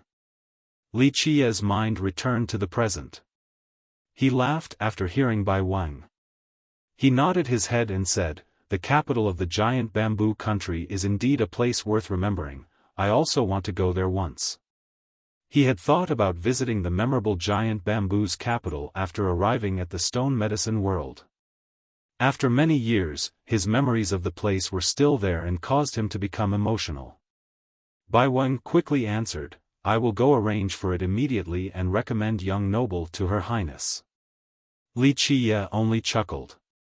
He would go to the capital not for a promising future or to see the king, but for a simple sightseeing trip. If he really wanted to go, then even the heavily guarded capital wouldn't be able to stop his advance. Bai Weng assumed that Li Qiye wanted to be the national alchemist chief, so he quickly said, "Could young noble try to refine one cauldron?" Li Qiye looked at him and said, "You want me to refine a batch right now?" Bai Weng smiled awkwardly and said, "This old man isn't implicating anything and trusts your abilities. However, I need to recommend you to the ancient Pine Demon Monarch, and my words alone are not enough. This needs to be verified by the monarch in order for it to go smoothly." Li Qiye replied with a smile, "I don't need to prove anything, this is no big deal to me." Bai Weng was a little helpless in the face of this and said, "Young noble Li, he knew that Li Qiye was an amazing alchemist, but he needed proof if he was going to recommend Li Qiye to the demon monarch. He wouldn't let such a rare, young alchemist slip from him." Although this left him in a sticky situation, he was not angry or annoyed at all. As an alchemist, he knew that it was normal for a talented alchemist to be arrogant. This type of person was always popular everywhere. He responded, "Young noble Li, this old man trusts your skills 100%, but, if I don't have anything as proof, then it would be very hard to recommend you to Her Majesty. Brother Li, this is a rare opportunity." Shihao also calmed down and whispered to Li Qiye, "The ancient Pine Demon Monarch is one of the 18 monarchs of our giant bamboo and is held in high esteem in Her Majesty's eyes. With his recommendation, you will surely become a court alchemist." Li Qiye only chuckled since he wasn't interested in becoming a court alchemist or anything else for that matter. He stared at Bai Weng, then back at Shihao, and smilingly said, "I appreciate Grandpa's enthusiasm, and out of consideration for Shihao, I will refine something once for you to see. But right now, I don't have suitable alchemy ingredients." Li Qiye's proud attitude caused Shihao's heart to thump, but to his bewilderment, Bai Weng was not angry at all. After hearing about his lack of ingredients, Bai Weng took a whole bunch out and said, "I have some right here. I coincidentally obtained a batch of materials for a 5 transformations fate pill. All the things you need are here." Li Qiye looked at the old man and said, "It seems that you have come prepared." Bai Weng let out a wry laugh. He spent a lot of time before managing to gather enough ingredients for a 5 transformations fate pill. Today, he brought them here just to test Li Qiye's abilities. Fate pills were the hardest to refine for alchemists, and a 5 transformations pill could show their ability. In order to refine a pill to this level, the pill would need 50% purity. This type of pill was meant for ancient saints. There needs to be sufficient 5 transformations ingredients that could turn into a fate pill successfully in order for it to be suitable for ancient saints. However, this was easier said than done. It was quite a challenge for the majority of alchemists. Because of this, a 5 transformations fate pill was a crossroads and challenge for alchemists. If successful, then one would be considered an alchemy grandmaster. If the quality was good, then maybe that person would qualify to be a profound alchemist. While Bai Weng took out all the ingredients, Li Qiye also took out his myriad heavenly cauldron. At this time, the cauldron's shape had changed. Prior to this, it was a frog, but now, it appeared to be very ordinary looking. Back at the lost alchemy garden of the immortals in the rich field, the cauldron had undergone a transformation. It should have done so far in the past since it had devoured countless heavenly medicines and immortal grasses throughout the years. The even more incredible part was that it drank some myriad star water. It had been waiting for the right time, but it had never come. It wasn't until it stayed at the lost garden that it seized the chance. After the successful transformation, it turned back into a primal shape and appeared to be no different from an ordinary cauldron. The truth was that it was the #1 heavenly cauldron throughout the ages and was peerless. Its usage was not limited to refining pills, it could also defy the heavens by changing fate itself. A huge cauldron appeared before Shihao and Bai Weng, much to their astonishment due to its ordinary looks. Bai Weng assumed that since Li Qiye had great alchemy skills, he would have a good heavenly cauldron as well, but this huge cauldron was very ordinary. Bai Wang spoke at this time, we should leave for a bit. As an alchemist who had studied the Tao of alchemy for 1,000 years, he knew the rules of alchemists. Others should leave when an alchemist was about to refine medicine. No need. Wuxia shook his head and said, this will be a piece of cake. There is no need to leave, I'll be done in a second.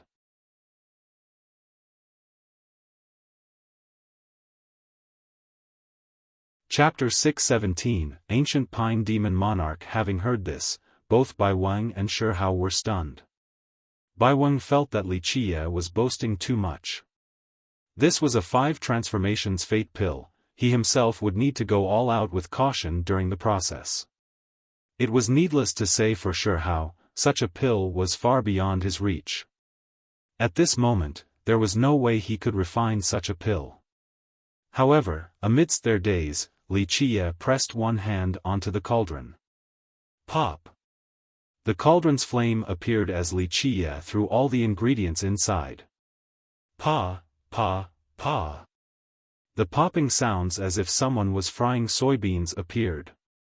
In just a second, a medicinal fragrance came about.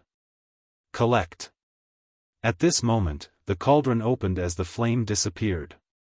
A 5 transformations fate pill was refined in an instant. Bai Wang was completely terrified while Shi Hao was rendered speechless. Both of them stood there silly with their mouths wide open and were unable to calm down for a long time. Bai Wang's breath was taken away by this scene. He had become an alchemist for a long time but had never seen this style of pill refinement. How could it be possible for one to refine pills as easily as frying beans? He had never heard of something even remotely similar and couldn't see Wuxia's pill refinement method when he did it so quickly. Shi Hao, on the other hand, couldn't gauge anything since he was less knowledgeable than Bai Wang, so he just stood there silly. Wuxia handed a box to Bai Wang and said, okay, here is the proof that you need. Take it. For Wuxia, this kind of proof or becoming the national alchemy chief were not worth thinking about. He only wanted to go take a look at the capital as well as do a favor by paving the way for Shi Hao, allowing him to have a future position in the giant bamboo country. Bai Wang shook his body to calm down and opened the box to look at the 5 transformations fate pill. His scream quickly ensued. This is 70% purity. How can this be? His knees met the ground as he was scared out of his mind. Shi Hao was similarly awestruck. Despite being a junior alchemist, he still understood the significance behind a 70% purity for a 5 transformations fate pill. It is only like that because I wasn't in the mood. If I was more serious, then 80% wouldn't have been a problem. Wuxia leisurely commented. Bai Wang suddenly felt the urge to kneel down and hit his head on the ground. 70% purity for a 5 transformations pill was enough to scare all alchemists to death, not to mention the speed and ease that Wuxia had demonstrated, as if he was just frying beans. All the genius alchemists, alchemy saints, and legendary alchemists were not enough to reach the apex if this was the norm. The ingredients for this fate pill had only transformed 5 times, so their potency was limited. It was already considered great to be able to refine a pill with 50% purity, and only alchemy saints and legendary alchemists were able to reach 60%. But now, Wuxia easily refined one with 70%, so his skill should be around the peak of legendary alchemists. However, he nonchalantly stated that it was only because he wasn't in the mood, or else even 80% would be possible. Any alchemist would have a heart attack upon hearing this.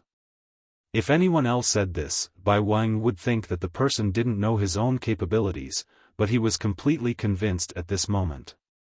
With his body kneeling on the ground, he would believe anything Wuxia said even if the words were even more outrageous. Are you, an alchemy emperor? Bai Wang asked with a blank gaze. Wuxia only smiled and didn't answer. Shi Hao joined Bai Wang on the ground by squatting straight down. He didn't know how to describe his feelings at the moment. Alchemy Emperor was the highest title as well as the greatest achievement for an alchemist. Although an alchemy emperor was not as powerful as an immortal emperor, they were highly respected by all in the 9 worlds. An even more illustrious title was alchemy god. However, only one person across the eons was worthy of this title, the alchemy god himself. The stone-treading county was a tiny county in the refreshing prefecture, a sizable prefecture in the giant bamboo country. The ancient pine demon monarch was the overseer of this prefecture. He was one of the 18 demon monarchs beneath Madame Ziyan, the giant bamboo overlord. Just like his name, the monarch was a pine tree who succeeded in the Tao. Although he was not the strongest out of the 18, he was the oldest one among the group. As the ruler of a big prefecture, he was very busy, especially with the recent task of finding young alchemists for the Demon King. He had found some young alchemists but was not satisfied with them. Although their innate talents were okay, their current skills were simply too shallow. While the monarch was deep in work, Bai Wang from the stone-treading county tried to rush into his office despite being stopped outside. "Bai Wang, can't you wait a bit before reporting?" The monarch's brows furrowed after seeing Bai Wang's intrusion and said, "Wait until I'm done with work, then you can report what you have discovered." He was busy deciding between these young alchemists and was already in a foul mood, so Bai Wang's intrusion only made it worse. If it was anyone else, the monarch would have kicked them out already. However, Bai Wang was an experienced alchemist and was almost at the grandmaster level. In the future, he could join the court any time as an alchemist, so the monarch viewed him in high regard. Demon monarch, nothing is more important than this. Bai Wang stated, "I will introduce an alchemist to you, a supreme and matchless alchemist." The monarch shook his head in response, "From your stone-treading county? Outside of you, that county still has more alchemists. Although your disciples aren't bad, the matter this time is very important, those disciples won't do." "No, Demon monarch misunderstood my intent." Bai Wang quickly replied, "I am not recommending my own disciples. Moreover, my own skills are nothing before the young noble I am about to recommend, I'm not even worthy to hold his shoes." The ancient pine demon monarch was startled after hearing this. Although Bai Wang had yet to become a grandmaster, he was already a top alchemy master. His self-deprecating praise to this person caught the demon monarch by surprise. The monarch shook his head and said, "Are you joking right now? In the contemporary times, if any young person was worthy of being called supreme and matchless, then they would be the 4 alchemy prodigies. No one in the younger generation is comparable to those 4. Bai Wang quickly said, "No, demon monarch, the 4 alchemy prodigies are nothing compared to young noble Li."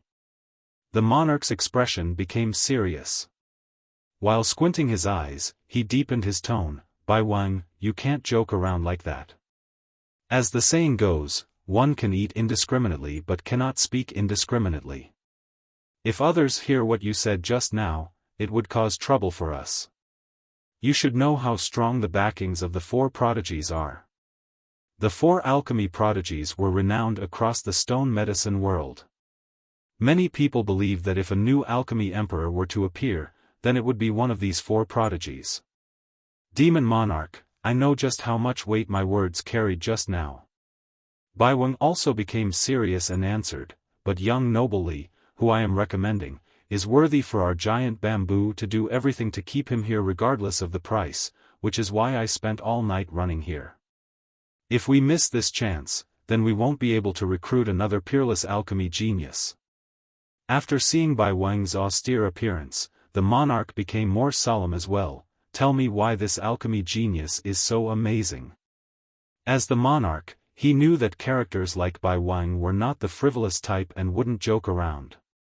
Bai Wang carefully handed the 5 transformations fate pill that Li Qiye concocted over to the monarch.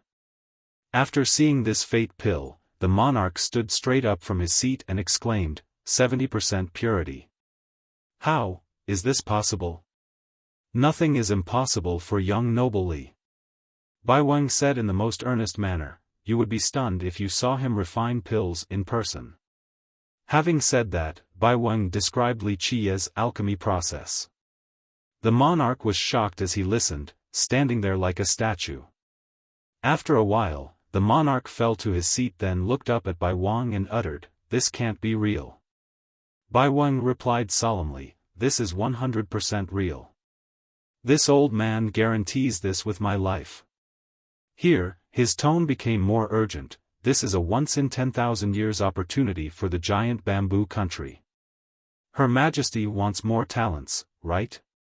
We need a young alchemist to join the alchemy conference, right? If young noble Li agrees to represent us, then we'll take first place for sure." The monarch calmed down and quickly asked, "This young noble Li, where is he from and which sect does he belong to?" He was very emotional at the moment. If such a young alchemist had such capabilities, then he would surely be the alchemy emperor in the future. Bai Weng answered, "Young noble Li is a human, a vagrant cultivator that doesn't belong to any sect." The monarch couldn't help but ponder after hearing this answer. How could that be? As such a powerful alchemist, if he is not already an alchemy emperor, then he would be a legendary alchemist. It is one thing to be unknown, but not having any sect trying to recruit him? That is abnormal. The ancient Pine Demon monarch's skepticism made a lot of sense. Alchemists have always been popular in the stone medicine world, and the high-ranking ones were always in demand and were invited by all the sections. Having heard this, both Bai Weng and Shi Hao were stunned. Bai Weng felt that Li Qiye was boasting too much. This was a 5 transformations fate pill. He himself would need to go all out with caution during the process. It was needless to say for Shi Hao, such a pill was far beyond his reach. At this moment, there was no way he could refine such a pill. However, amidst their daze, Li Qiye pressed one hand onto the cauldron. Pop! The cauldron's flame appeared as Li Qiye threw all the ingredients inside. Pa, pa, pa. The popping sounds as if someone was frying soybeans appeared. In just a second, a medicinal fragrance came about. Collect! At this moment, the cauldron opened as the flame disappeared. A 5 transformations fate pill was refined in an instant. Bai Weng was completely terrified while Shi Hao was rendered speechless. Both of them stood there silly with their mouths wide open and were unable to calm down for a long time. Bai Weng's breath was taken away by this scene. He had become an alchemist for a long time but had never seen this style of pill refinement. It could even be said that this was impossible.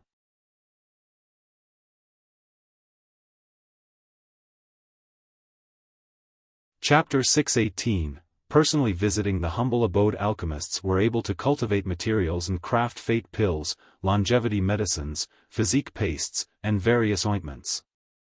In short, things that any sect would always need, and many of these items were always in short supply. Thus, one could imagine just how popular alchemists were. This was the case for the other worlds as well, since there were less alchemists in those places and their system had yet to be as flourished and developed. Because of this, the status of alchemists in the stone medicine world was much higher than that in the other worlds. Moreover, this world also produced more alchemy emperors. There are many strange things in this world. Regarding the monarch's worries, Bai Weng had such a conjecture: extraordinary people have their own train of thought. Young noble Li's skill is enough to sweep over this world. Perhaps he considers power and fame to be useless since he can obtain whatever he wants already. With a swing of his hand, countless people would want to offer him gifts and treasures. Maybe because of this, he got tired of rowdy places. The demon monarch became worried from this. If this was the case, then what do we have to hold him down? If he has such abilities, then not mentioning the great powers, even imperial lineages would want him as well. The alchemy kingdom would also be tempted. We don't have any advantage compared to those monsters. Bai Weng became spirited when this issue was brought up. We can't guess how these extraordinary people think. Back in the county, there is an envoy named Shi Hao. This kid is very honest and hard-working and has always wanted to become a powerful alchemist. I think young noble Li is staying here because he wants to teach this boy. I heard Shihao say that young noble Li was teaching him pill refinement. Even if the young noble doesn't want to take him as a disciple, he is still training the boy. Bai Wang paused for a bit and continued, I have asked young noble Li before. He wants to take a trip to the capital once. We can just introduce him to Her Majesty at that time. Whether this endeavor is successful or not, it'll be up to Her Majesty. Very well, how can we let go of such a powerful alchemist? The demon monarch solemnly said, I'll personally go and pay my respects to him. Initially, Bai Wang wanted to recommend a young alchemist to Her Majesty, but he was astonished after seeing Li Qiye's abilities. He knew that Li Qiye had the qualifications to act arrogantly, and whether he would stay at the giant bamboo country to be an alchemist was dependent on his whims. Such a great alchemist would have sex scrambling for his attention, so Bai Wang became even more determined to persuade the demon monarch so that he would ask Her Majesty to recruit a supreme alchemist like Li Qiye. Meanwhile, Li Qiye continued his normal and relaxing life back at Jade Blood Mountain. He wanted to stay at the giant bamboo country for a while as well as to take a look at the capital and the palace. Under Li Qiye's guidance, Shihao mustered all of his effort into pill refinement. Although he was a simple fellow, he still knew that this was a once-in-lifetime opportunity. He wouldn't be able to find another such wise teacher once Li Qiye leaves. As Li Qiye repeatedly demonstrated the methods, Shihao didn't dare to miss a single detail. Bai Wang returned the next day with a companion. Bai Wang and the ancient pine demon monarch both came to Jade Blood Mountain and noticed that the vegetation here along the mountains were full of life. The jade blood bamboo planted here happily swayed back and forth as if they had come to life. This was not strange at all. The ancient pine demon monarch was initially a pine tree, so he was very close with the flora. His arrival was naturally sensed by the vegetation on the mountain. Shihao was frightened at the monarch's arrival. He had been an envoy for a long time but had only seen the monarch once. But now, the monarch was actually here at Jade Blood Mountain. This was something Shihao wouldn't have dreamt of before. You must be County Envoy Shihao. The monarch revealed a friendly smile to Shihao. The monarch ruled an entire prefecture that consisted of countless envoys, so his personal greeting left Shihao aghast. Shihao eventually calmed down and quickly answered, My lord, that is me. The demon monarch didn't act condescendingly at all as he politely said, We are here to visit young noble Li. Shihao didn't dare to waste time and quickly led the two of them to see Li Qiye. Inside the room, Li Qiye was still nonchalant after seeing a big shot like the demon monarch. To him, the monarch was not a big shot at all since he had seen too many true grand characters. Young noble Li's visit to the giant bamboo country is our honor. The monarch hastily said upon their meeting. The giant bamboo country is indeed a place worth remembering. Li Qiye replied with a smile. The demon monarch placed an ancient box in front of Li Qiye. This visit was in a hurry so I couldn't prepare a big present. I have this little thing here and hope that young noble Li won't laugh. Li Qiye looked at the box and didn't move at all. He simply nodded and said, I accept your goodwill, so I will accept this gift as well. The demon monarch heaved a sigh of relief after seeing Li Qiye accept the present. It would be quite a bad start if Li Qiye were to reject the gift. The monarch was old and experienced, thus his dealings were meticulous and well thought out as he said, County Envoy Shihao had contributed a lot to the stone-treading county, he is dutiful and dedicated. I didn't bring too many things on this trip, but I do have a little gift for you. Shihao was stunned as he accepted the gift from the monarch. He was only a small character, an ordinary envoy, so receiving a gift from the monarch was an impossible matter, something beyond his wildest dreams. The demon monarch went on to say, Our Majesty adores talents and I heard that young noble Li intends to visit the capital once. How about we go to the capital together so I can take you to see Her Majesty? I wonder if this would be acceptable to you. The ancient pine demon monarch was a man of high position, How could he be so deferential to an ordinary young cultivator? His respectful attitude astonished Xiaofan, but he slowly got used to it. He understood that Wuxia was an extremely amazing alchemist. Wuxia didn't refuse and nodded his head. Very well, we can go take a look at the capital. Xiaofan will come with me.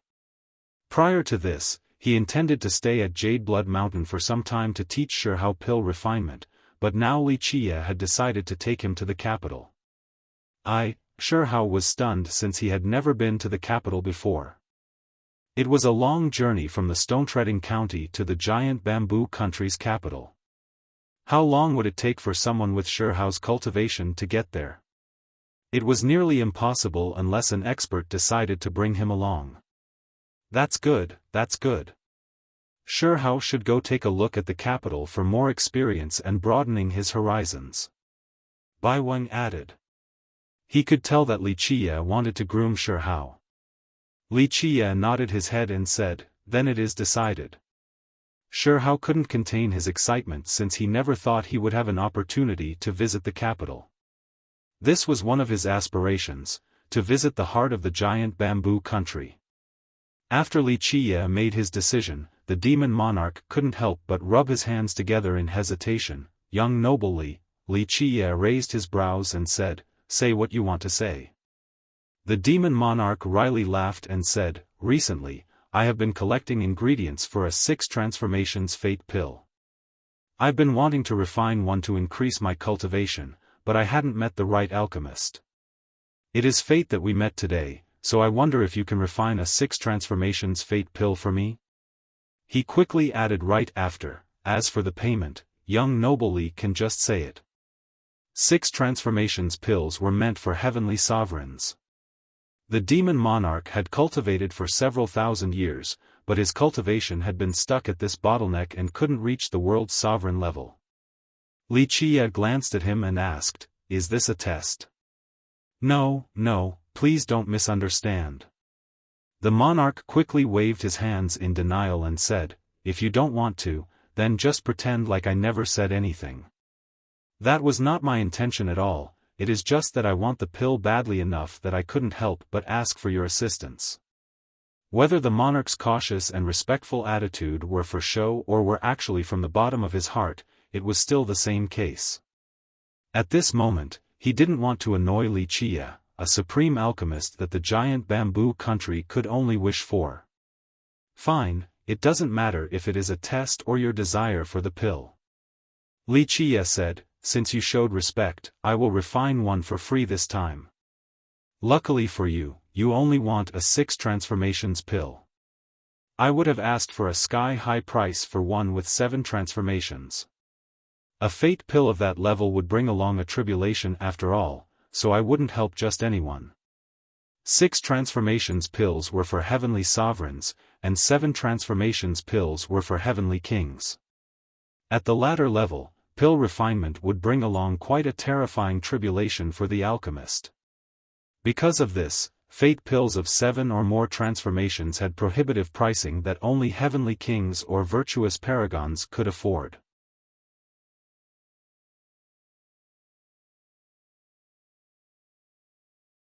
Chapter 619, Refining Pills Like Frying Beans. Thank you, young noble Li.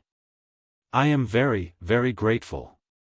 The monarch's mind came back as he quickly took out his ingredients. All of them had transformed 6 times. All of these were good materials whose medicinal spirits had aged for a long time. It was clear from a glance at the materials that the monarch did not hastily gather them as an excuse. He had indeed been gathering them for a long time for pill refinement. How do you want me to refine it? Wuxia looked at the materials then back at the monarch. The monarch was surprised, but he quickly answered, I am only a layman, so young noble Li can decide everything. Wuxia was very pleased with the monarch's attitude. He had always been a person who prefers soft over hard. He smiled and took out the myriad heavenly cauldron. Boom!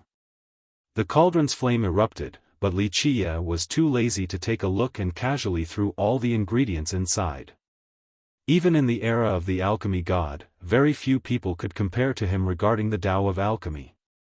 In this generation, Wuxia could personally refine pills, so after he got familiar with it, the whole process became a piece of cake to him. This type of fate pill refinement was no challenge unless it was an immortal pill.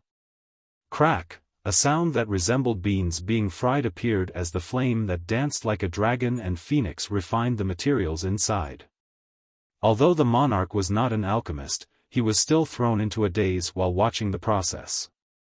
Bai Wang had previously told him how Wuxia refined pills, so the monarch was mentally prepared. However, seeing it with his own eyes still left him shaking and breathless. This was the second time Xiaofan and Bai Wang watched, but they were still astounded. Wuxia's style was very stimulating and impactful to watch for alchemists. They couldn't see his process with their current level, but it was the most beautiful scene in the world, at least, for alchemists. After a series of crackles, Wuxia shouted quietly and turned off the fire before taking out the pill. In the blink of an eye, a 6 transformations fate pill flew into a gourd. Wuxia threw the gourd towards the monarch and put away his cauldron, then he lightly said, "Okay, take it." Wuxia's appearance didn't look like he had just refined pills at all. Refining high-level fate pills was a great challenge to alchemists. It was both tough and required full concentration. The monarch couldn't calm down as he asked blankly, "It's done. Just like that?" This was the fastest pill refinement speed he had ever seen. No one in the world could be faster than Wuxia. Wuxia drily answered this inquiry, "This is only a 6 transformations fate pill, one without a tribulation, so how long could it possibly take? This is not an imperial pill or an immortal pill after all, those would take some time." Others would think that Wuxia was insane for saying such things. Even an alchemy saint couldn't guarantee success for refining a 6 transformations pill in one go. If it was fast, then it would be 1 or 2 days, slow would be 3 to 5 days. Who could do it like Wuxia? Refining pills like frying beans? But of course, this was normal for Wuxia. He had become proficient after refining pills back at the cleansing incense ancient sect. Moreover, back in the remote times of the desolate era, the age of the alchemy god, Wuxia himself had developed many guidelines. Half of the rules of modern alchemy were from the alchemy god, and the other half were from Wuxia. They were the standards that had been used for tens of millions of years.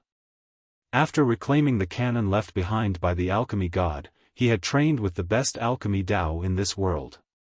He had practiced many times back in the cleansing incense ancient sect, so his pill refinement had reached the zenith. For him, as long as he put more effort into it, it would not be a problem to reach the alchemy god's level in the past. In fact, he was the one who guided the alchemy god before he achieved his unparalleled success in the Tao of alchemy. At the moment, the only pills that could be considered a challenge to Wuxia were imperial pills, immortal pills, or incomparable items such as imperial medicines and era medicines. Common alchemy creations were nothing to him. At this moment, the three were at a complete loss for words and felt that Wuxia's answer was completely natural and without pretension.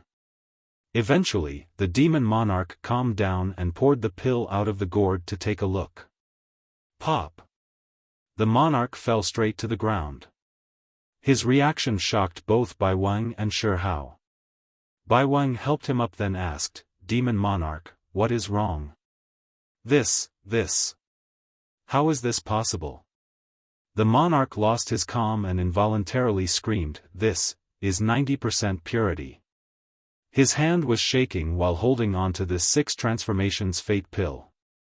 Bai Wang's eyes were wide open as he looked at the fate pill in the monarch's hand. This was more than just excellent, it was a 90% pure pill with a near golden color. Pop! Bai Wang's legs gave out as he also dropped to the ground and muttered in a daze, "No way. Near golden color with 90% purity for a 6 transformations pill. This color is only something the finest 9 transformations pills from the legends should have." Xiaofan also gasped as he watched this scene unfold. He was a junior alchemist, but he had heard of many legends before. Even a simple-minded fella like him realized how untouchable Wuxia's alchemy Dao was. It was no wonder why those two were so affected. A successful refinement was already amazing for a 6 transformations concoction. This meant that it had 60% purity. A bronze color was already of the finest grade. After all, the potency of ingredients that had only transformed 6 times was limited. As the saying goes, pills are never naked. For alchemists, especially the high-ranking ones, there were 2 standards for gauging the quality of fate pill: purity and color. More often than not, the 6 transformations pills refined by most alchemists might have 60% purity, but they would carry a slightly yellow color that resembled copper. These were already considered high grade. However, Wuxia was able to refine a 90% purity 6 transformations pill with a golden color, so how could others not be shocked? Even a legendary alchemist wouldn't be able to refine such a pill. This was absolutely impossible. Normally, only 9 transformations pills would have 90% purity. It was already heaven-defying for a 6 transformations pill to have 70% purity. Once again, pills are never naked, and only 9 transformations pills should have the near golden color. Despite all of this knowledge, right here and now, this impossibility appeared on the 6 transformations pill, causing the group of 3 to lose their minds. If 6 transformations pills with a bronze color and 60% purity refined by other alchemists were considered high grade, then Wuxia's pill was of an immortal grade.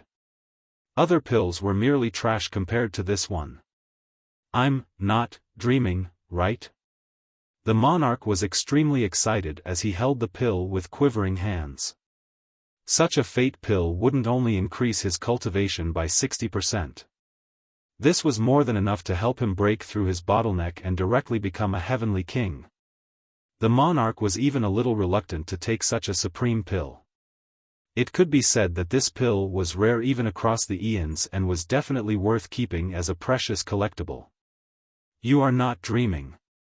Wuxia slowly said, you collected only the good stuff. Not only did all the materials transform 6 times, they aged well and had enough medicinal strength.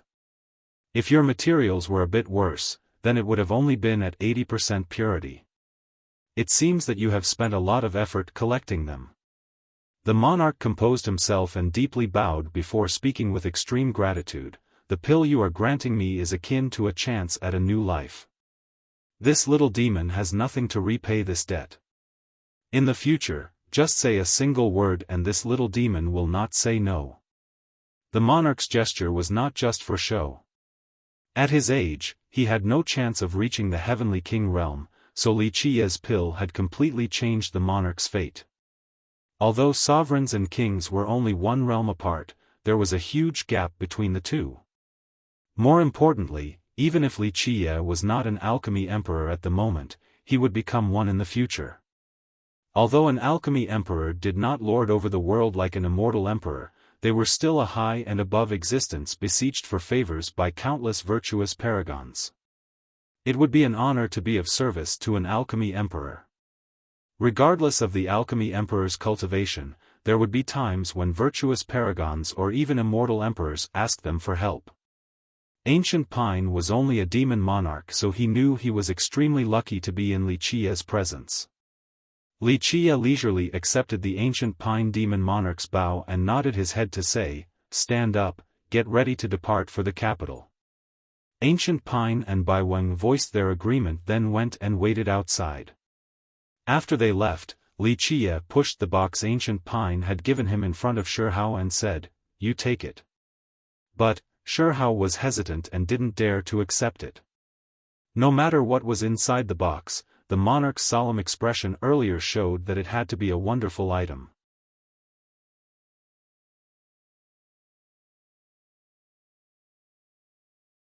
Chapter 620, Giant Bamboo Country. Of course, for Wuxia, who had seen countless treasures, no matter what Ancient Pine's gift was, it wouldn't enter his sight. Wuxia said, "Take it, maybe you will have a use for it. Xiaofan calmed down. He obediently listened to Wuxia and accepted the box. Wuxia added, "Take whatever you can with you. Perhaps you will stay there from now on after this trip. As long as you work hard, the giant bamboo country will not mistreat you." Xiaofan respectfully replied, "I will remember Brother Li's words." He engraved these words into his heart. Outside of those close to him, Wuxia wouldn't easily pass down merit laws or his alchemy Tao to just anyone. His decision to teach Xiaofan was not only because he held high regards for Xiaofan, he also wanted to train him out of love for the giant bamboo country so that it could have an alchemist with high potential later on. Xiaofan went to gather his luggage. He was a bit unwilling at first, but in the end, he made up his mind and decided to go with Wuxia to the capital. He was still young and couldn't contain his excitement. The group followed the monarch to the capital. Ancient Pine was very attentive and acted respectfully as if he was a servant. This was quite a fascinating scene since the monarch was one of the 18 demon monarchs of the giant bamboo country, a great character who presided over an entire domain. But now, he was someone else's servant. This was quite difficult to believe. However, the monarch was clear on the fact that he was allowed to attend to Wuxia because Wuxia liked him. Otherwise, he would not even be qualified to act as his attendant. Meanwhile, Baiweng played second fiddle to the monarch and took care of the menial tasks. The giant bamboo country's capital was a big and extremely prosperous city where demons and golems gathered. The moment one set foot inside, they would see a gigantic tree growing from the depths of the imperial palace, a tree that towered all the way up into the clouds and covered half of the sky. The capital was enveloped by the shadow of this bamboo tree, creating quite a scenic picture. The lushful green shade of the tree would amaze any new visitor to the city. The name of the country came from this huge bamboo tree. Rumor has it that the country would remain strong for as long as the tree continued to live. Some people believed that the tree was also a lot older than the giant bamboo country. No one in present times could state the origin of this tree, and there were very few writings about it even in the imperial palace. Another legend dictated that this was the divine guardian of the country, that the tree itself was an invincible god that had always protected the country. This was the reason why this country continued to exist for millions of years. Despite this speculation, no one had ever seen the divine guardian take action before. For the past millions of years, the country enjoyed peace free of large-scale wars since no one ever attacked its capital. It was a haven for demons. Although there were many golems here as well, it was still dominated by the demon race. However, the progenitor of the country was neither golem nor demon. Those who didn't know about this particular piece of history would be shocked after learning this fact. The old tales stated that the progenitor was the most amazing goddess or marvelous immortal fairy. It didn't matter whether she was a deity or an immortal, the progenitor was extremely powerful during that era. Although the written records about the progenitor were scarce, it was a huge event in the entire 9 worlds when she founded the giant bamboo country. At its inception, countless sects and tribes from all over the 9 worlds came to celebrate the occasion, including the monstrous existences in the stone medicine world like the Alchemy Kingdom and the Jianlong clan. The most popular rumor was that even the immortal emperor of that generation personally came. Future generations were very skeptical of this matter. They felt that these records belonging to the bamboo country could have been embellished to flatter itself. However, this was not only limited to the country's records, even the Alchemy Kingdom had the same tales in their historical annals. These few words were shocking enough. All the races and god kings and even an immortal emperor from all over the worlds came to visit. The writings about the progenitor herself were very scarce as well. Some wrote that she was an immortal while others believed that she was a goddess. Her origin and background remained a mystery and was without any records. What kind of existence was worthy of such respect that all the great existences over the 9 worlds came to celebrate? There were some debates regarding the personal arrival of an immortal emperor. This was written in the giant bamboo's records, but other lineages believed that the emperor only sent his congratulations and did not personally attend. Nevertheless, it was clear that even an immortal emperor was alerted of the founding of the giant bamboo country. Such a history was heavily debated in the giant bamboo country and even throughout the alchemy realm. All were confused by why the giant bamboo progenitor establishing her own country was such a big deal. Despite the commotion of its founding, the country had never been powerful enough in the past millions of years to compare to any imperial lineage. In fact, it didn't even belong in the top rankings for great powers, but it had always been at peace. Even until now, no great powers or imperial lineages had dared to attack the giant bamboo country. This always peaceful country followed the system where its royal lord position would be passed down to the most capable person. Thus, despite not being a strong country, it was heaven for those desiring a mundane life, especially for ordinary mortals. Wuxia and his group entered the capital. The four of them harbored different emotions and thoughts. Xiaofan, the youngest of the group, was especially excited for his first visiting the capital.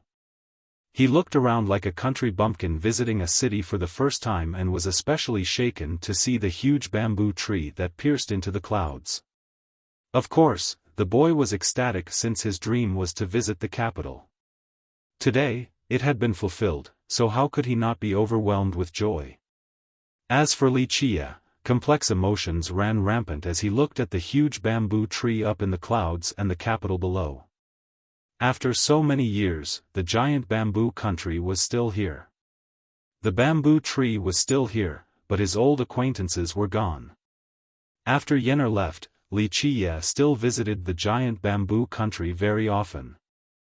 However, in future generations, every time he came to the stone medicine world, he only stayed outside to look at this old city from afar as well as its vast scenery instead of entering the capital. To Wuxia, this was a place that contained many memories that would evoke sadness upon remembrance. In this life, Wuxia had finally stepped inside the capital. Although the people living here were no longer the same, Wuxia still wanted to see this country established by Yener as well as visit a few places from so many years ago. Since Wuxia was silent, Bai Weng and Ancient Pine next to him especially didn't dare to speak.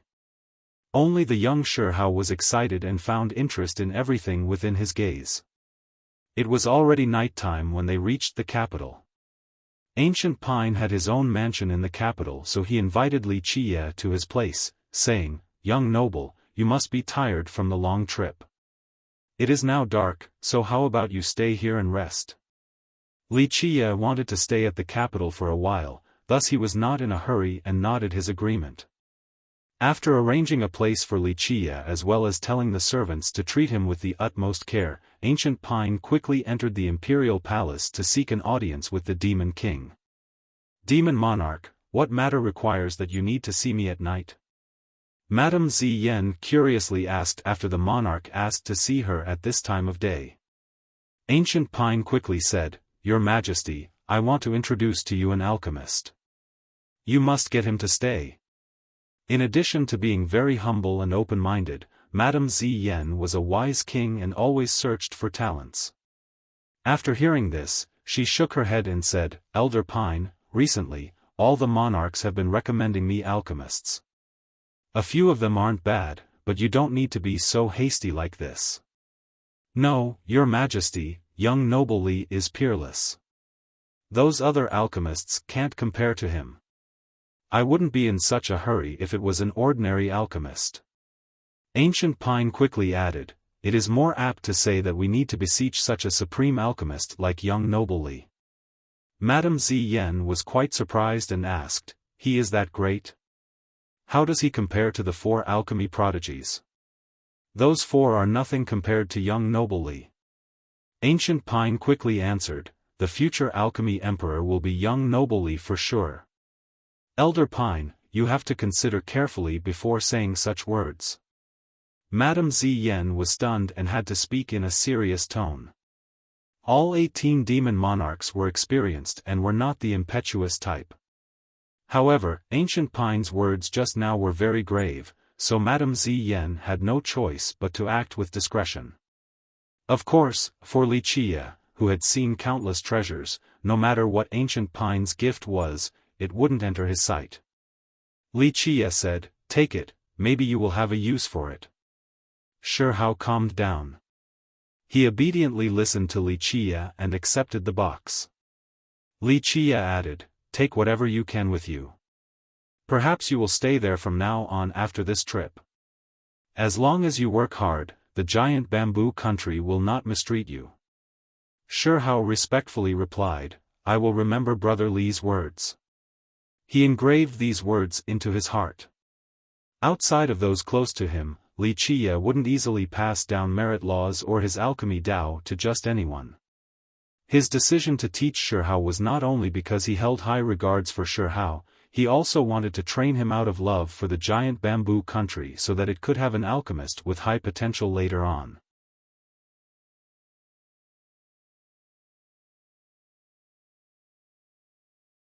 Chapter 621, Recruiting Talents. I am absolutely certain. Here, this is a pill refined by young Noble Li where I watched the process with my own eyes. Please have look, Your Majesty. The demon monarch hurriedly handed a pill over. Madame Ziyan's expression greatly changed as she got up from her throne after seeing the 6 transformations pill. She cried out, "Impossible! This fate pill is real."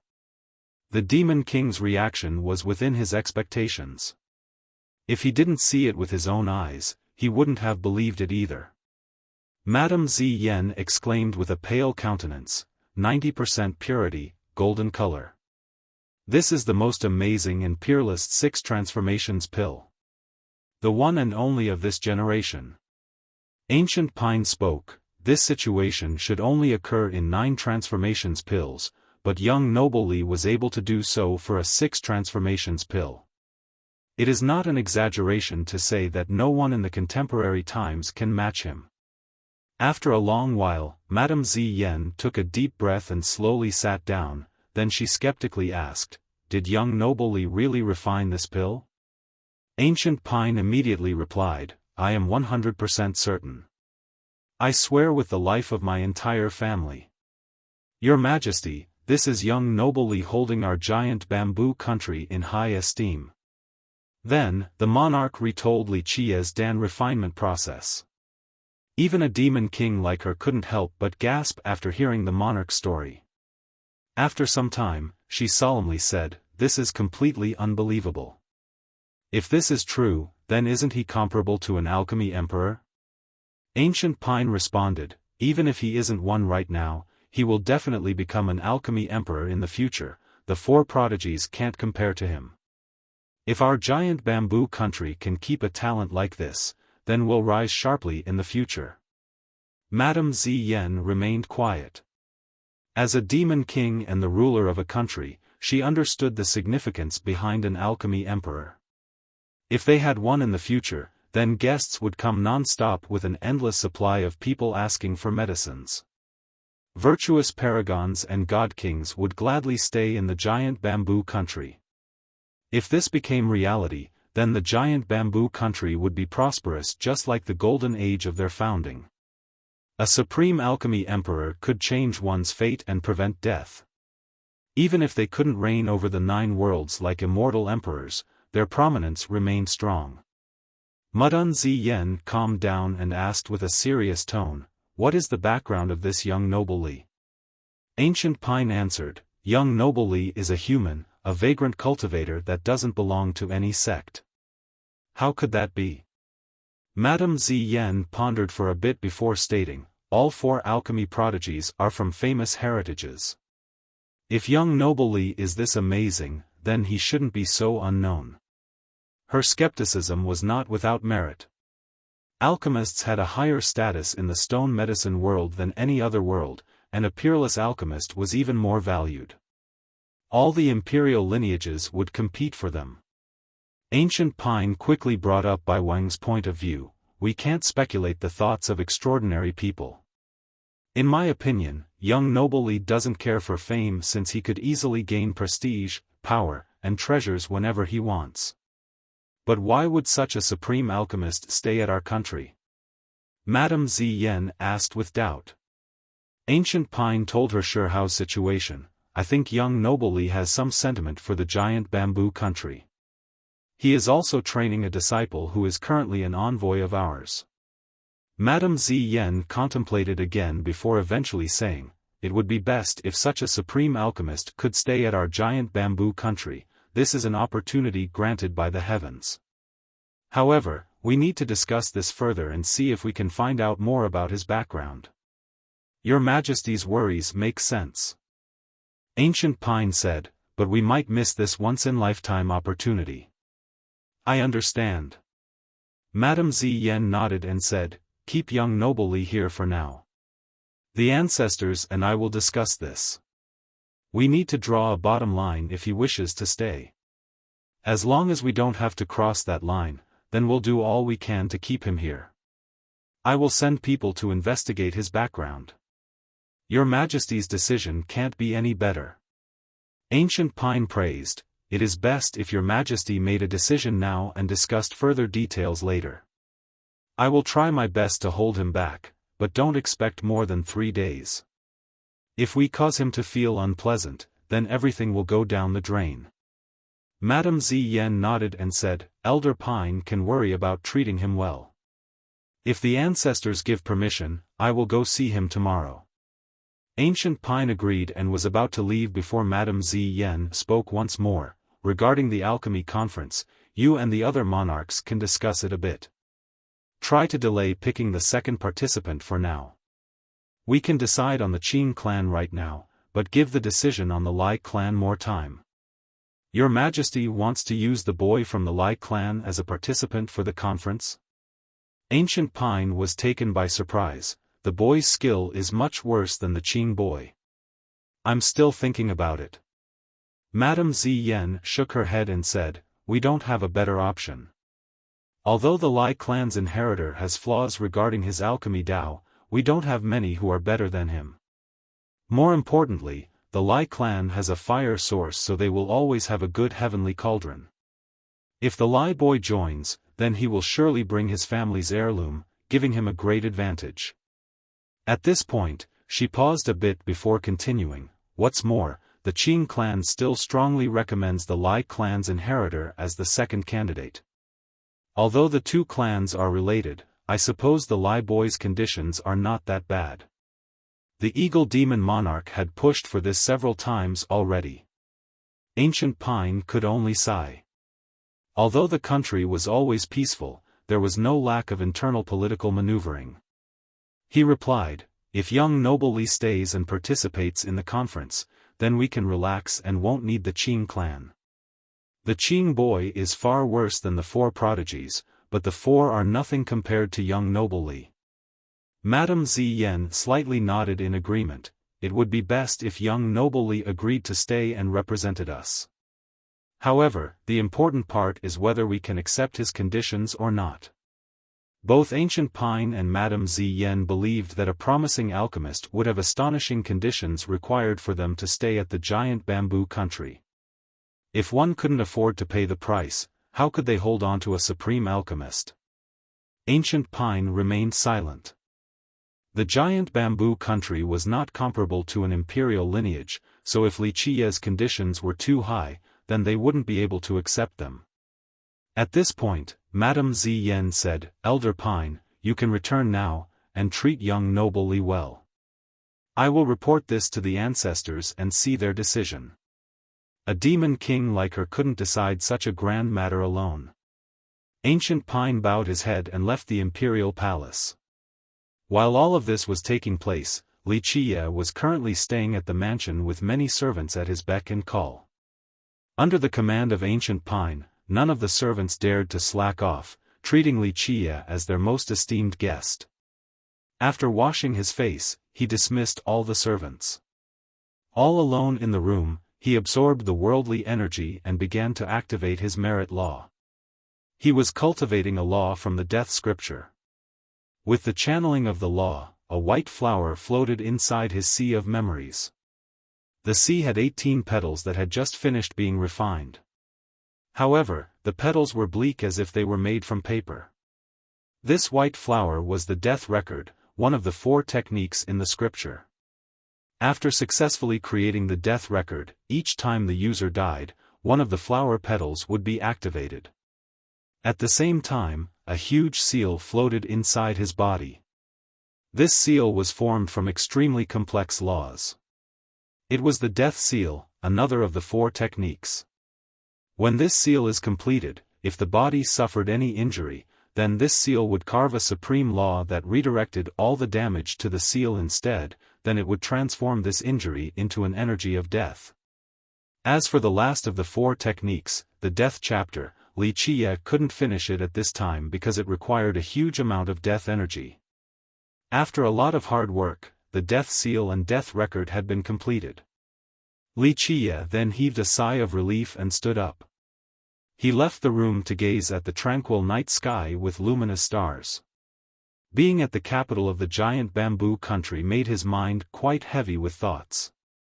On this quiet and solitudinous night, Wuxia couldn't help but think of a certain person, a person who had followed him by his side as his friend. He eventually calmed his sentimental mood and wanted to go to a certain location. Many years had passed and he wondered if it was still there. Without much further thought, he flew there to take a look. In the outskirts of the capital, there was a very small village to the eastern mountain range. This village was very inconspicuous and was under the giant bamboo country's jurisdiction. There were only around 10 families in the village, a few dozen people. It was very ordinary looking and there was a big old house at the end of the village. This old house had lost its splendor, but the architectural style indicated that it was once quite majestic. It was indeed surprising to see such an ancient house in this little village.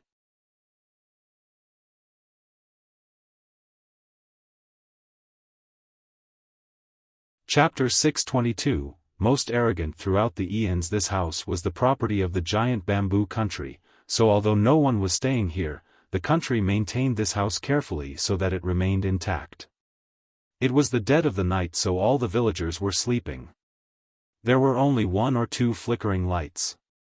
In the dark, Wuxia stood before the old house at the end of town that had lasted for millions of years with his emotions running rampant. It was still here. He looked at it and past images resurfaced in his heart. The events of old still lingered in his mind as he stepped inside. After tens of millions of years, Wuxia finally came back as if it was just yesterday. Some things were hard to forget. Wuxia had assumed that with the passage of time, he wouldn't be able to remember, but everything was still the same. In this house, he walked from corner to corner. There were no changes inside compared to what he remembered. The scene remained the same, but the people were no longer there. He lit up all the lamps around the house and laid down in the tallest chair in the hall. He slowly closed his eyes and became lost in the past. In the present times, how many people knew that back in the old era, countless strategies that affected the entire 9 worlds came from this ordinary old house? How many knew that in the old era, countless orders that were obeyed by the rest of the world came from this house? How many knew that in that old era, numerous virtuous paragons and god kings stood in this very room, awaiting their next order? Although this was an ordinary house, back in that time, even invincible god kings had to wait by the door for permission before entering. Wuxia gently sighed with his eyes closed. That year, Yenna was only a little girl with a humble origin, but her personality was quite commendable, so Wuxia decided to train her. After being immersed in the past for a long while, he suddenly opened his eyes and looked outside the door with a serious glare. A shadow flickered right outside. Someone was entering, a woman. Her beauty was quite alluring, shaming even the flowers and the moon. An elegant and noble air emanated from her body. With a single glance, it was clear that she held great authority. The woman was stunned to see Wuxia relaxing in the main hall, but very quickly, she regained her leisurely elegance and slowly walked inside and sat down next to a table. Wuxia only gave her a glance before closing his eyes again as if nothing had happened. After sitting down, she took a look at Wuxia, immediately recognizing him as a human. A body of flesh and blood without visible blood energy or cultivation, only a human could have these characteristics. She carefully gauged him once more. As someone who had weathered countless storms and met many great characters, she still hadn't met anyone as arrogant as Wuxia. He sat in his high chair, not putting anyone in his sight. He was too lazy to even care for the heaven and earth with his supercilious demeanor. However, on this second attempt at judging this arrogant young man full of hubris despite his ordinary appearance, an indescribable temperament could be found. The woman noticed that the little man sitting on his throne didn't emit a terrifying aura, but he had a monstrous blood energy. His leisured pose as he rested with his eyes closed was as calm as the water in a well. This little man before her seemed to be sitting above the 9 heavens as the Lord of myriad worlds. Even a god-king would need to stand aside with their head hung low. This little man, at first, seemed to appear conceited, but a closer look would reveal that he had an unrivaled style that encompassed the 9 worlds. At this moment, when he closed his eyes to rest, he gave off the feeling that the world would be dark when his eyes were closed, and the world would be bright when his eyes were open. After observing this little man for a while, the woman secretly chuckled and shook her head. How could that be? How could this young man be above the 9 heavens and order the 9 worlds? She also found the whole thing to be quite strange. This place was quite remote and only had mortals around, so why did this young man come to this old building? His relaxed appearance would hint that this was his own home, and he didn't look like a homeless beggar either. After a long silence, the woman finally broke the serene scene. Do you know where this place is? Wuxia opened his eyes and answered with a question. Where is this place? You tell me. The woman smiled in response. I want to hear your opinion. Her voice was very pleasant, it was clear with a touch of gentleness. Wuxia laughed, then closed his eyes again before answering while laying down. This is the place where one orders the 9 worlds, controls the gods, and reigns over myriad realms. The world trembled before any order from this place, and myriad races obeyed every single word. Although this place is small and crowded, it is the frontier of the 9 worlds, the aspiration of all the races and sects, even though they didn't dare to disturb this quiet place. The woman couldn't help but feel like laughing, but she didn't laugh. She looked at the little man ahead and felt that he was too immersed in his own play, how he thought that he was the ruler of this world. Nevertheless, she did find it odd the way he nonchalantly uttered each word. They didn't resemble the words of a boastful liar at all. But that is not the case in my knowledge. The woman spoke. As far as I know, this is the place where the giant bamboo progenitor used to meditate. Rumor has it that whenever the progenitor needed to think about something, she would come here and come up with a solution. That was indeed the case as well. Wuxia said with a smile, but this place was also the commanding throne of this world, a location admired by countless races. Really? The woman jokingly replied after seeing Wuxia's serious demeanor. If this was the location that commanded the world, who are you to sit in such a high and mighty seat? Are you the king of gods? Or maybe the immortal emperor of a generation? Wuxia only smiled to see the woman's doubtful appearance. Of course, it was already good enough that she didn't consider him as someone insane, so he also laughed at her joke before answering seriously. No, what is so good about being the king of gods or an immortal emperor? That would be very boring. Since time immemorial, there have been many immortal emperors, so there is nothing new about being one. It would be very meaningless. The woman was speechless after hearing this response. This was the most arrogant thing she had ever heard in her life. Who were immortal emperors? They were invincible existences that ruled the 9 worlds and all its inhabitants. For millions and millions of years, countless geniuses, both old and young, aspired and dreamed of the day where they could shoulder the heavens' will and become an emperor. Yet this young man said that it was very boring being an immortal emperor. Anyone would think that he was crazy upon hearing this. However, the woman was an open-minded person on top of having great knowledge, so after hearing his reply, she didn't laugh at Wuxia but found it rather interesting instead, so she asked with a smile, if it is boring to be an immortal emperor, then who do you want to be? Or rather, what position do you find interesting? The dark hand behind the curtains. Wuxia couldn't help but smile after noticing her interest and continued, the person behind the countless eras, the one who controls the scenes for millions of years, manipulating the direction of the 9 worlds, now that is interesting. The dark hand behind the curtains? The one who controls the scenes and manipulates the direction of the 9 worlds? The woman jolted after hearing his answer, repeating his words while in a daze. This kind of thinking was quite surprising and interesting. To be the person behind the curtains instead of an immortal emperor. The woman calmed down and began to playfully joke with the little man, then would even god kings have to serve this person behind the curtains? Wuxia couldn't help but take another look at this patient woman playing along with him, god kings? They are nothing. If I was the person behind the curtains, then even immortal emperors would come from my tutelage. Training 1 or 2 immortal emperors would be very ordinary. The woman was at a loss for words once again since this one phrase was more outrageous than the previous. Throughout history, who would dare to utter such arrogant words? Teaching 1 or 2 immortal emperors? The woman felt that one couldn't surpass the haughty attitude embedded in such a phrase. However, how could she know that Wuxia was simply telling the truth? For tens of millions of years, Wuxia had been the dark crow behind the curtains. How could anyone know of his past deeds unless they were his followers? The woman broke into a smile and said, so to say, anyone who could sit in this room would all be unbeatable god kings, peerless true gods, or immortal emperors.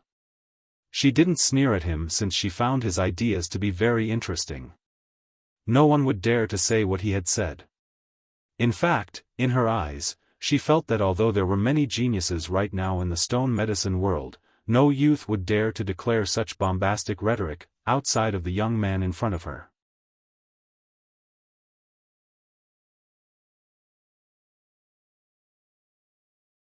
Chapter 623, The past is gone with the wind. Wuxia glanced at her again and nodded his head, saying, you can put it that way. Unfortunately, you weren't born in that era so you couldn't see it with your own eyes. She couldn't help but play along when the young man answered in such a serious manner. What kind of era was it? Wuxia looked at her and smiled. He was taking a journey back in time. After a while, he slowly spoke. That era was the calm after an endless war, the peace that was earned after bathing the 9 worlds in blood.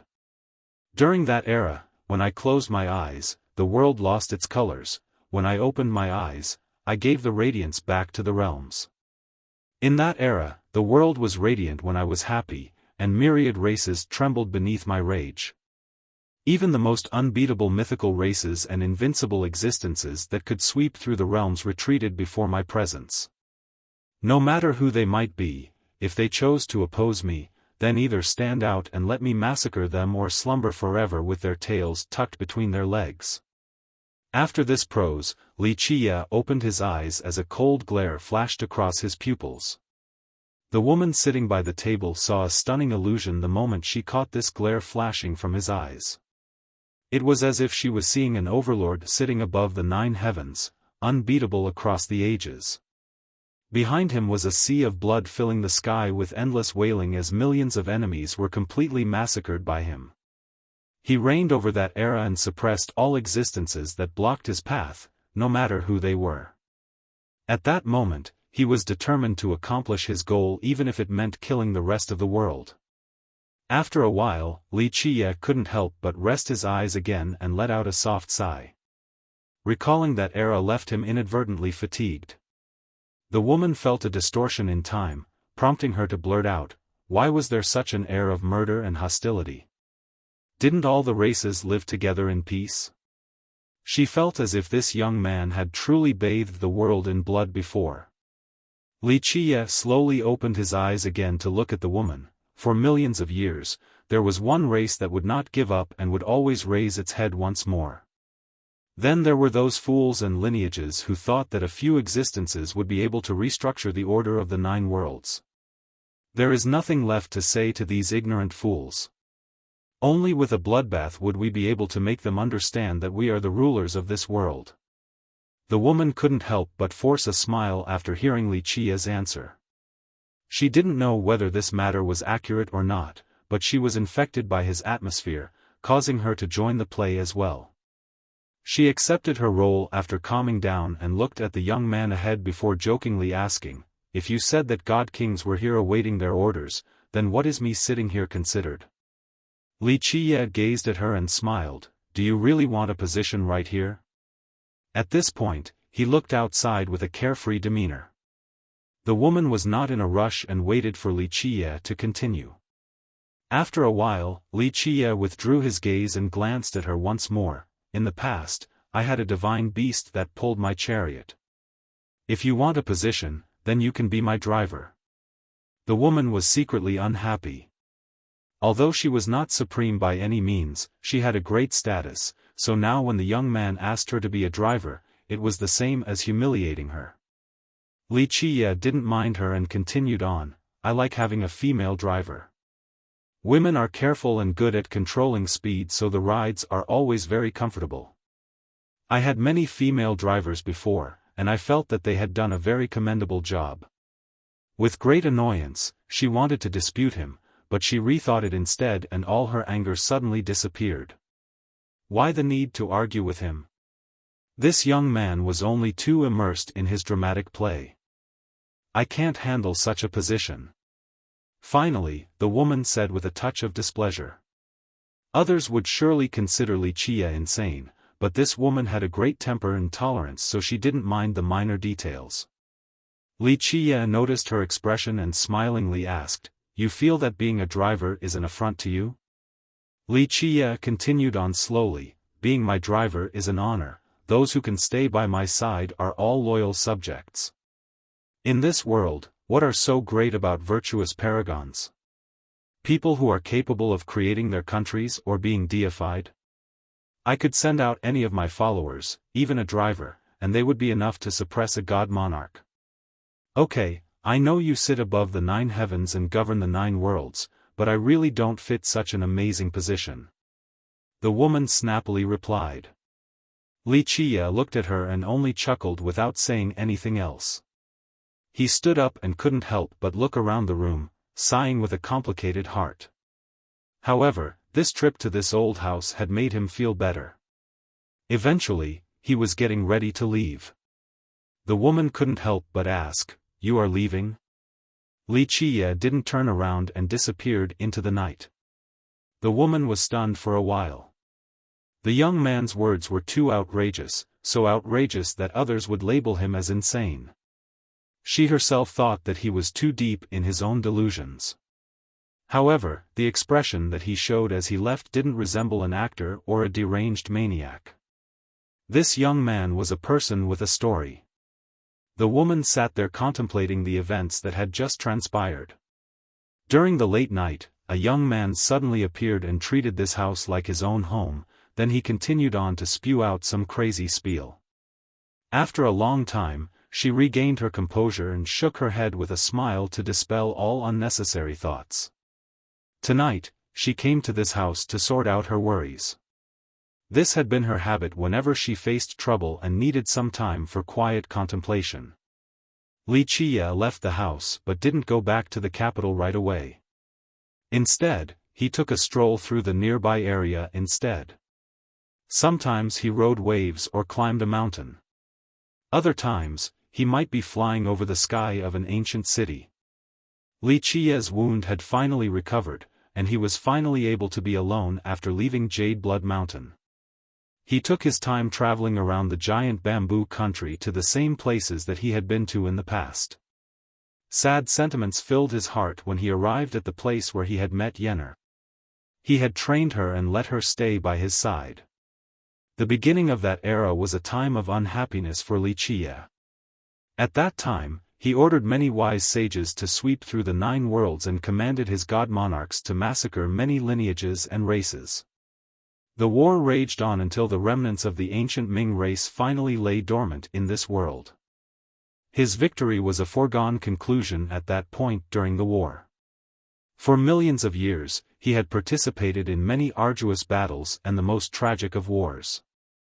Especially during the era of the ancient Ming, countless people by his side fell one by one, but he still carried on strong. Therefore, this conquest was not considered large in scale compared to the previous ones in his life. However, too much blood was spilled in this conquest. Wuxia ordered the massacre of lineages, even those that belonged to the human, charming spirit, and golem races. He suddenly felt tired during the aftermath. This came as a surprise to him after millions of years had passed. Even during the most miserable eras, Wuxia didn't feel the same level of dejection. The main difference was that during the past eras, wise sages from the human race were his comrades, but during this conquest, he had pointed his butcher's blade towards human tribes.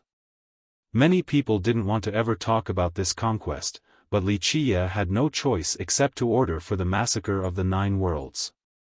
At that time, nothing could stop his determination since he swore to never give up until he disposed of all the remnants of the ancient Ming. He didn't care whether they lay dormant in a tribe or hid in some sects since he stomped even the most powerful tribes and lineages in order to kill these ancient Ming. He didn't want to go back to the era of the ancient Ming since that era was concluded with countless corpses. Numerous wise sages, both young and old that belonged to all the races, participated in that war in order to end the ancient Ming era and herald the start of the prosperous emperor's era. Because of this, he didn't mind killing any existence that dared to protect the remaining ancient Ming. After this conquest, Wuxia grew weary and traveled alone around the 9 worlds. At that time, his mood was quite sour. Just like he had said, during his happy times, the 9 worlds would shine, but when he became angry, myriad races trembled in fear.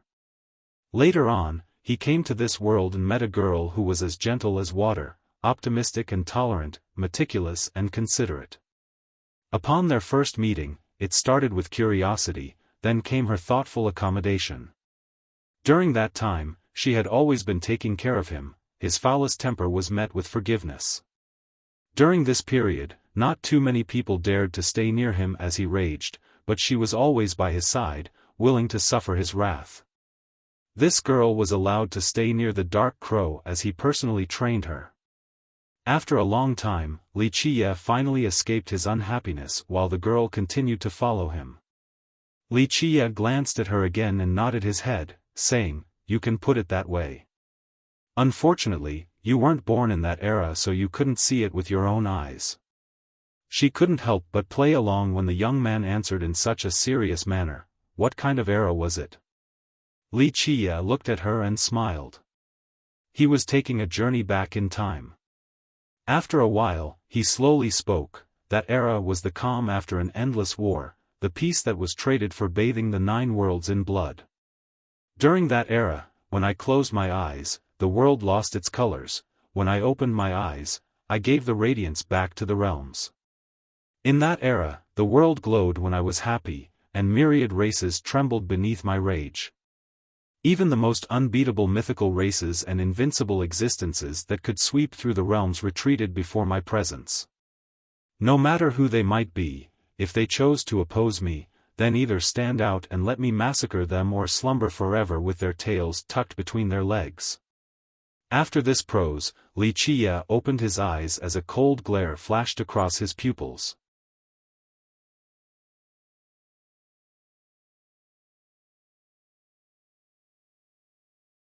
Chapter 624, Arrogant Girl. It wasn't until later when Wuxia, inside the Dark Crow, weakened that he entered a deep slumber.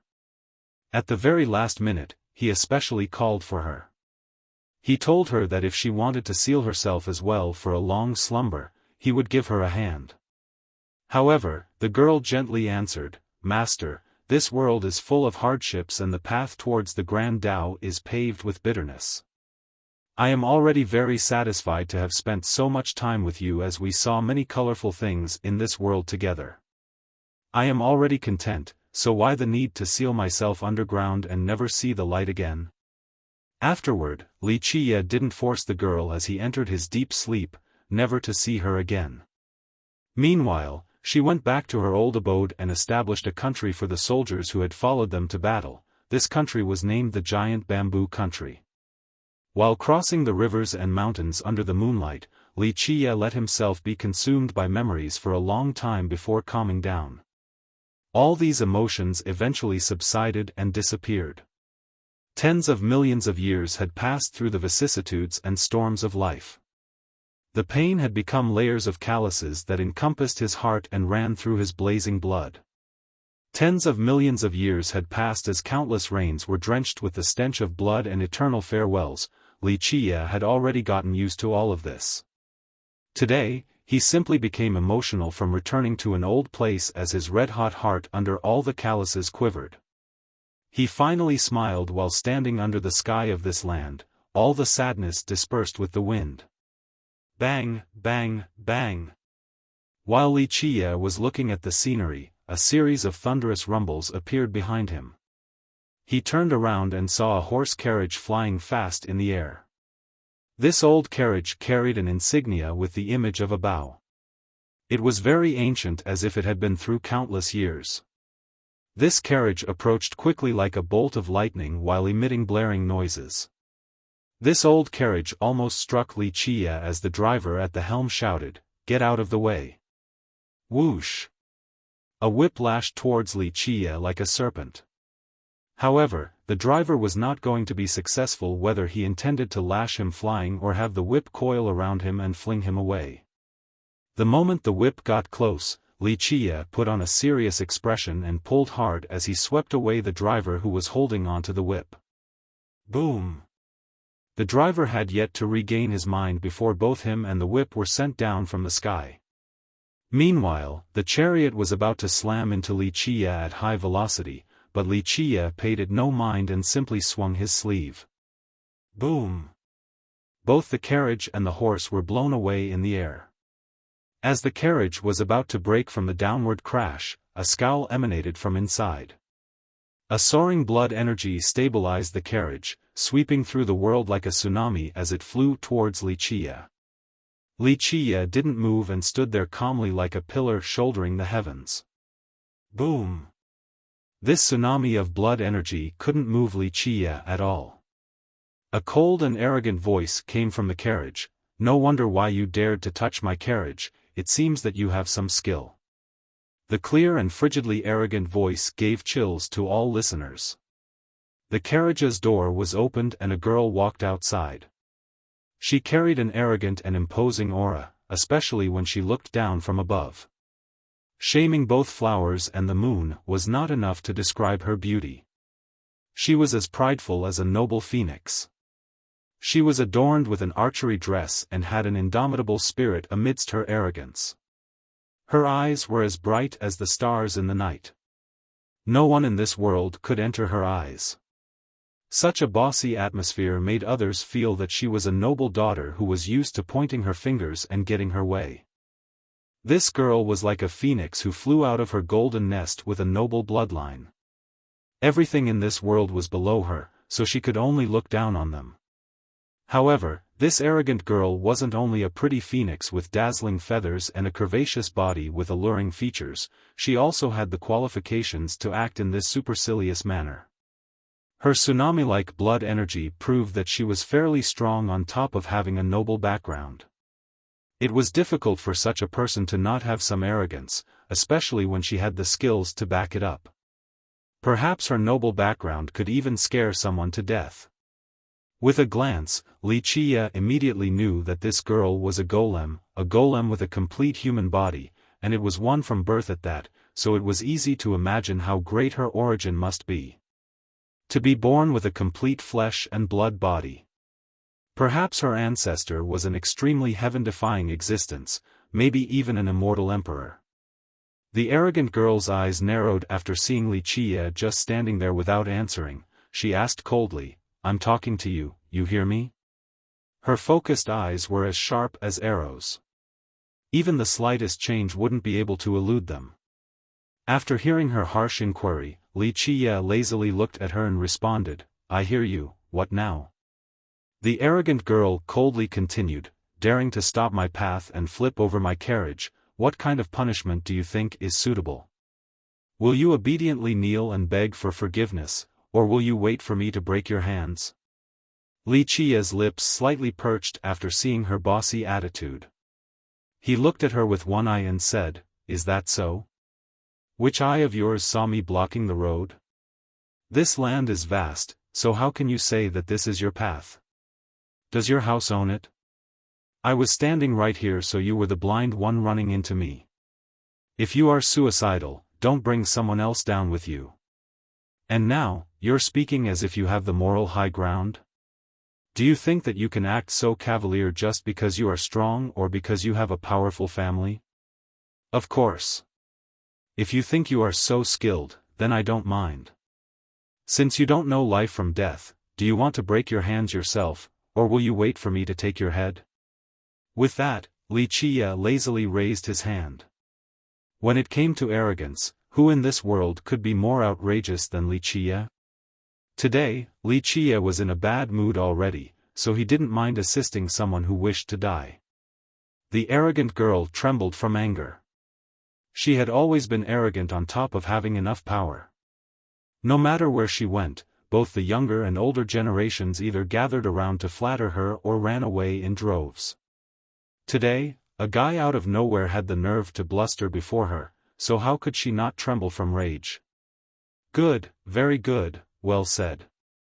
The girl was driven to laughter from rage as she glared at Li Qia and arrogantly said, "It seems that I am the unreasonable one. Very well, if you want to argue, then this young lady will entertain you. Don't think that I am a bully. I won't use my clan against a nobody junior like you." "Bully?" Li Qia laughed and said, "Very well, if you want to settle this, then we can talk it out." He looked at her and slowly said, "You think you are reasonable? Acting in such an aggressive manner? A little girl like you who doesn't try to build her character and instead acts like a phoenix raising its tail, don't you feel like you are grossing other people out? Aggressive?" The girl didn't back down and coldly countered, "Which eye of yours saw me acting aggressively? I was only speeding along from north to south, so when was I acting like a bully? This is the vast sky with countless possible paths, I was only going down one of them, so how could that be aggressive in any way?" Even Li Qia was a bit surprised by her swift response. He didn't expect that this haughty girl wasn't slow-witted and was actually very quick and clever with her words. The girl sneered and continued on, "Plus, even if I was acting like a phoenix raising its tail, what does that have to do with you? You are only a passerby, so I can do whatever I want. This is my business, do I need to ask you for permission?" This proud girl was not only pretty and strong, she also had a sharp tongue with a first-class ability to debate. She had an imposing momentum, making it clear that she would not back down against anyone. "I disgust you." The girl added one last argument, "You are not even equal to an ant in my eyes, so who cares if you are disgusted or not? Should I care for your opinion?" The proud girl was really cruel with her words and didn't show any mercy at all. Anyone who was lacking even a little bit of confidence would run away at once. Of course, Li Qia, who had seen countless storms, was not afraid of anyone. He only smiled and said, "You are right about one thing, my opinion doesn't matter to you. However, you are a girl standing here and running off your foul mouth, so how could we actually reason this out?" Li Qia was not a petty person and had always been more lenient towards girls. However, this leniency was limited to the girls who followed him, the sensible ones who had a sense of propriety. As for the prideful, arrogant, and aggressive girls who always thought that they were right, Li Qia didn't mind being a villain and would not show them any face. He would dominate them with rude retorts.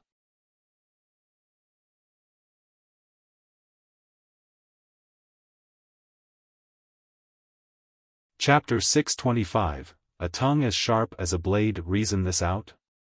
The arrogant girl sneered and said, "Oh, this bumpkin who started by attacking me wants to reason it out? Did you lose your confidence?" "Lose my confidence?"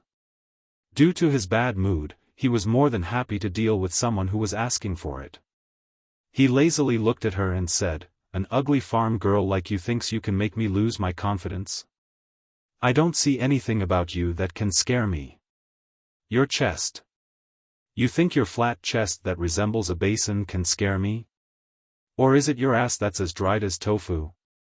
Or is it?" Normally, Wuxia wouldn't act as crass as this, but who told this arrogant girl to encounter him while he was in a bad mood?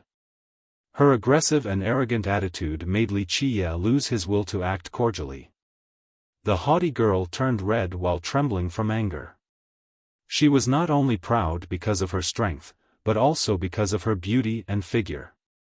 Even if she wasn't number one in the stone medicine world, she would be within the top 5. She indeed had many suitors and admirers in the stone medicine world. It was a common sight for her to be surrounded by young talents like the moon encircled by the stars.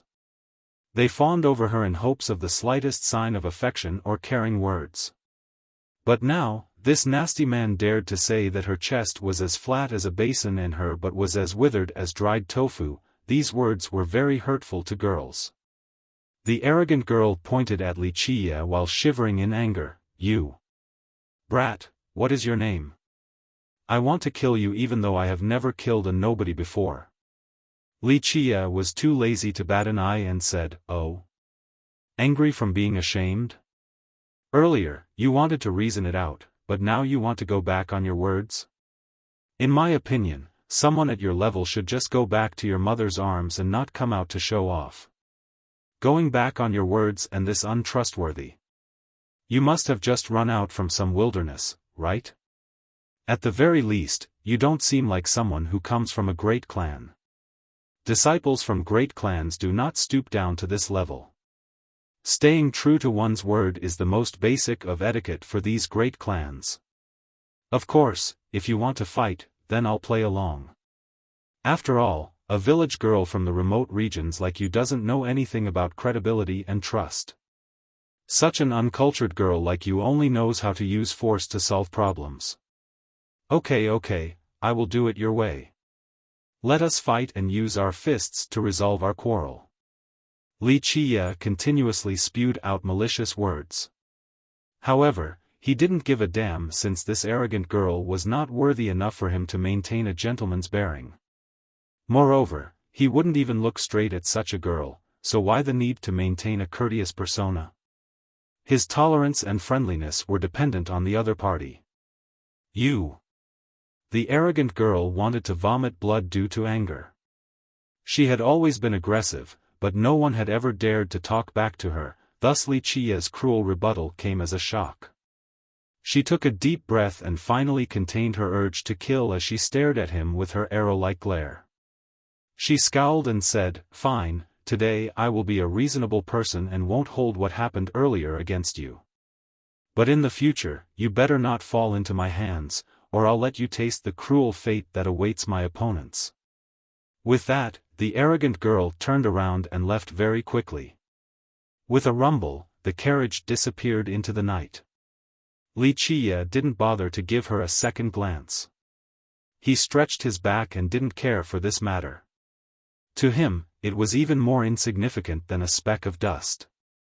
With a gentle brush, this matter of the arrogant girl would be blown away. It was not enough to occupy his thoughts. He looked at the scenery once more before murmuring, "Yenner, with me here, the giant bamboo country will continue to stand strong." He then disappeared amidst the high moon. That night, Wuxia returned to Ancient Pine's mansion back at the capital. He went back to his room and slept without thinking about anything else. Of course, no one in the mansion knew that Wuxia had gone on a sightseeing journey throughout the night. The next day, Wuxia lazily woke up. Since it was rare for him to return to the capital of the giant bamboo country, he had quite a good night's sleep. A servant brought him a water basin to clean himself. Meanwhile, Bai Wang was waiting outside. Shi Hao woke up early as well and saw Bai Wang, so he also stood there, waiting with him. Bai Wang greeted Wuxia the moment he walked out. "Did young noble sleep well?" He felt that serving Wuxia was an honor. To an alchemist, following the future alchemy emperor was the greatest of glories. It was like an expert contributing to an immortal emperor. This would bring honor to their family. It wasn't bad. Li Qiye said with a grin. Only Li Qiye knew what happened last night. Bai Weng respectfully said, the demon monarch has not returned since he is meeting the other demon monarchs. I'm afraid he won't be back till noon. He said that after coming back, he will take young noble to see Her Majesty. There's no rush. Li Qiye smilingly said, today, we will go sightseeing. This is Shihao's first time at the capital, so we should buy a few items for him. For an alchemist, skills might be important, but so are the cauldrons and other items that are also required to doing a good job at refining. Bai Weng quickly said, if young noble wants to find a cauldron for Shihao, I can ask the monarch. He has a collection of good cauldrons, so maybe one will be suitable for Shihao. Li Qiye shook his head and said, no need, let me pick one. Bai Weng immediately knew that a regular cauldron wouldn't earn Li Qiye's grace, so he said, I am very familiar with the capital and know of several shops with a lot of treasures. Let me lead the way so that young noble can pick. Shihao was startled after hearing the conversation between the other two. With some difficulty, he finally managed to step in and say, brotherly, I also want a cauldron, but I don't have many refined jades. Bai Weng couldn't help but smile. He believed that if Li Qiye wasn't paying, he would be happy to do so. Of course, he didn't dare to make a decision before Li Qiye voiced his opinion. Li Qiye smiled and said, don't worry, it is nothing. Leave it to me. But, Shihao didn't know what to say. Li Qiye had given him too many things. Not only did Li Qiye teach him pill refinement, but also took him to the capital. To say that Li Qiye gave him another chance at life wasn't even close to enough. Shihao was a simple fella, so he couldn't articulate his gratitude well. No buts. Li Qiye gently tapped Shihao's shoulder and said, you've earned it. If you want to thank me, then keep on working hard on your pill refinement and do not shame me. That would be the greatest thanks, understand? Shihao took a deep breath while tightly gripping his fists and spoke in the most serious of manners, brotherly, rest assured, I will do my best and be diligent. At this time, Bai Weng was very envious of Shihao. As the proverb says, fortune favors fools. Even if Shihao's talents weren't the best, his future would be bright with Li Qiye's tutelage. Bai Weng had seen, with his own eyes, Li Qiye's skill, so Shihao would surely become an amazing alchemist in the future. Let us go. Li Qiye told the two and started walking. Shihao and Bai Weng quickly followed. However, the moment the group took a step out from Ancient Pine's mansion, they were stopped. It was a young man blocking Li Qiye's path, someone with a very haughty appearance. He had more than 10 disciples behind him. The young man arrogantly asked, you are that alchemist named Li, correct? Li Qiye didn't bother to look at this type of crowd as he replied, what if I am? The young man sneered, I heard that you want to compete for the alchemist position. You better open your eyes so you don't waste time. The candidates to participate in the alchemy conference have already been decided, and you have no part in it. Be smart and quickly leave, don't dawdle at the capital. Li Qiye lazily looked at the young man at this time and asked, competition for the alchemist position? The young man thought that Li Qiye got the message and sneered, as long as you know. The capital isn't a place for a human with a dubious origin like you to stay around. It is a dangerous place, so you better be careful or else you'll lose your life. That would be unfortunate. Although it sounded like a warning, it was clearly a threat towards Li Qiye. Li Qiye burst out in laughter.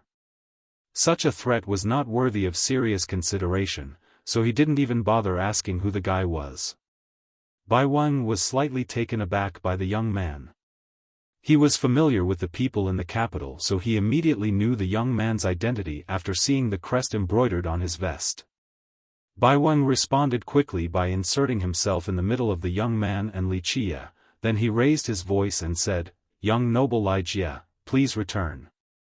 Our young noble does not wish to see you. Reason this out?" The arrogant girl sneered and said, "Oh, this bumpkin who started by attacking me wants to reason it out? Did you lose your confidence?" "Lose my confidence?" Due to his bad mood, he was more than happy to deal with someone who was asking for it. He lazily looked at her and said, "An ugly farm girl like you think you can make me lose my confidence? I don't see anything about you that can scare me. Your chest. You think your flat chest that resembles a basin can scare me? Or is it your ass that's as dried as tofu? Or is it, normally, Li Jie wouldn't act as crass as this, but who told this arrogant girl to encounter him while he was in a bad mood?" Her aggressive and arrogant attitude made Li Jie lose his will to act cordially. The haughty girl turned red while trembling from anger. She was not only proud because of her strength, but also because of her beauty and figure. Even if she wasn't number one in the stone medicine world, she would be within the top 5.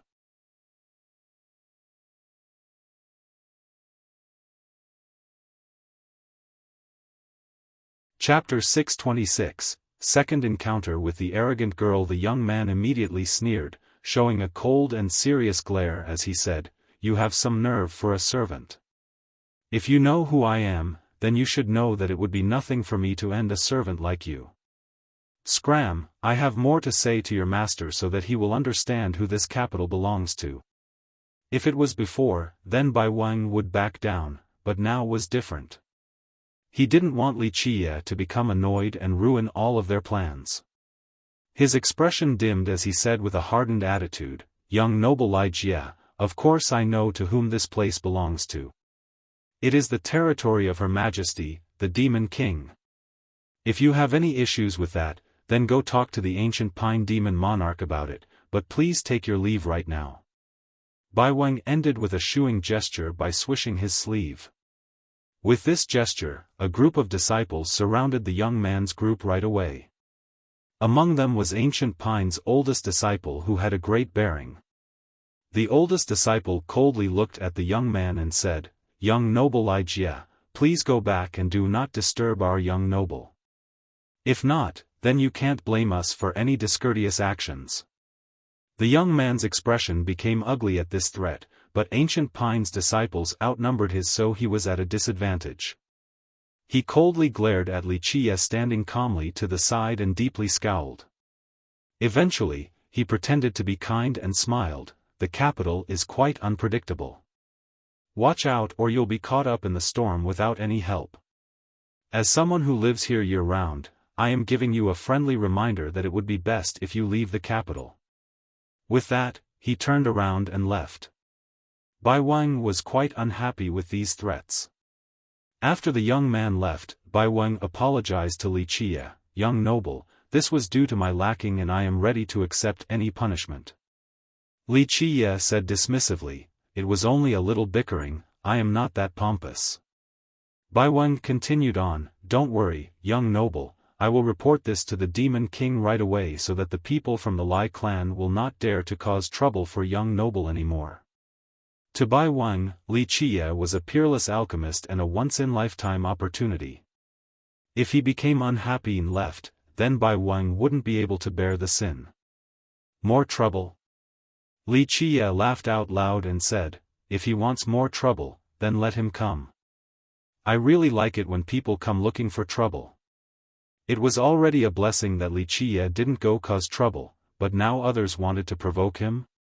They could only be tired of living if that were the case. Despite this answer, Bai Weng was still worried and reminded him, "Young noble, that was the young noble of the Lai clan. This clan is quite influential at the capital since they have a fire source, it's quite amazing." "They have a fire source?" Li Jie was slightly surprised and had to ask for confirmation. Bai Weng quickly answered, "Yes." The Lai clan became rich very early on, and they occupied a large piece of land in the middle of the capital. I heard that this was a treasure land with a fire source underground. Because of this, for some time now, the Lai clan always produced amazing cauldrons, so they became quite good at alchemy. They are considered an alchemist clan in the capital. Wuxia couldn't help but smile after thinking about the fire source under the capital. Bai Wang continued on, the truth is that the Lai clan in the giant bamboo country is not considered a big power, their strength is not as great as a demon monarch's. However, it is worth mentioning that the Lai clan and the Qin clan, another alchemy clan in the country, are relatives. Sometimes, even the imperial family has to be cordial to the Qin clan. Because of this, the Lai clan became more arrogant from having this backing. But don't worry, this is not a big deal. With one word from Her Majesty, the Lai clan wouldn't dare to touch young noble. Wuxia only chuckled and didn't say anything. To him, both the Lai and Qin clans were only little characters not worthy of further inquiries. If these characters were smart, then they would stay far away from him, lest they suffer his crushing wrath. Wuxia, along with Shihao and Bai Wang, ventured into the commercial streets of the capital. Wuxia smiled after seeing the busy avenue. How many people knew that this prosperous capital was only a barren hill a long time ago? Once upon a time, this was an abandoned land with very few visitors. It wasn't until a long time later when Wuxia planted a bamboo tree then collected some life force at this land that people began to migrate here.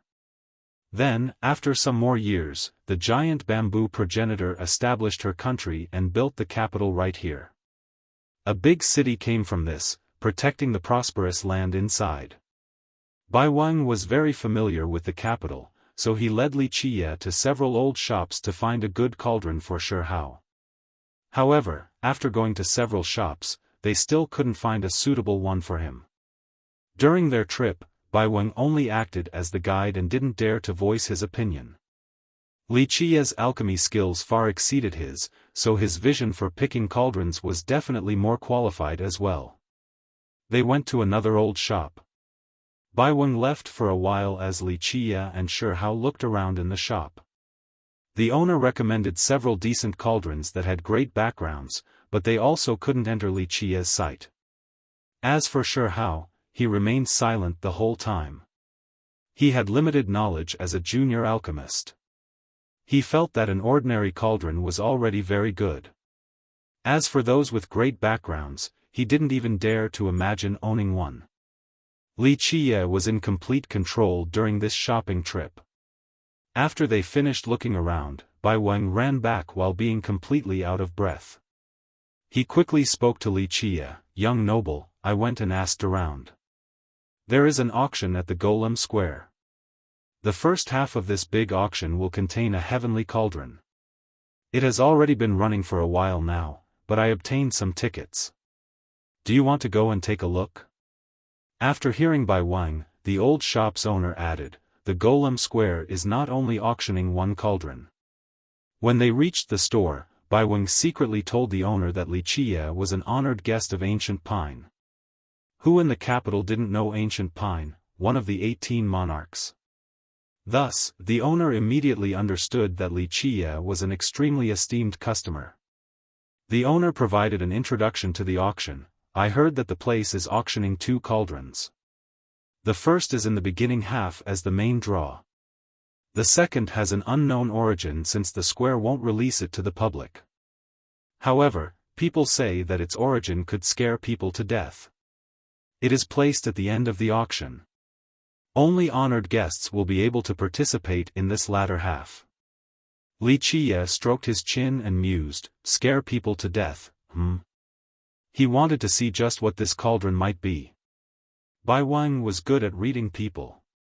Otherwise, he wouldn't have gone to ask for more information at the Golem Square and obtain an entrance ticket for Wuxia. "Do you want to go, young noble?" Bai Wang asked. Wuxia smiled and answered, "Yes, we should go take a look at this cauldron with the frightening origin." The purpose of this trip was to find a cauldron for Shihao. The best places to find cauldrons for alchemists were the most dangerous locations. However, Shihao's cultivation was limited and couldn't go to these dangerous places, so Wuxia decided that he would buy a good one for him. The Golem Square was the biggest auction site in the capital. All the items here were either amazing or had a great origin. Not just anyone could participate in the Golem Square's auction. For each of their auctions, they would release a limited amount of tickets. Only those with tickets were eligible to participate, and only the rich or the powerful were able to obtain these tickets. It had to be said that Bai Wang was very attentive since it was not easy to grab a ticket from the square in such a short amount of time. The auction had already started before the group arrived. There were all kinds of strange birds and carriages outside. Just from this sight, it was apparent that all the participants were quite influential.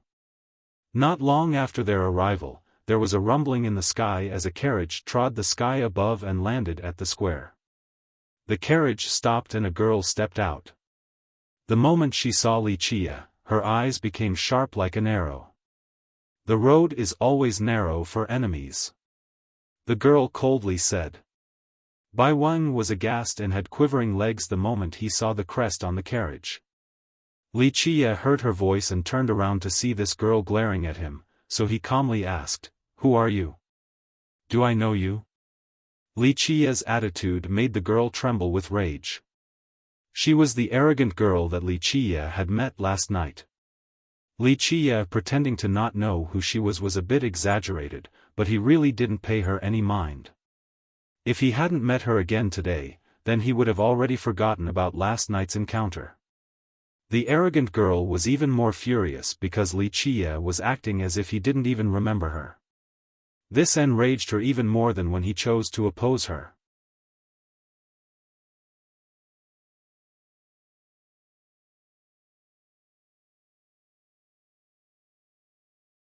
Chapter 627, Golem Square. Who was she? She came from a noble lineage, a phoenix among women, a heaven's proud daughter on top of having exceptional beauty with countless admirers, including princes and prodigies. In the alchemy realm and the stone medicine world, many lost sleep thinking about her at night, then they lost their minds upon seeing her, never able to forget her beauty afterward. Yet last night, this brat again and again chose to oppose her in such a blustering manner. And today, he was even acting like he didn't know who she was. His attitude humiliated her and made her want to kill him even more than back when he was spewing out cruel and crude words. Eventually, the prideful girl took a deep breath and contained her urge to kill. If Wuxia was going to act like a stranger, then she would also display the most arrogant posture to meet him. With that, she exhibited a noble and out-of-reach demeanor. Anyone who saw her at this moment would lower their heads. She was already extremely powerful, so with this arrogant aura, others thought that she was a jewel or a goddess on the moon. She looked down with contempt at Wuxia as if he was an ant or an insignificant passerby. After glaring at him, she didn't bother looking at him a second time and turned around to disappear into the Golem Square. Her oppressive aura caused Bai Wang and Shihao to shiver. The two were not like Wuxia, so they had to bend their backs as they were unable to withstand her aura. After she left, they were finally able to heave a sigh of relief.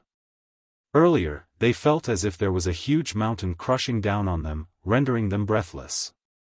With her departure, they were finally able to see the sun again. Bai Wang regained his composure while still quivering a bit. Seeing Wuxia wanting to enter the square, he quickly pulled on Wuxia's sleeve and asked, "Young noble, do you know the identity of that lady earlier?" Identity?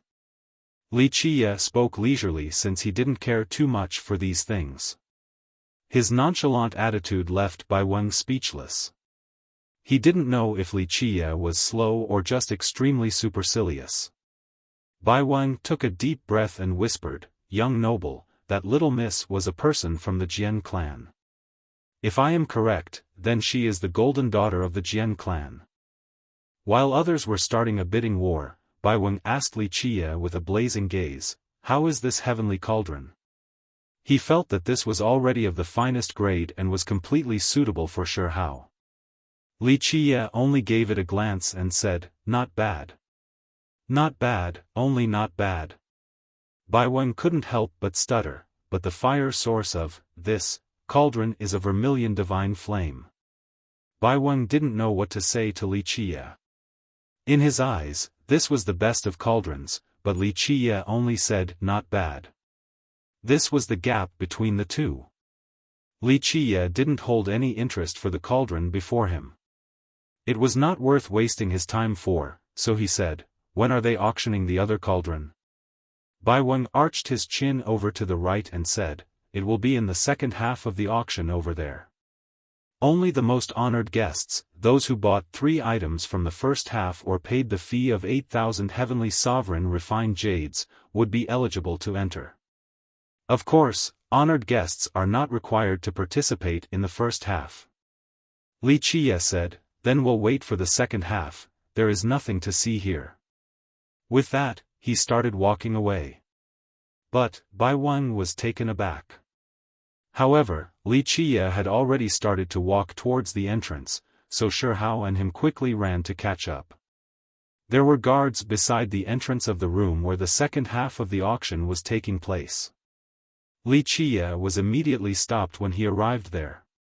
2 guards blocked his path while one of them coldly said, friend, please show the noblest writ. If you don't have it, then please leave. I don't have one. Li Qie leisurely said, but you guys should be welcoming me inside. This would be an honor for your golem square after all. Li Qie was so arrogant that it caused the 2 guards' expressions to darken. One coldly spoke, are you looking for trouble? The other one sneered and said, you should look at where you are standing before looking for trouble. You are at the wrong place. With that, his hand stretched towards Li Qie.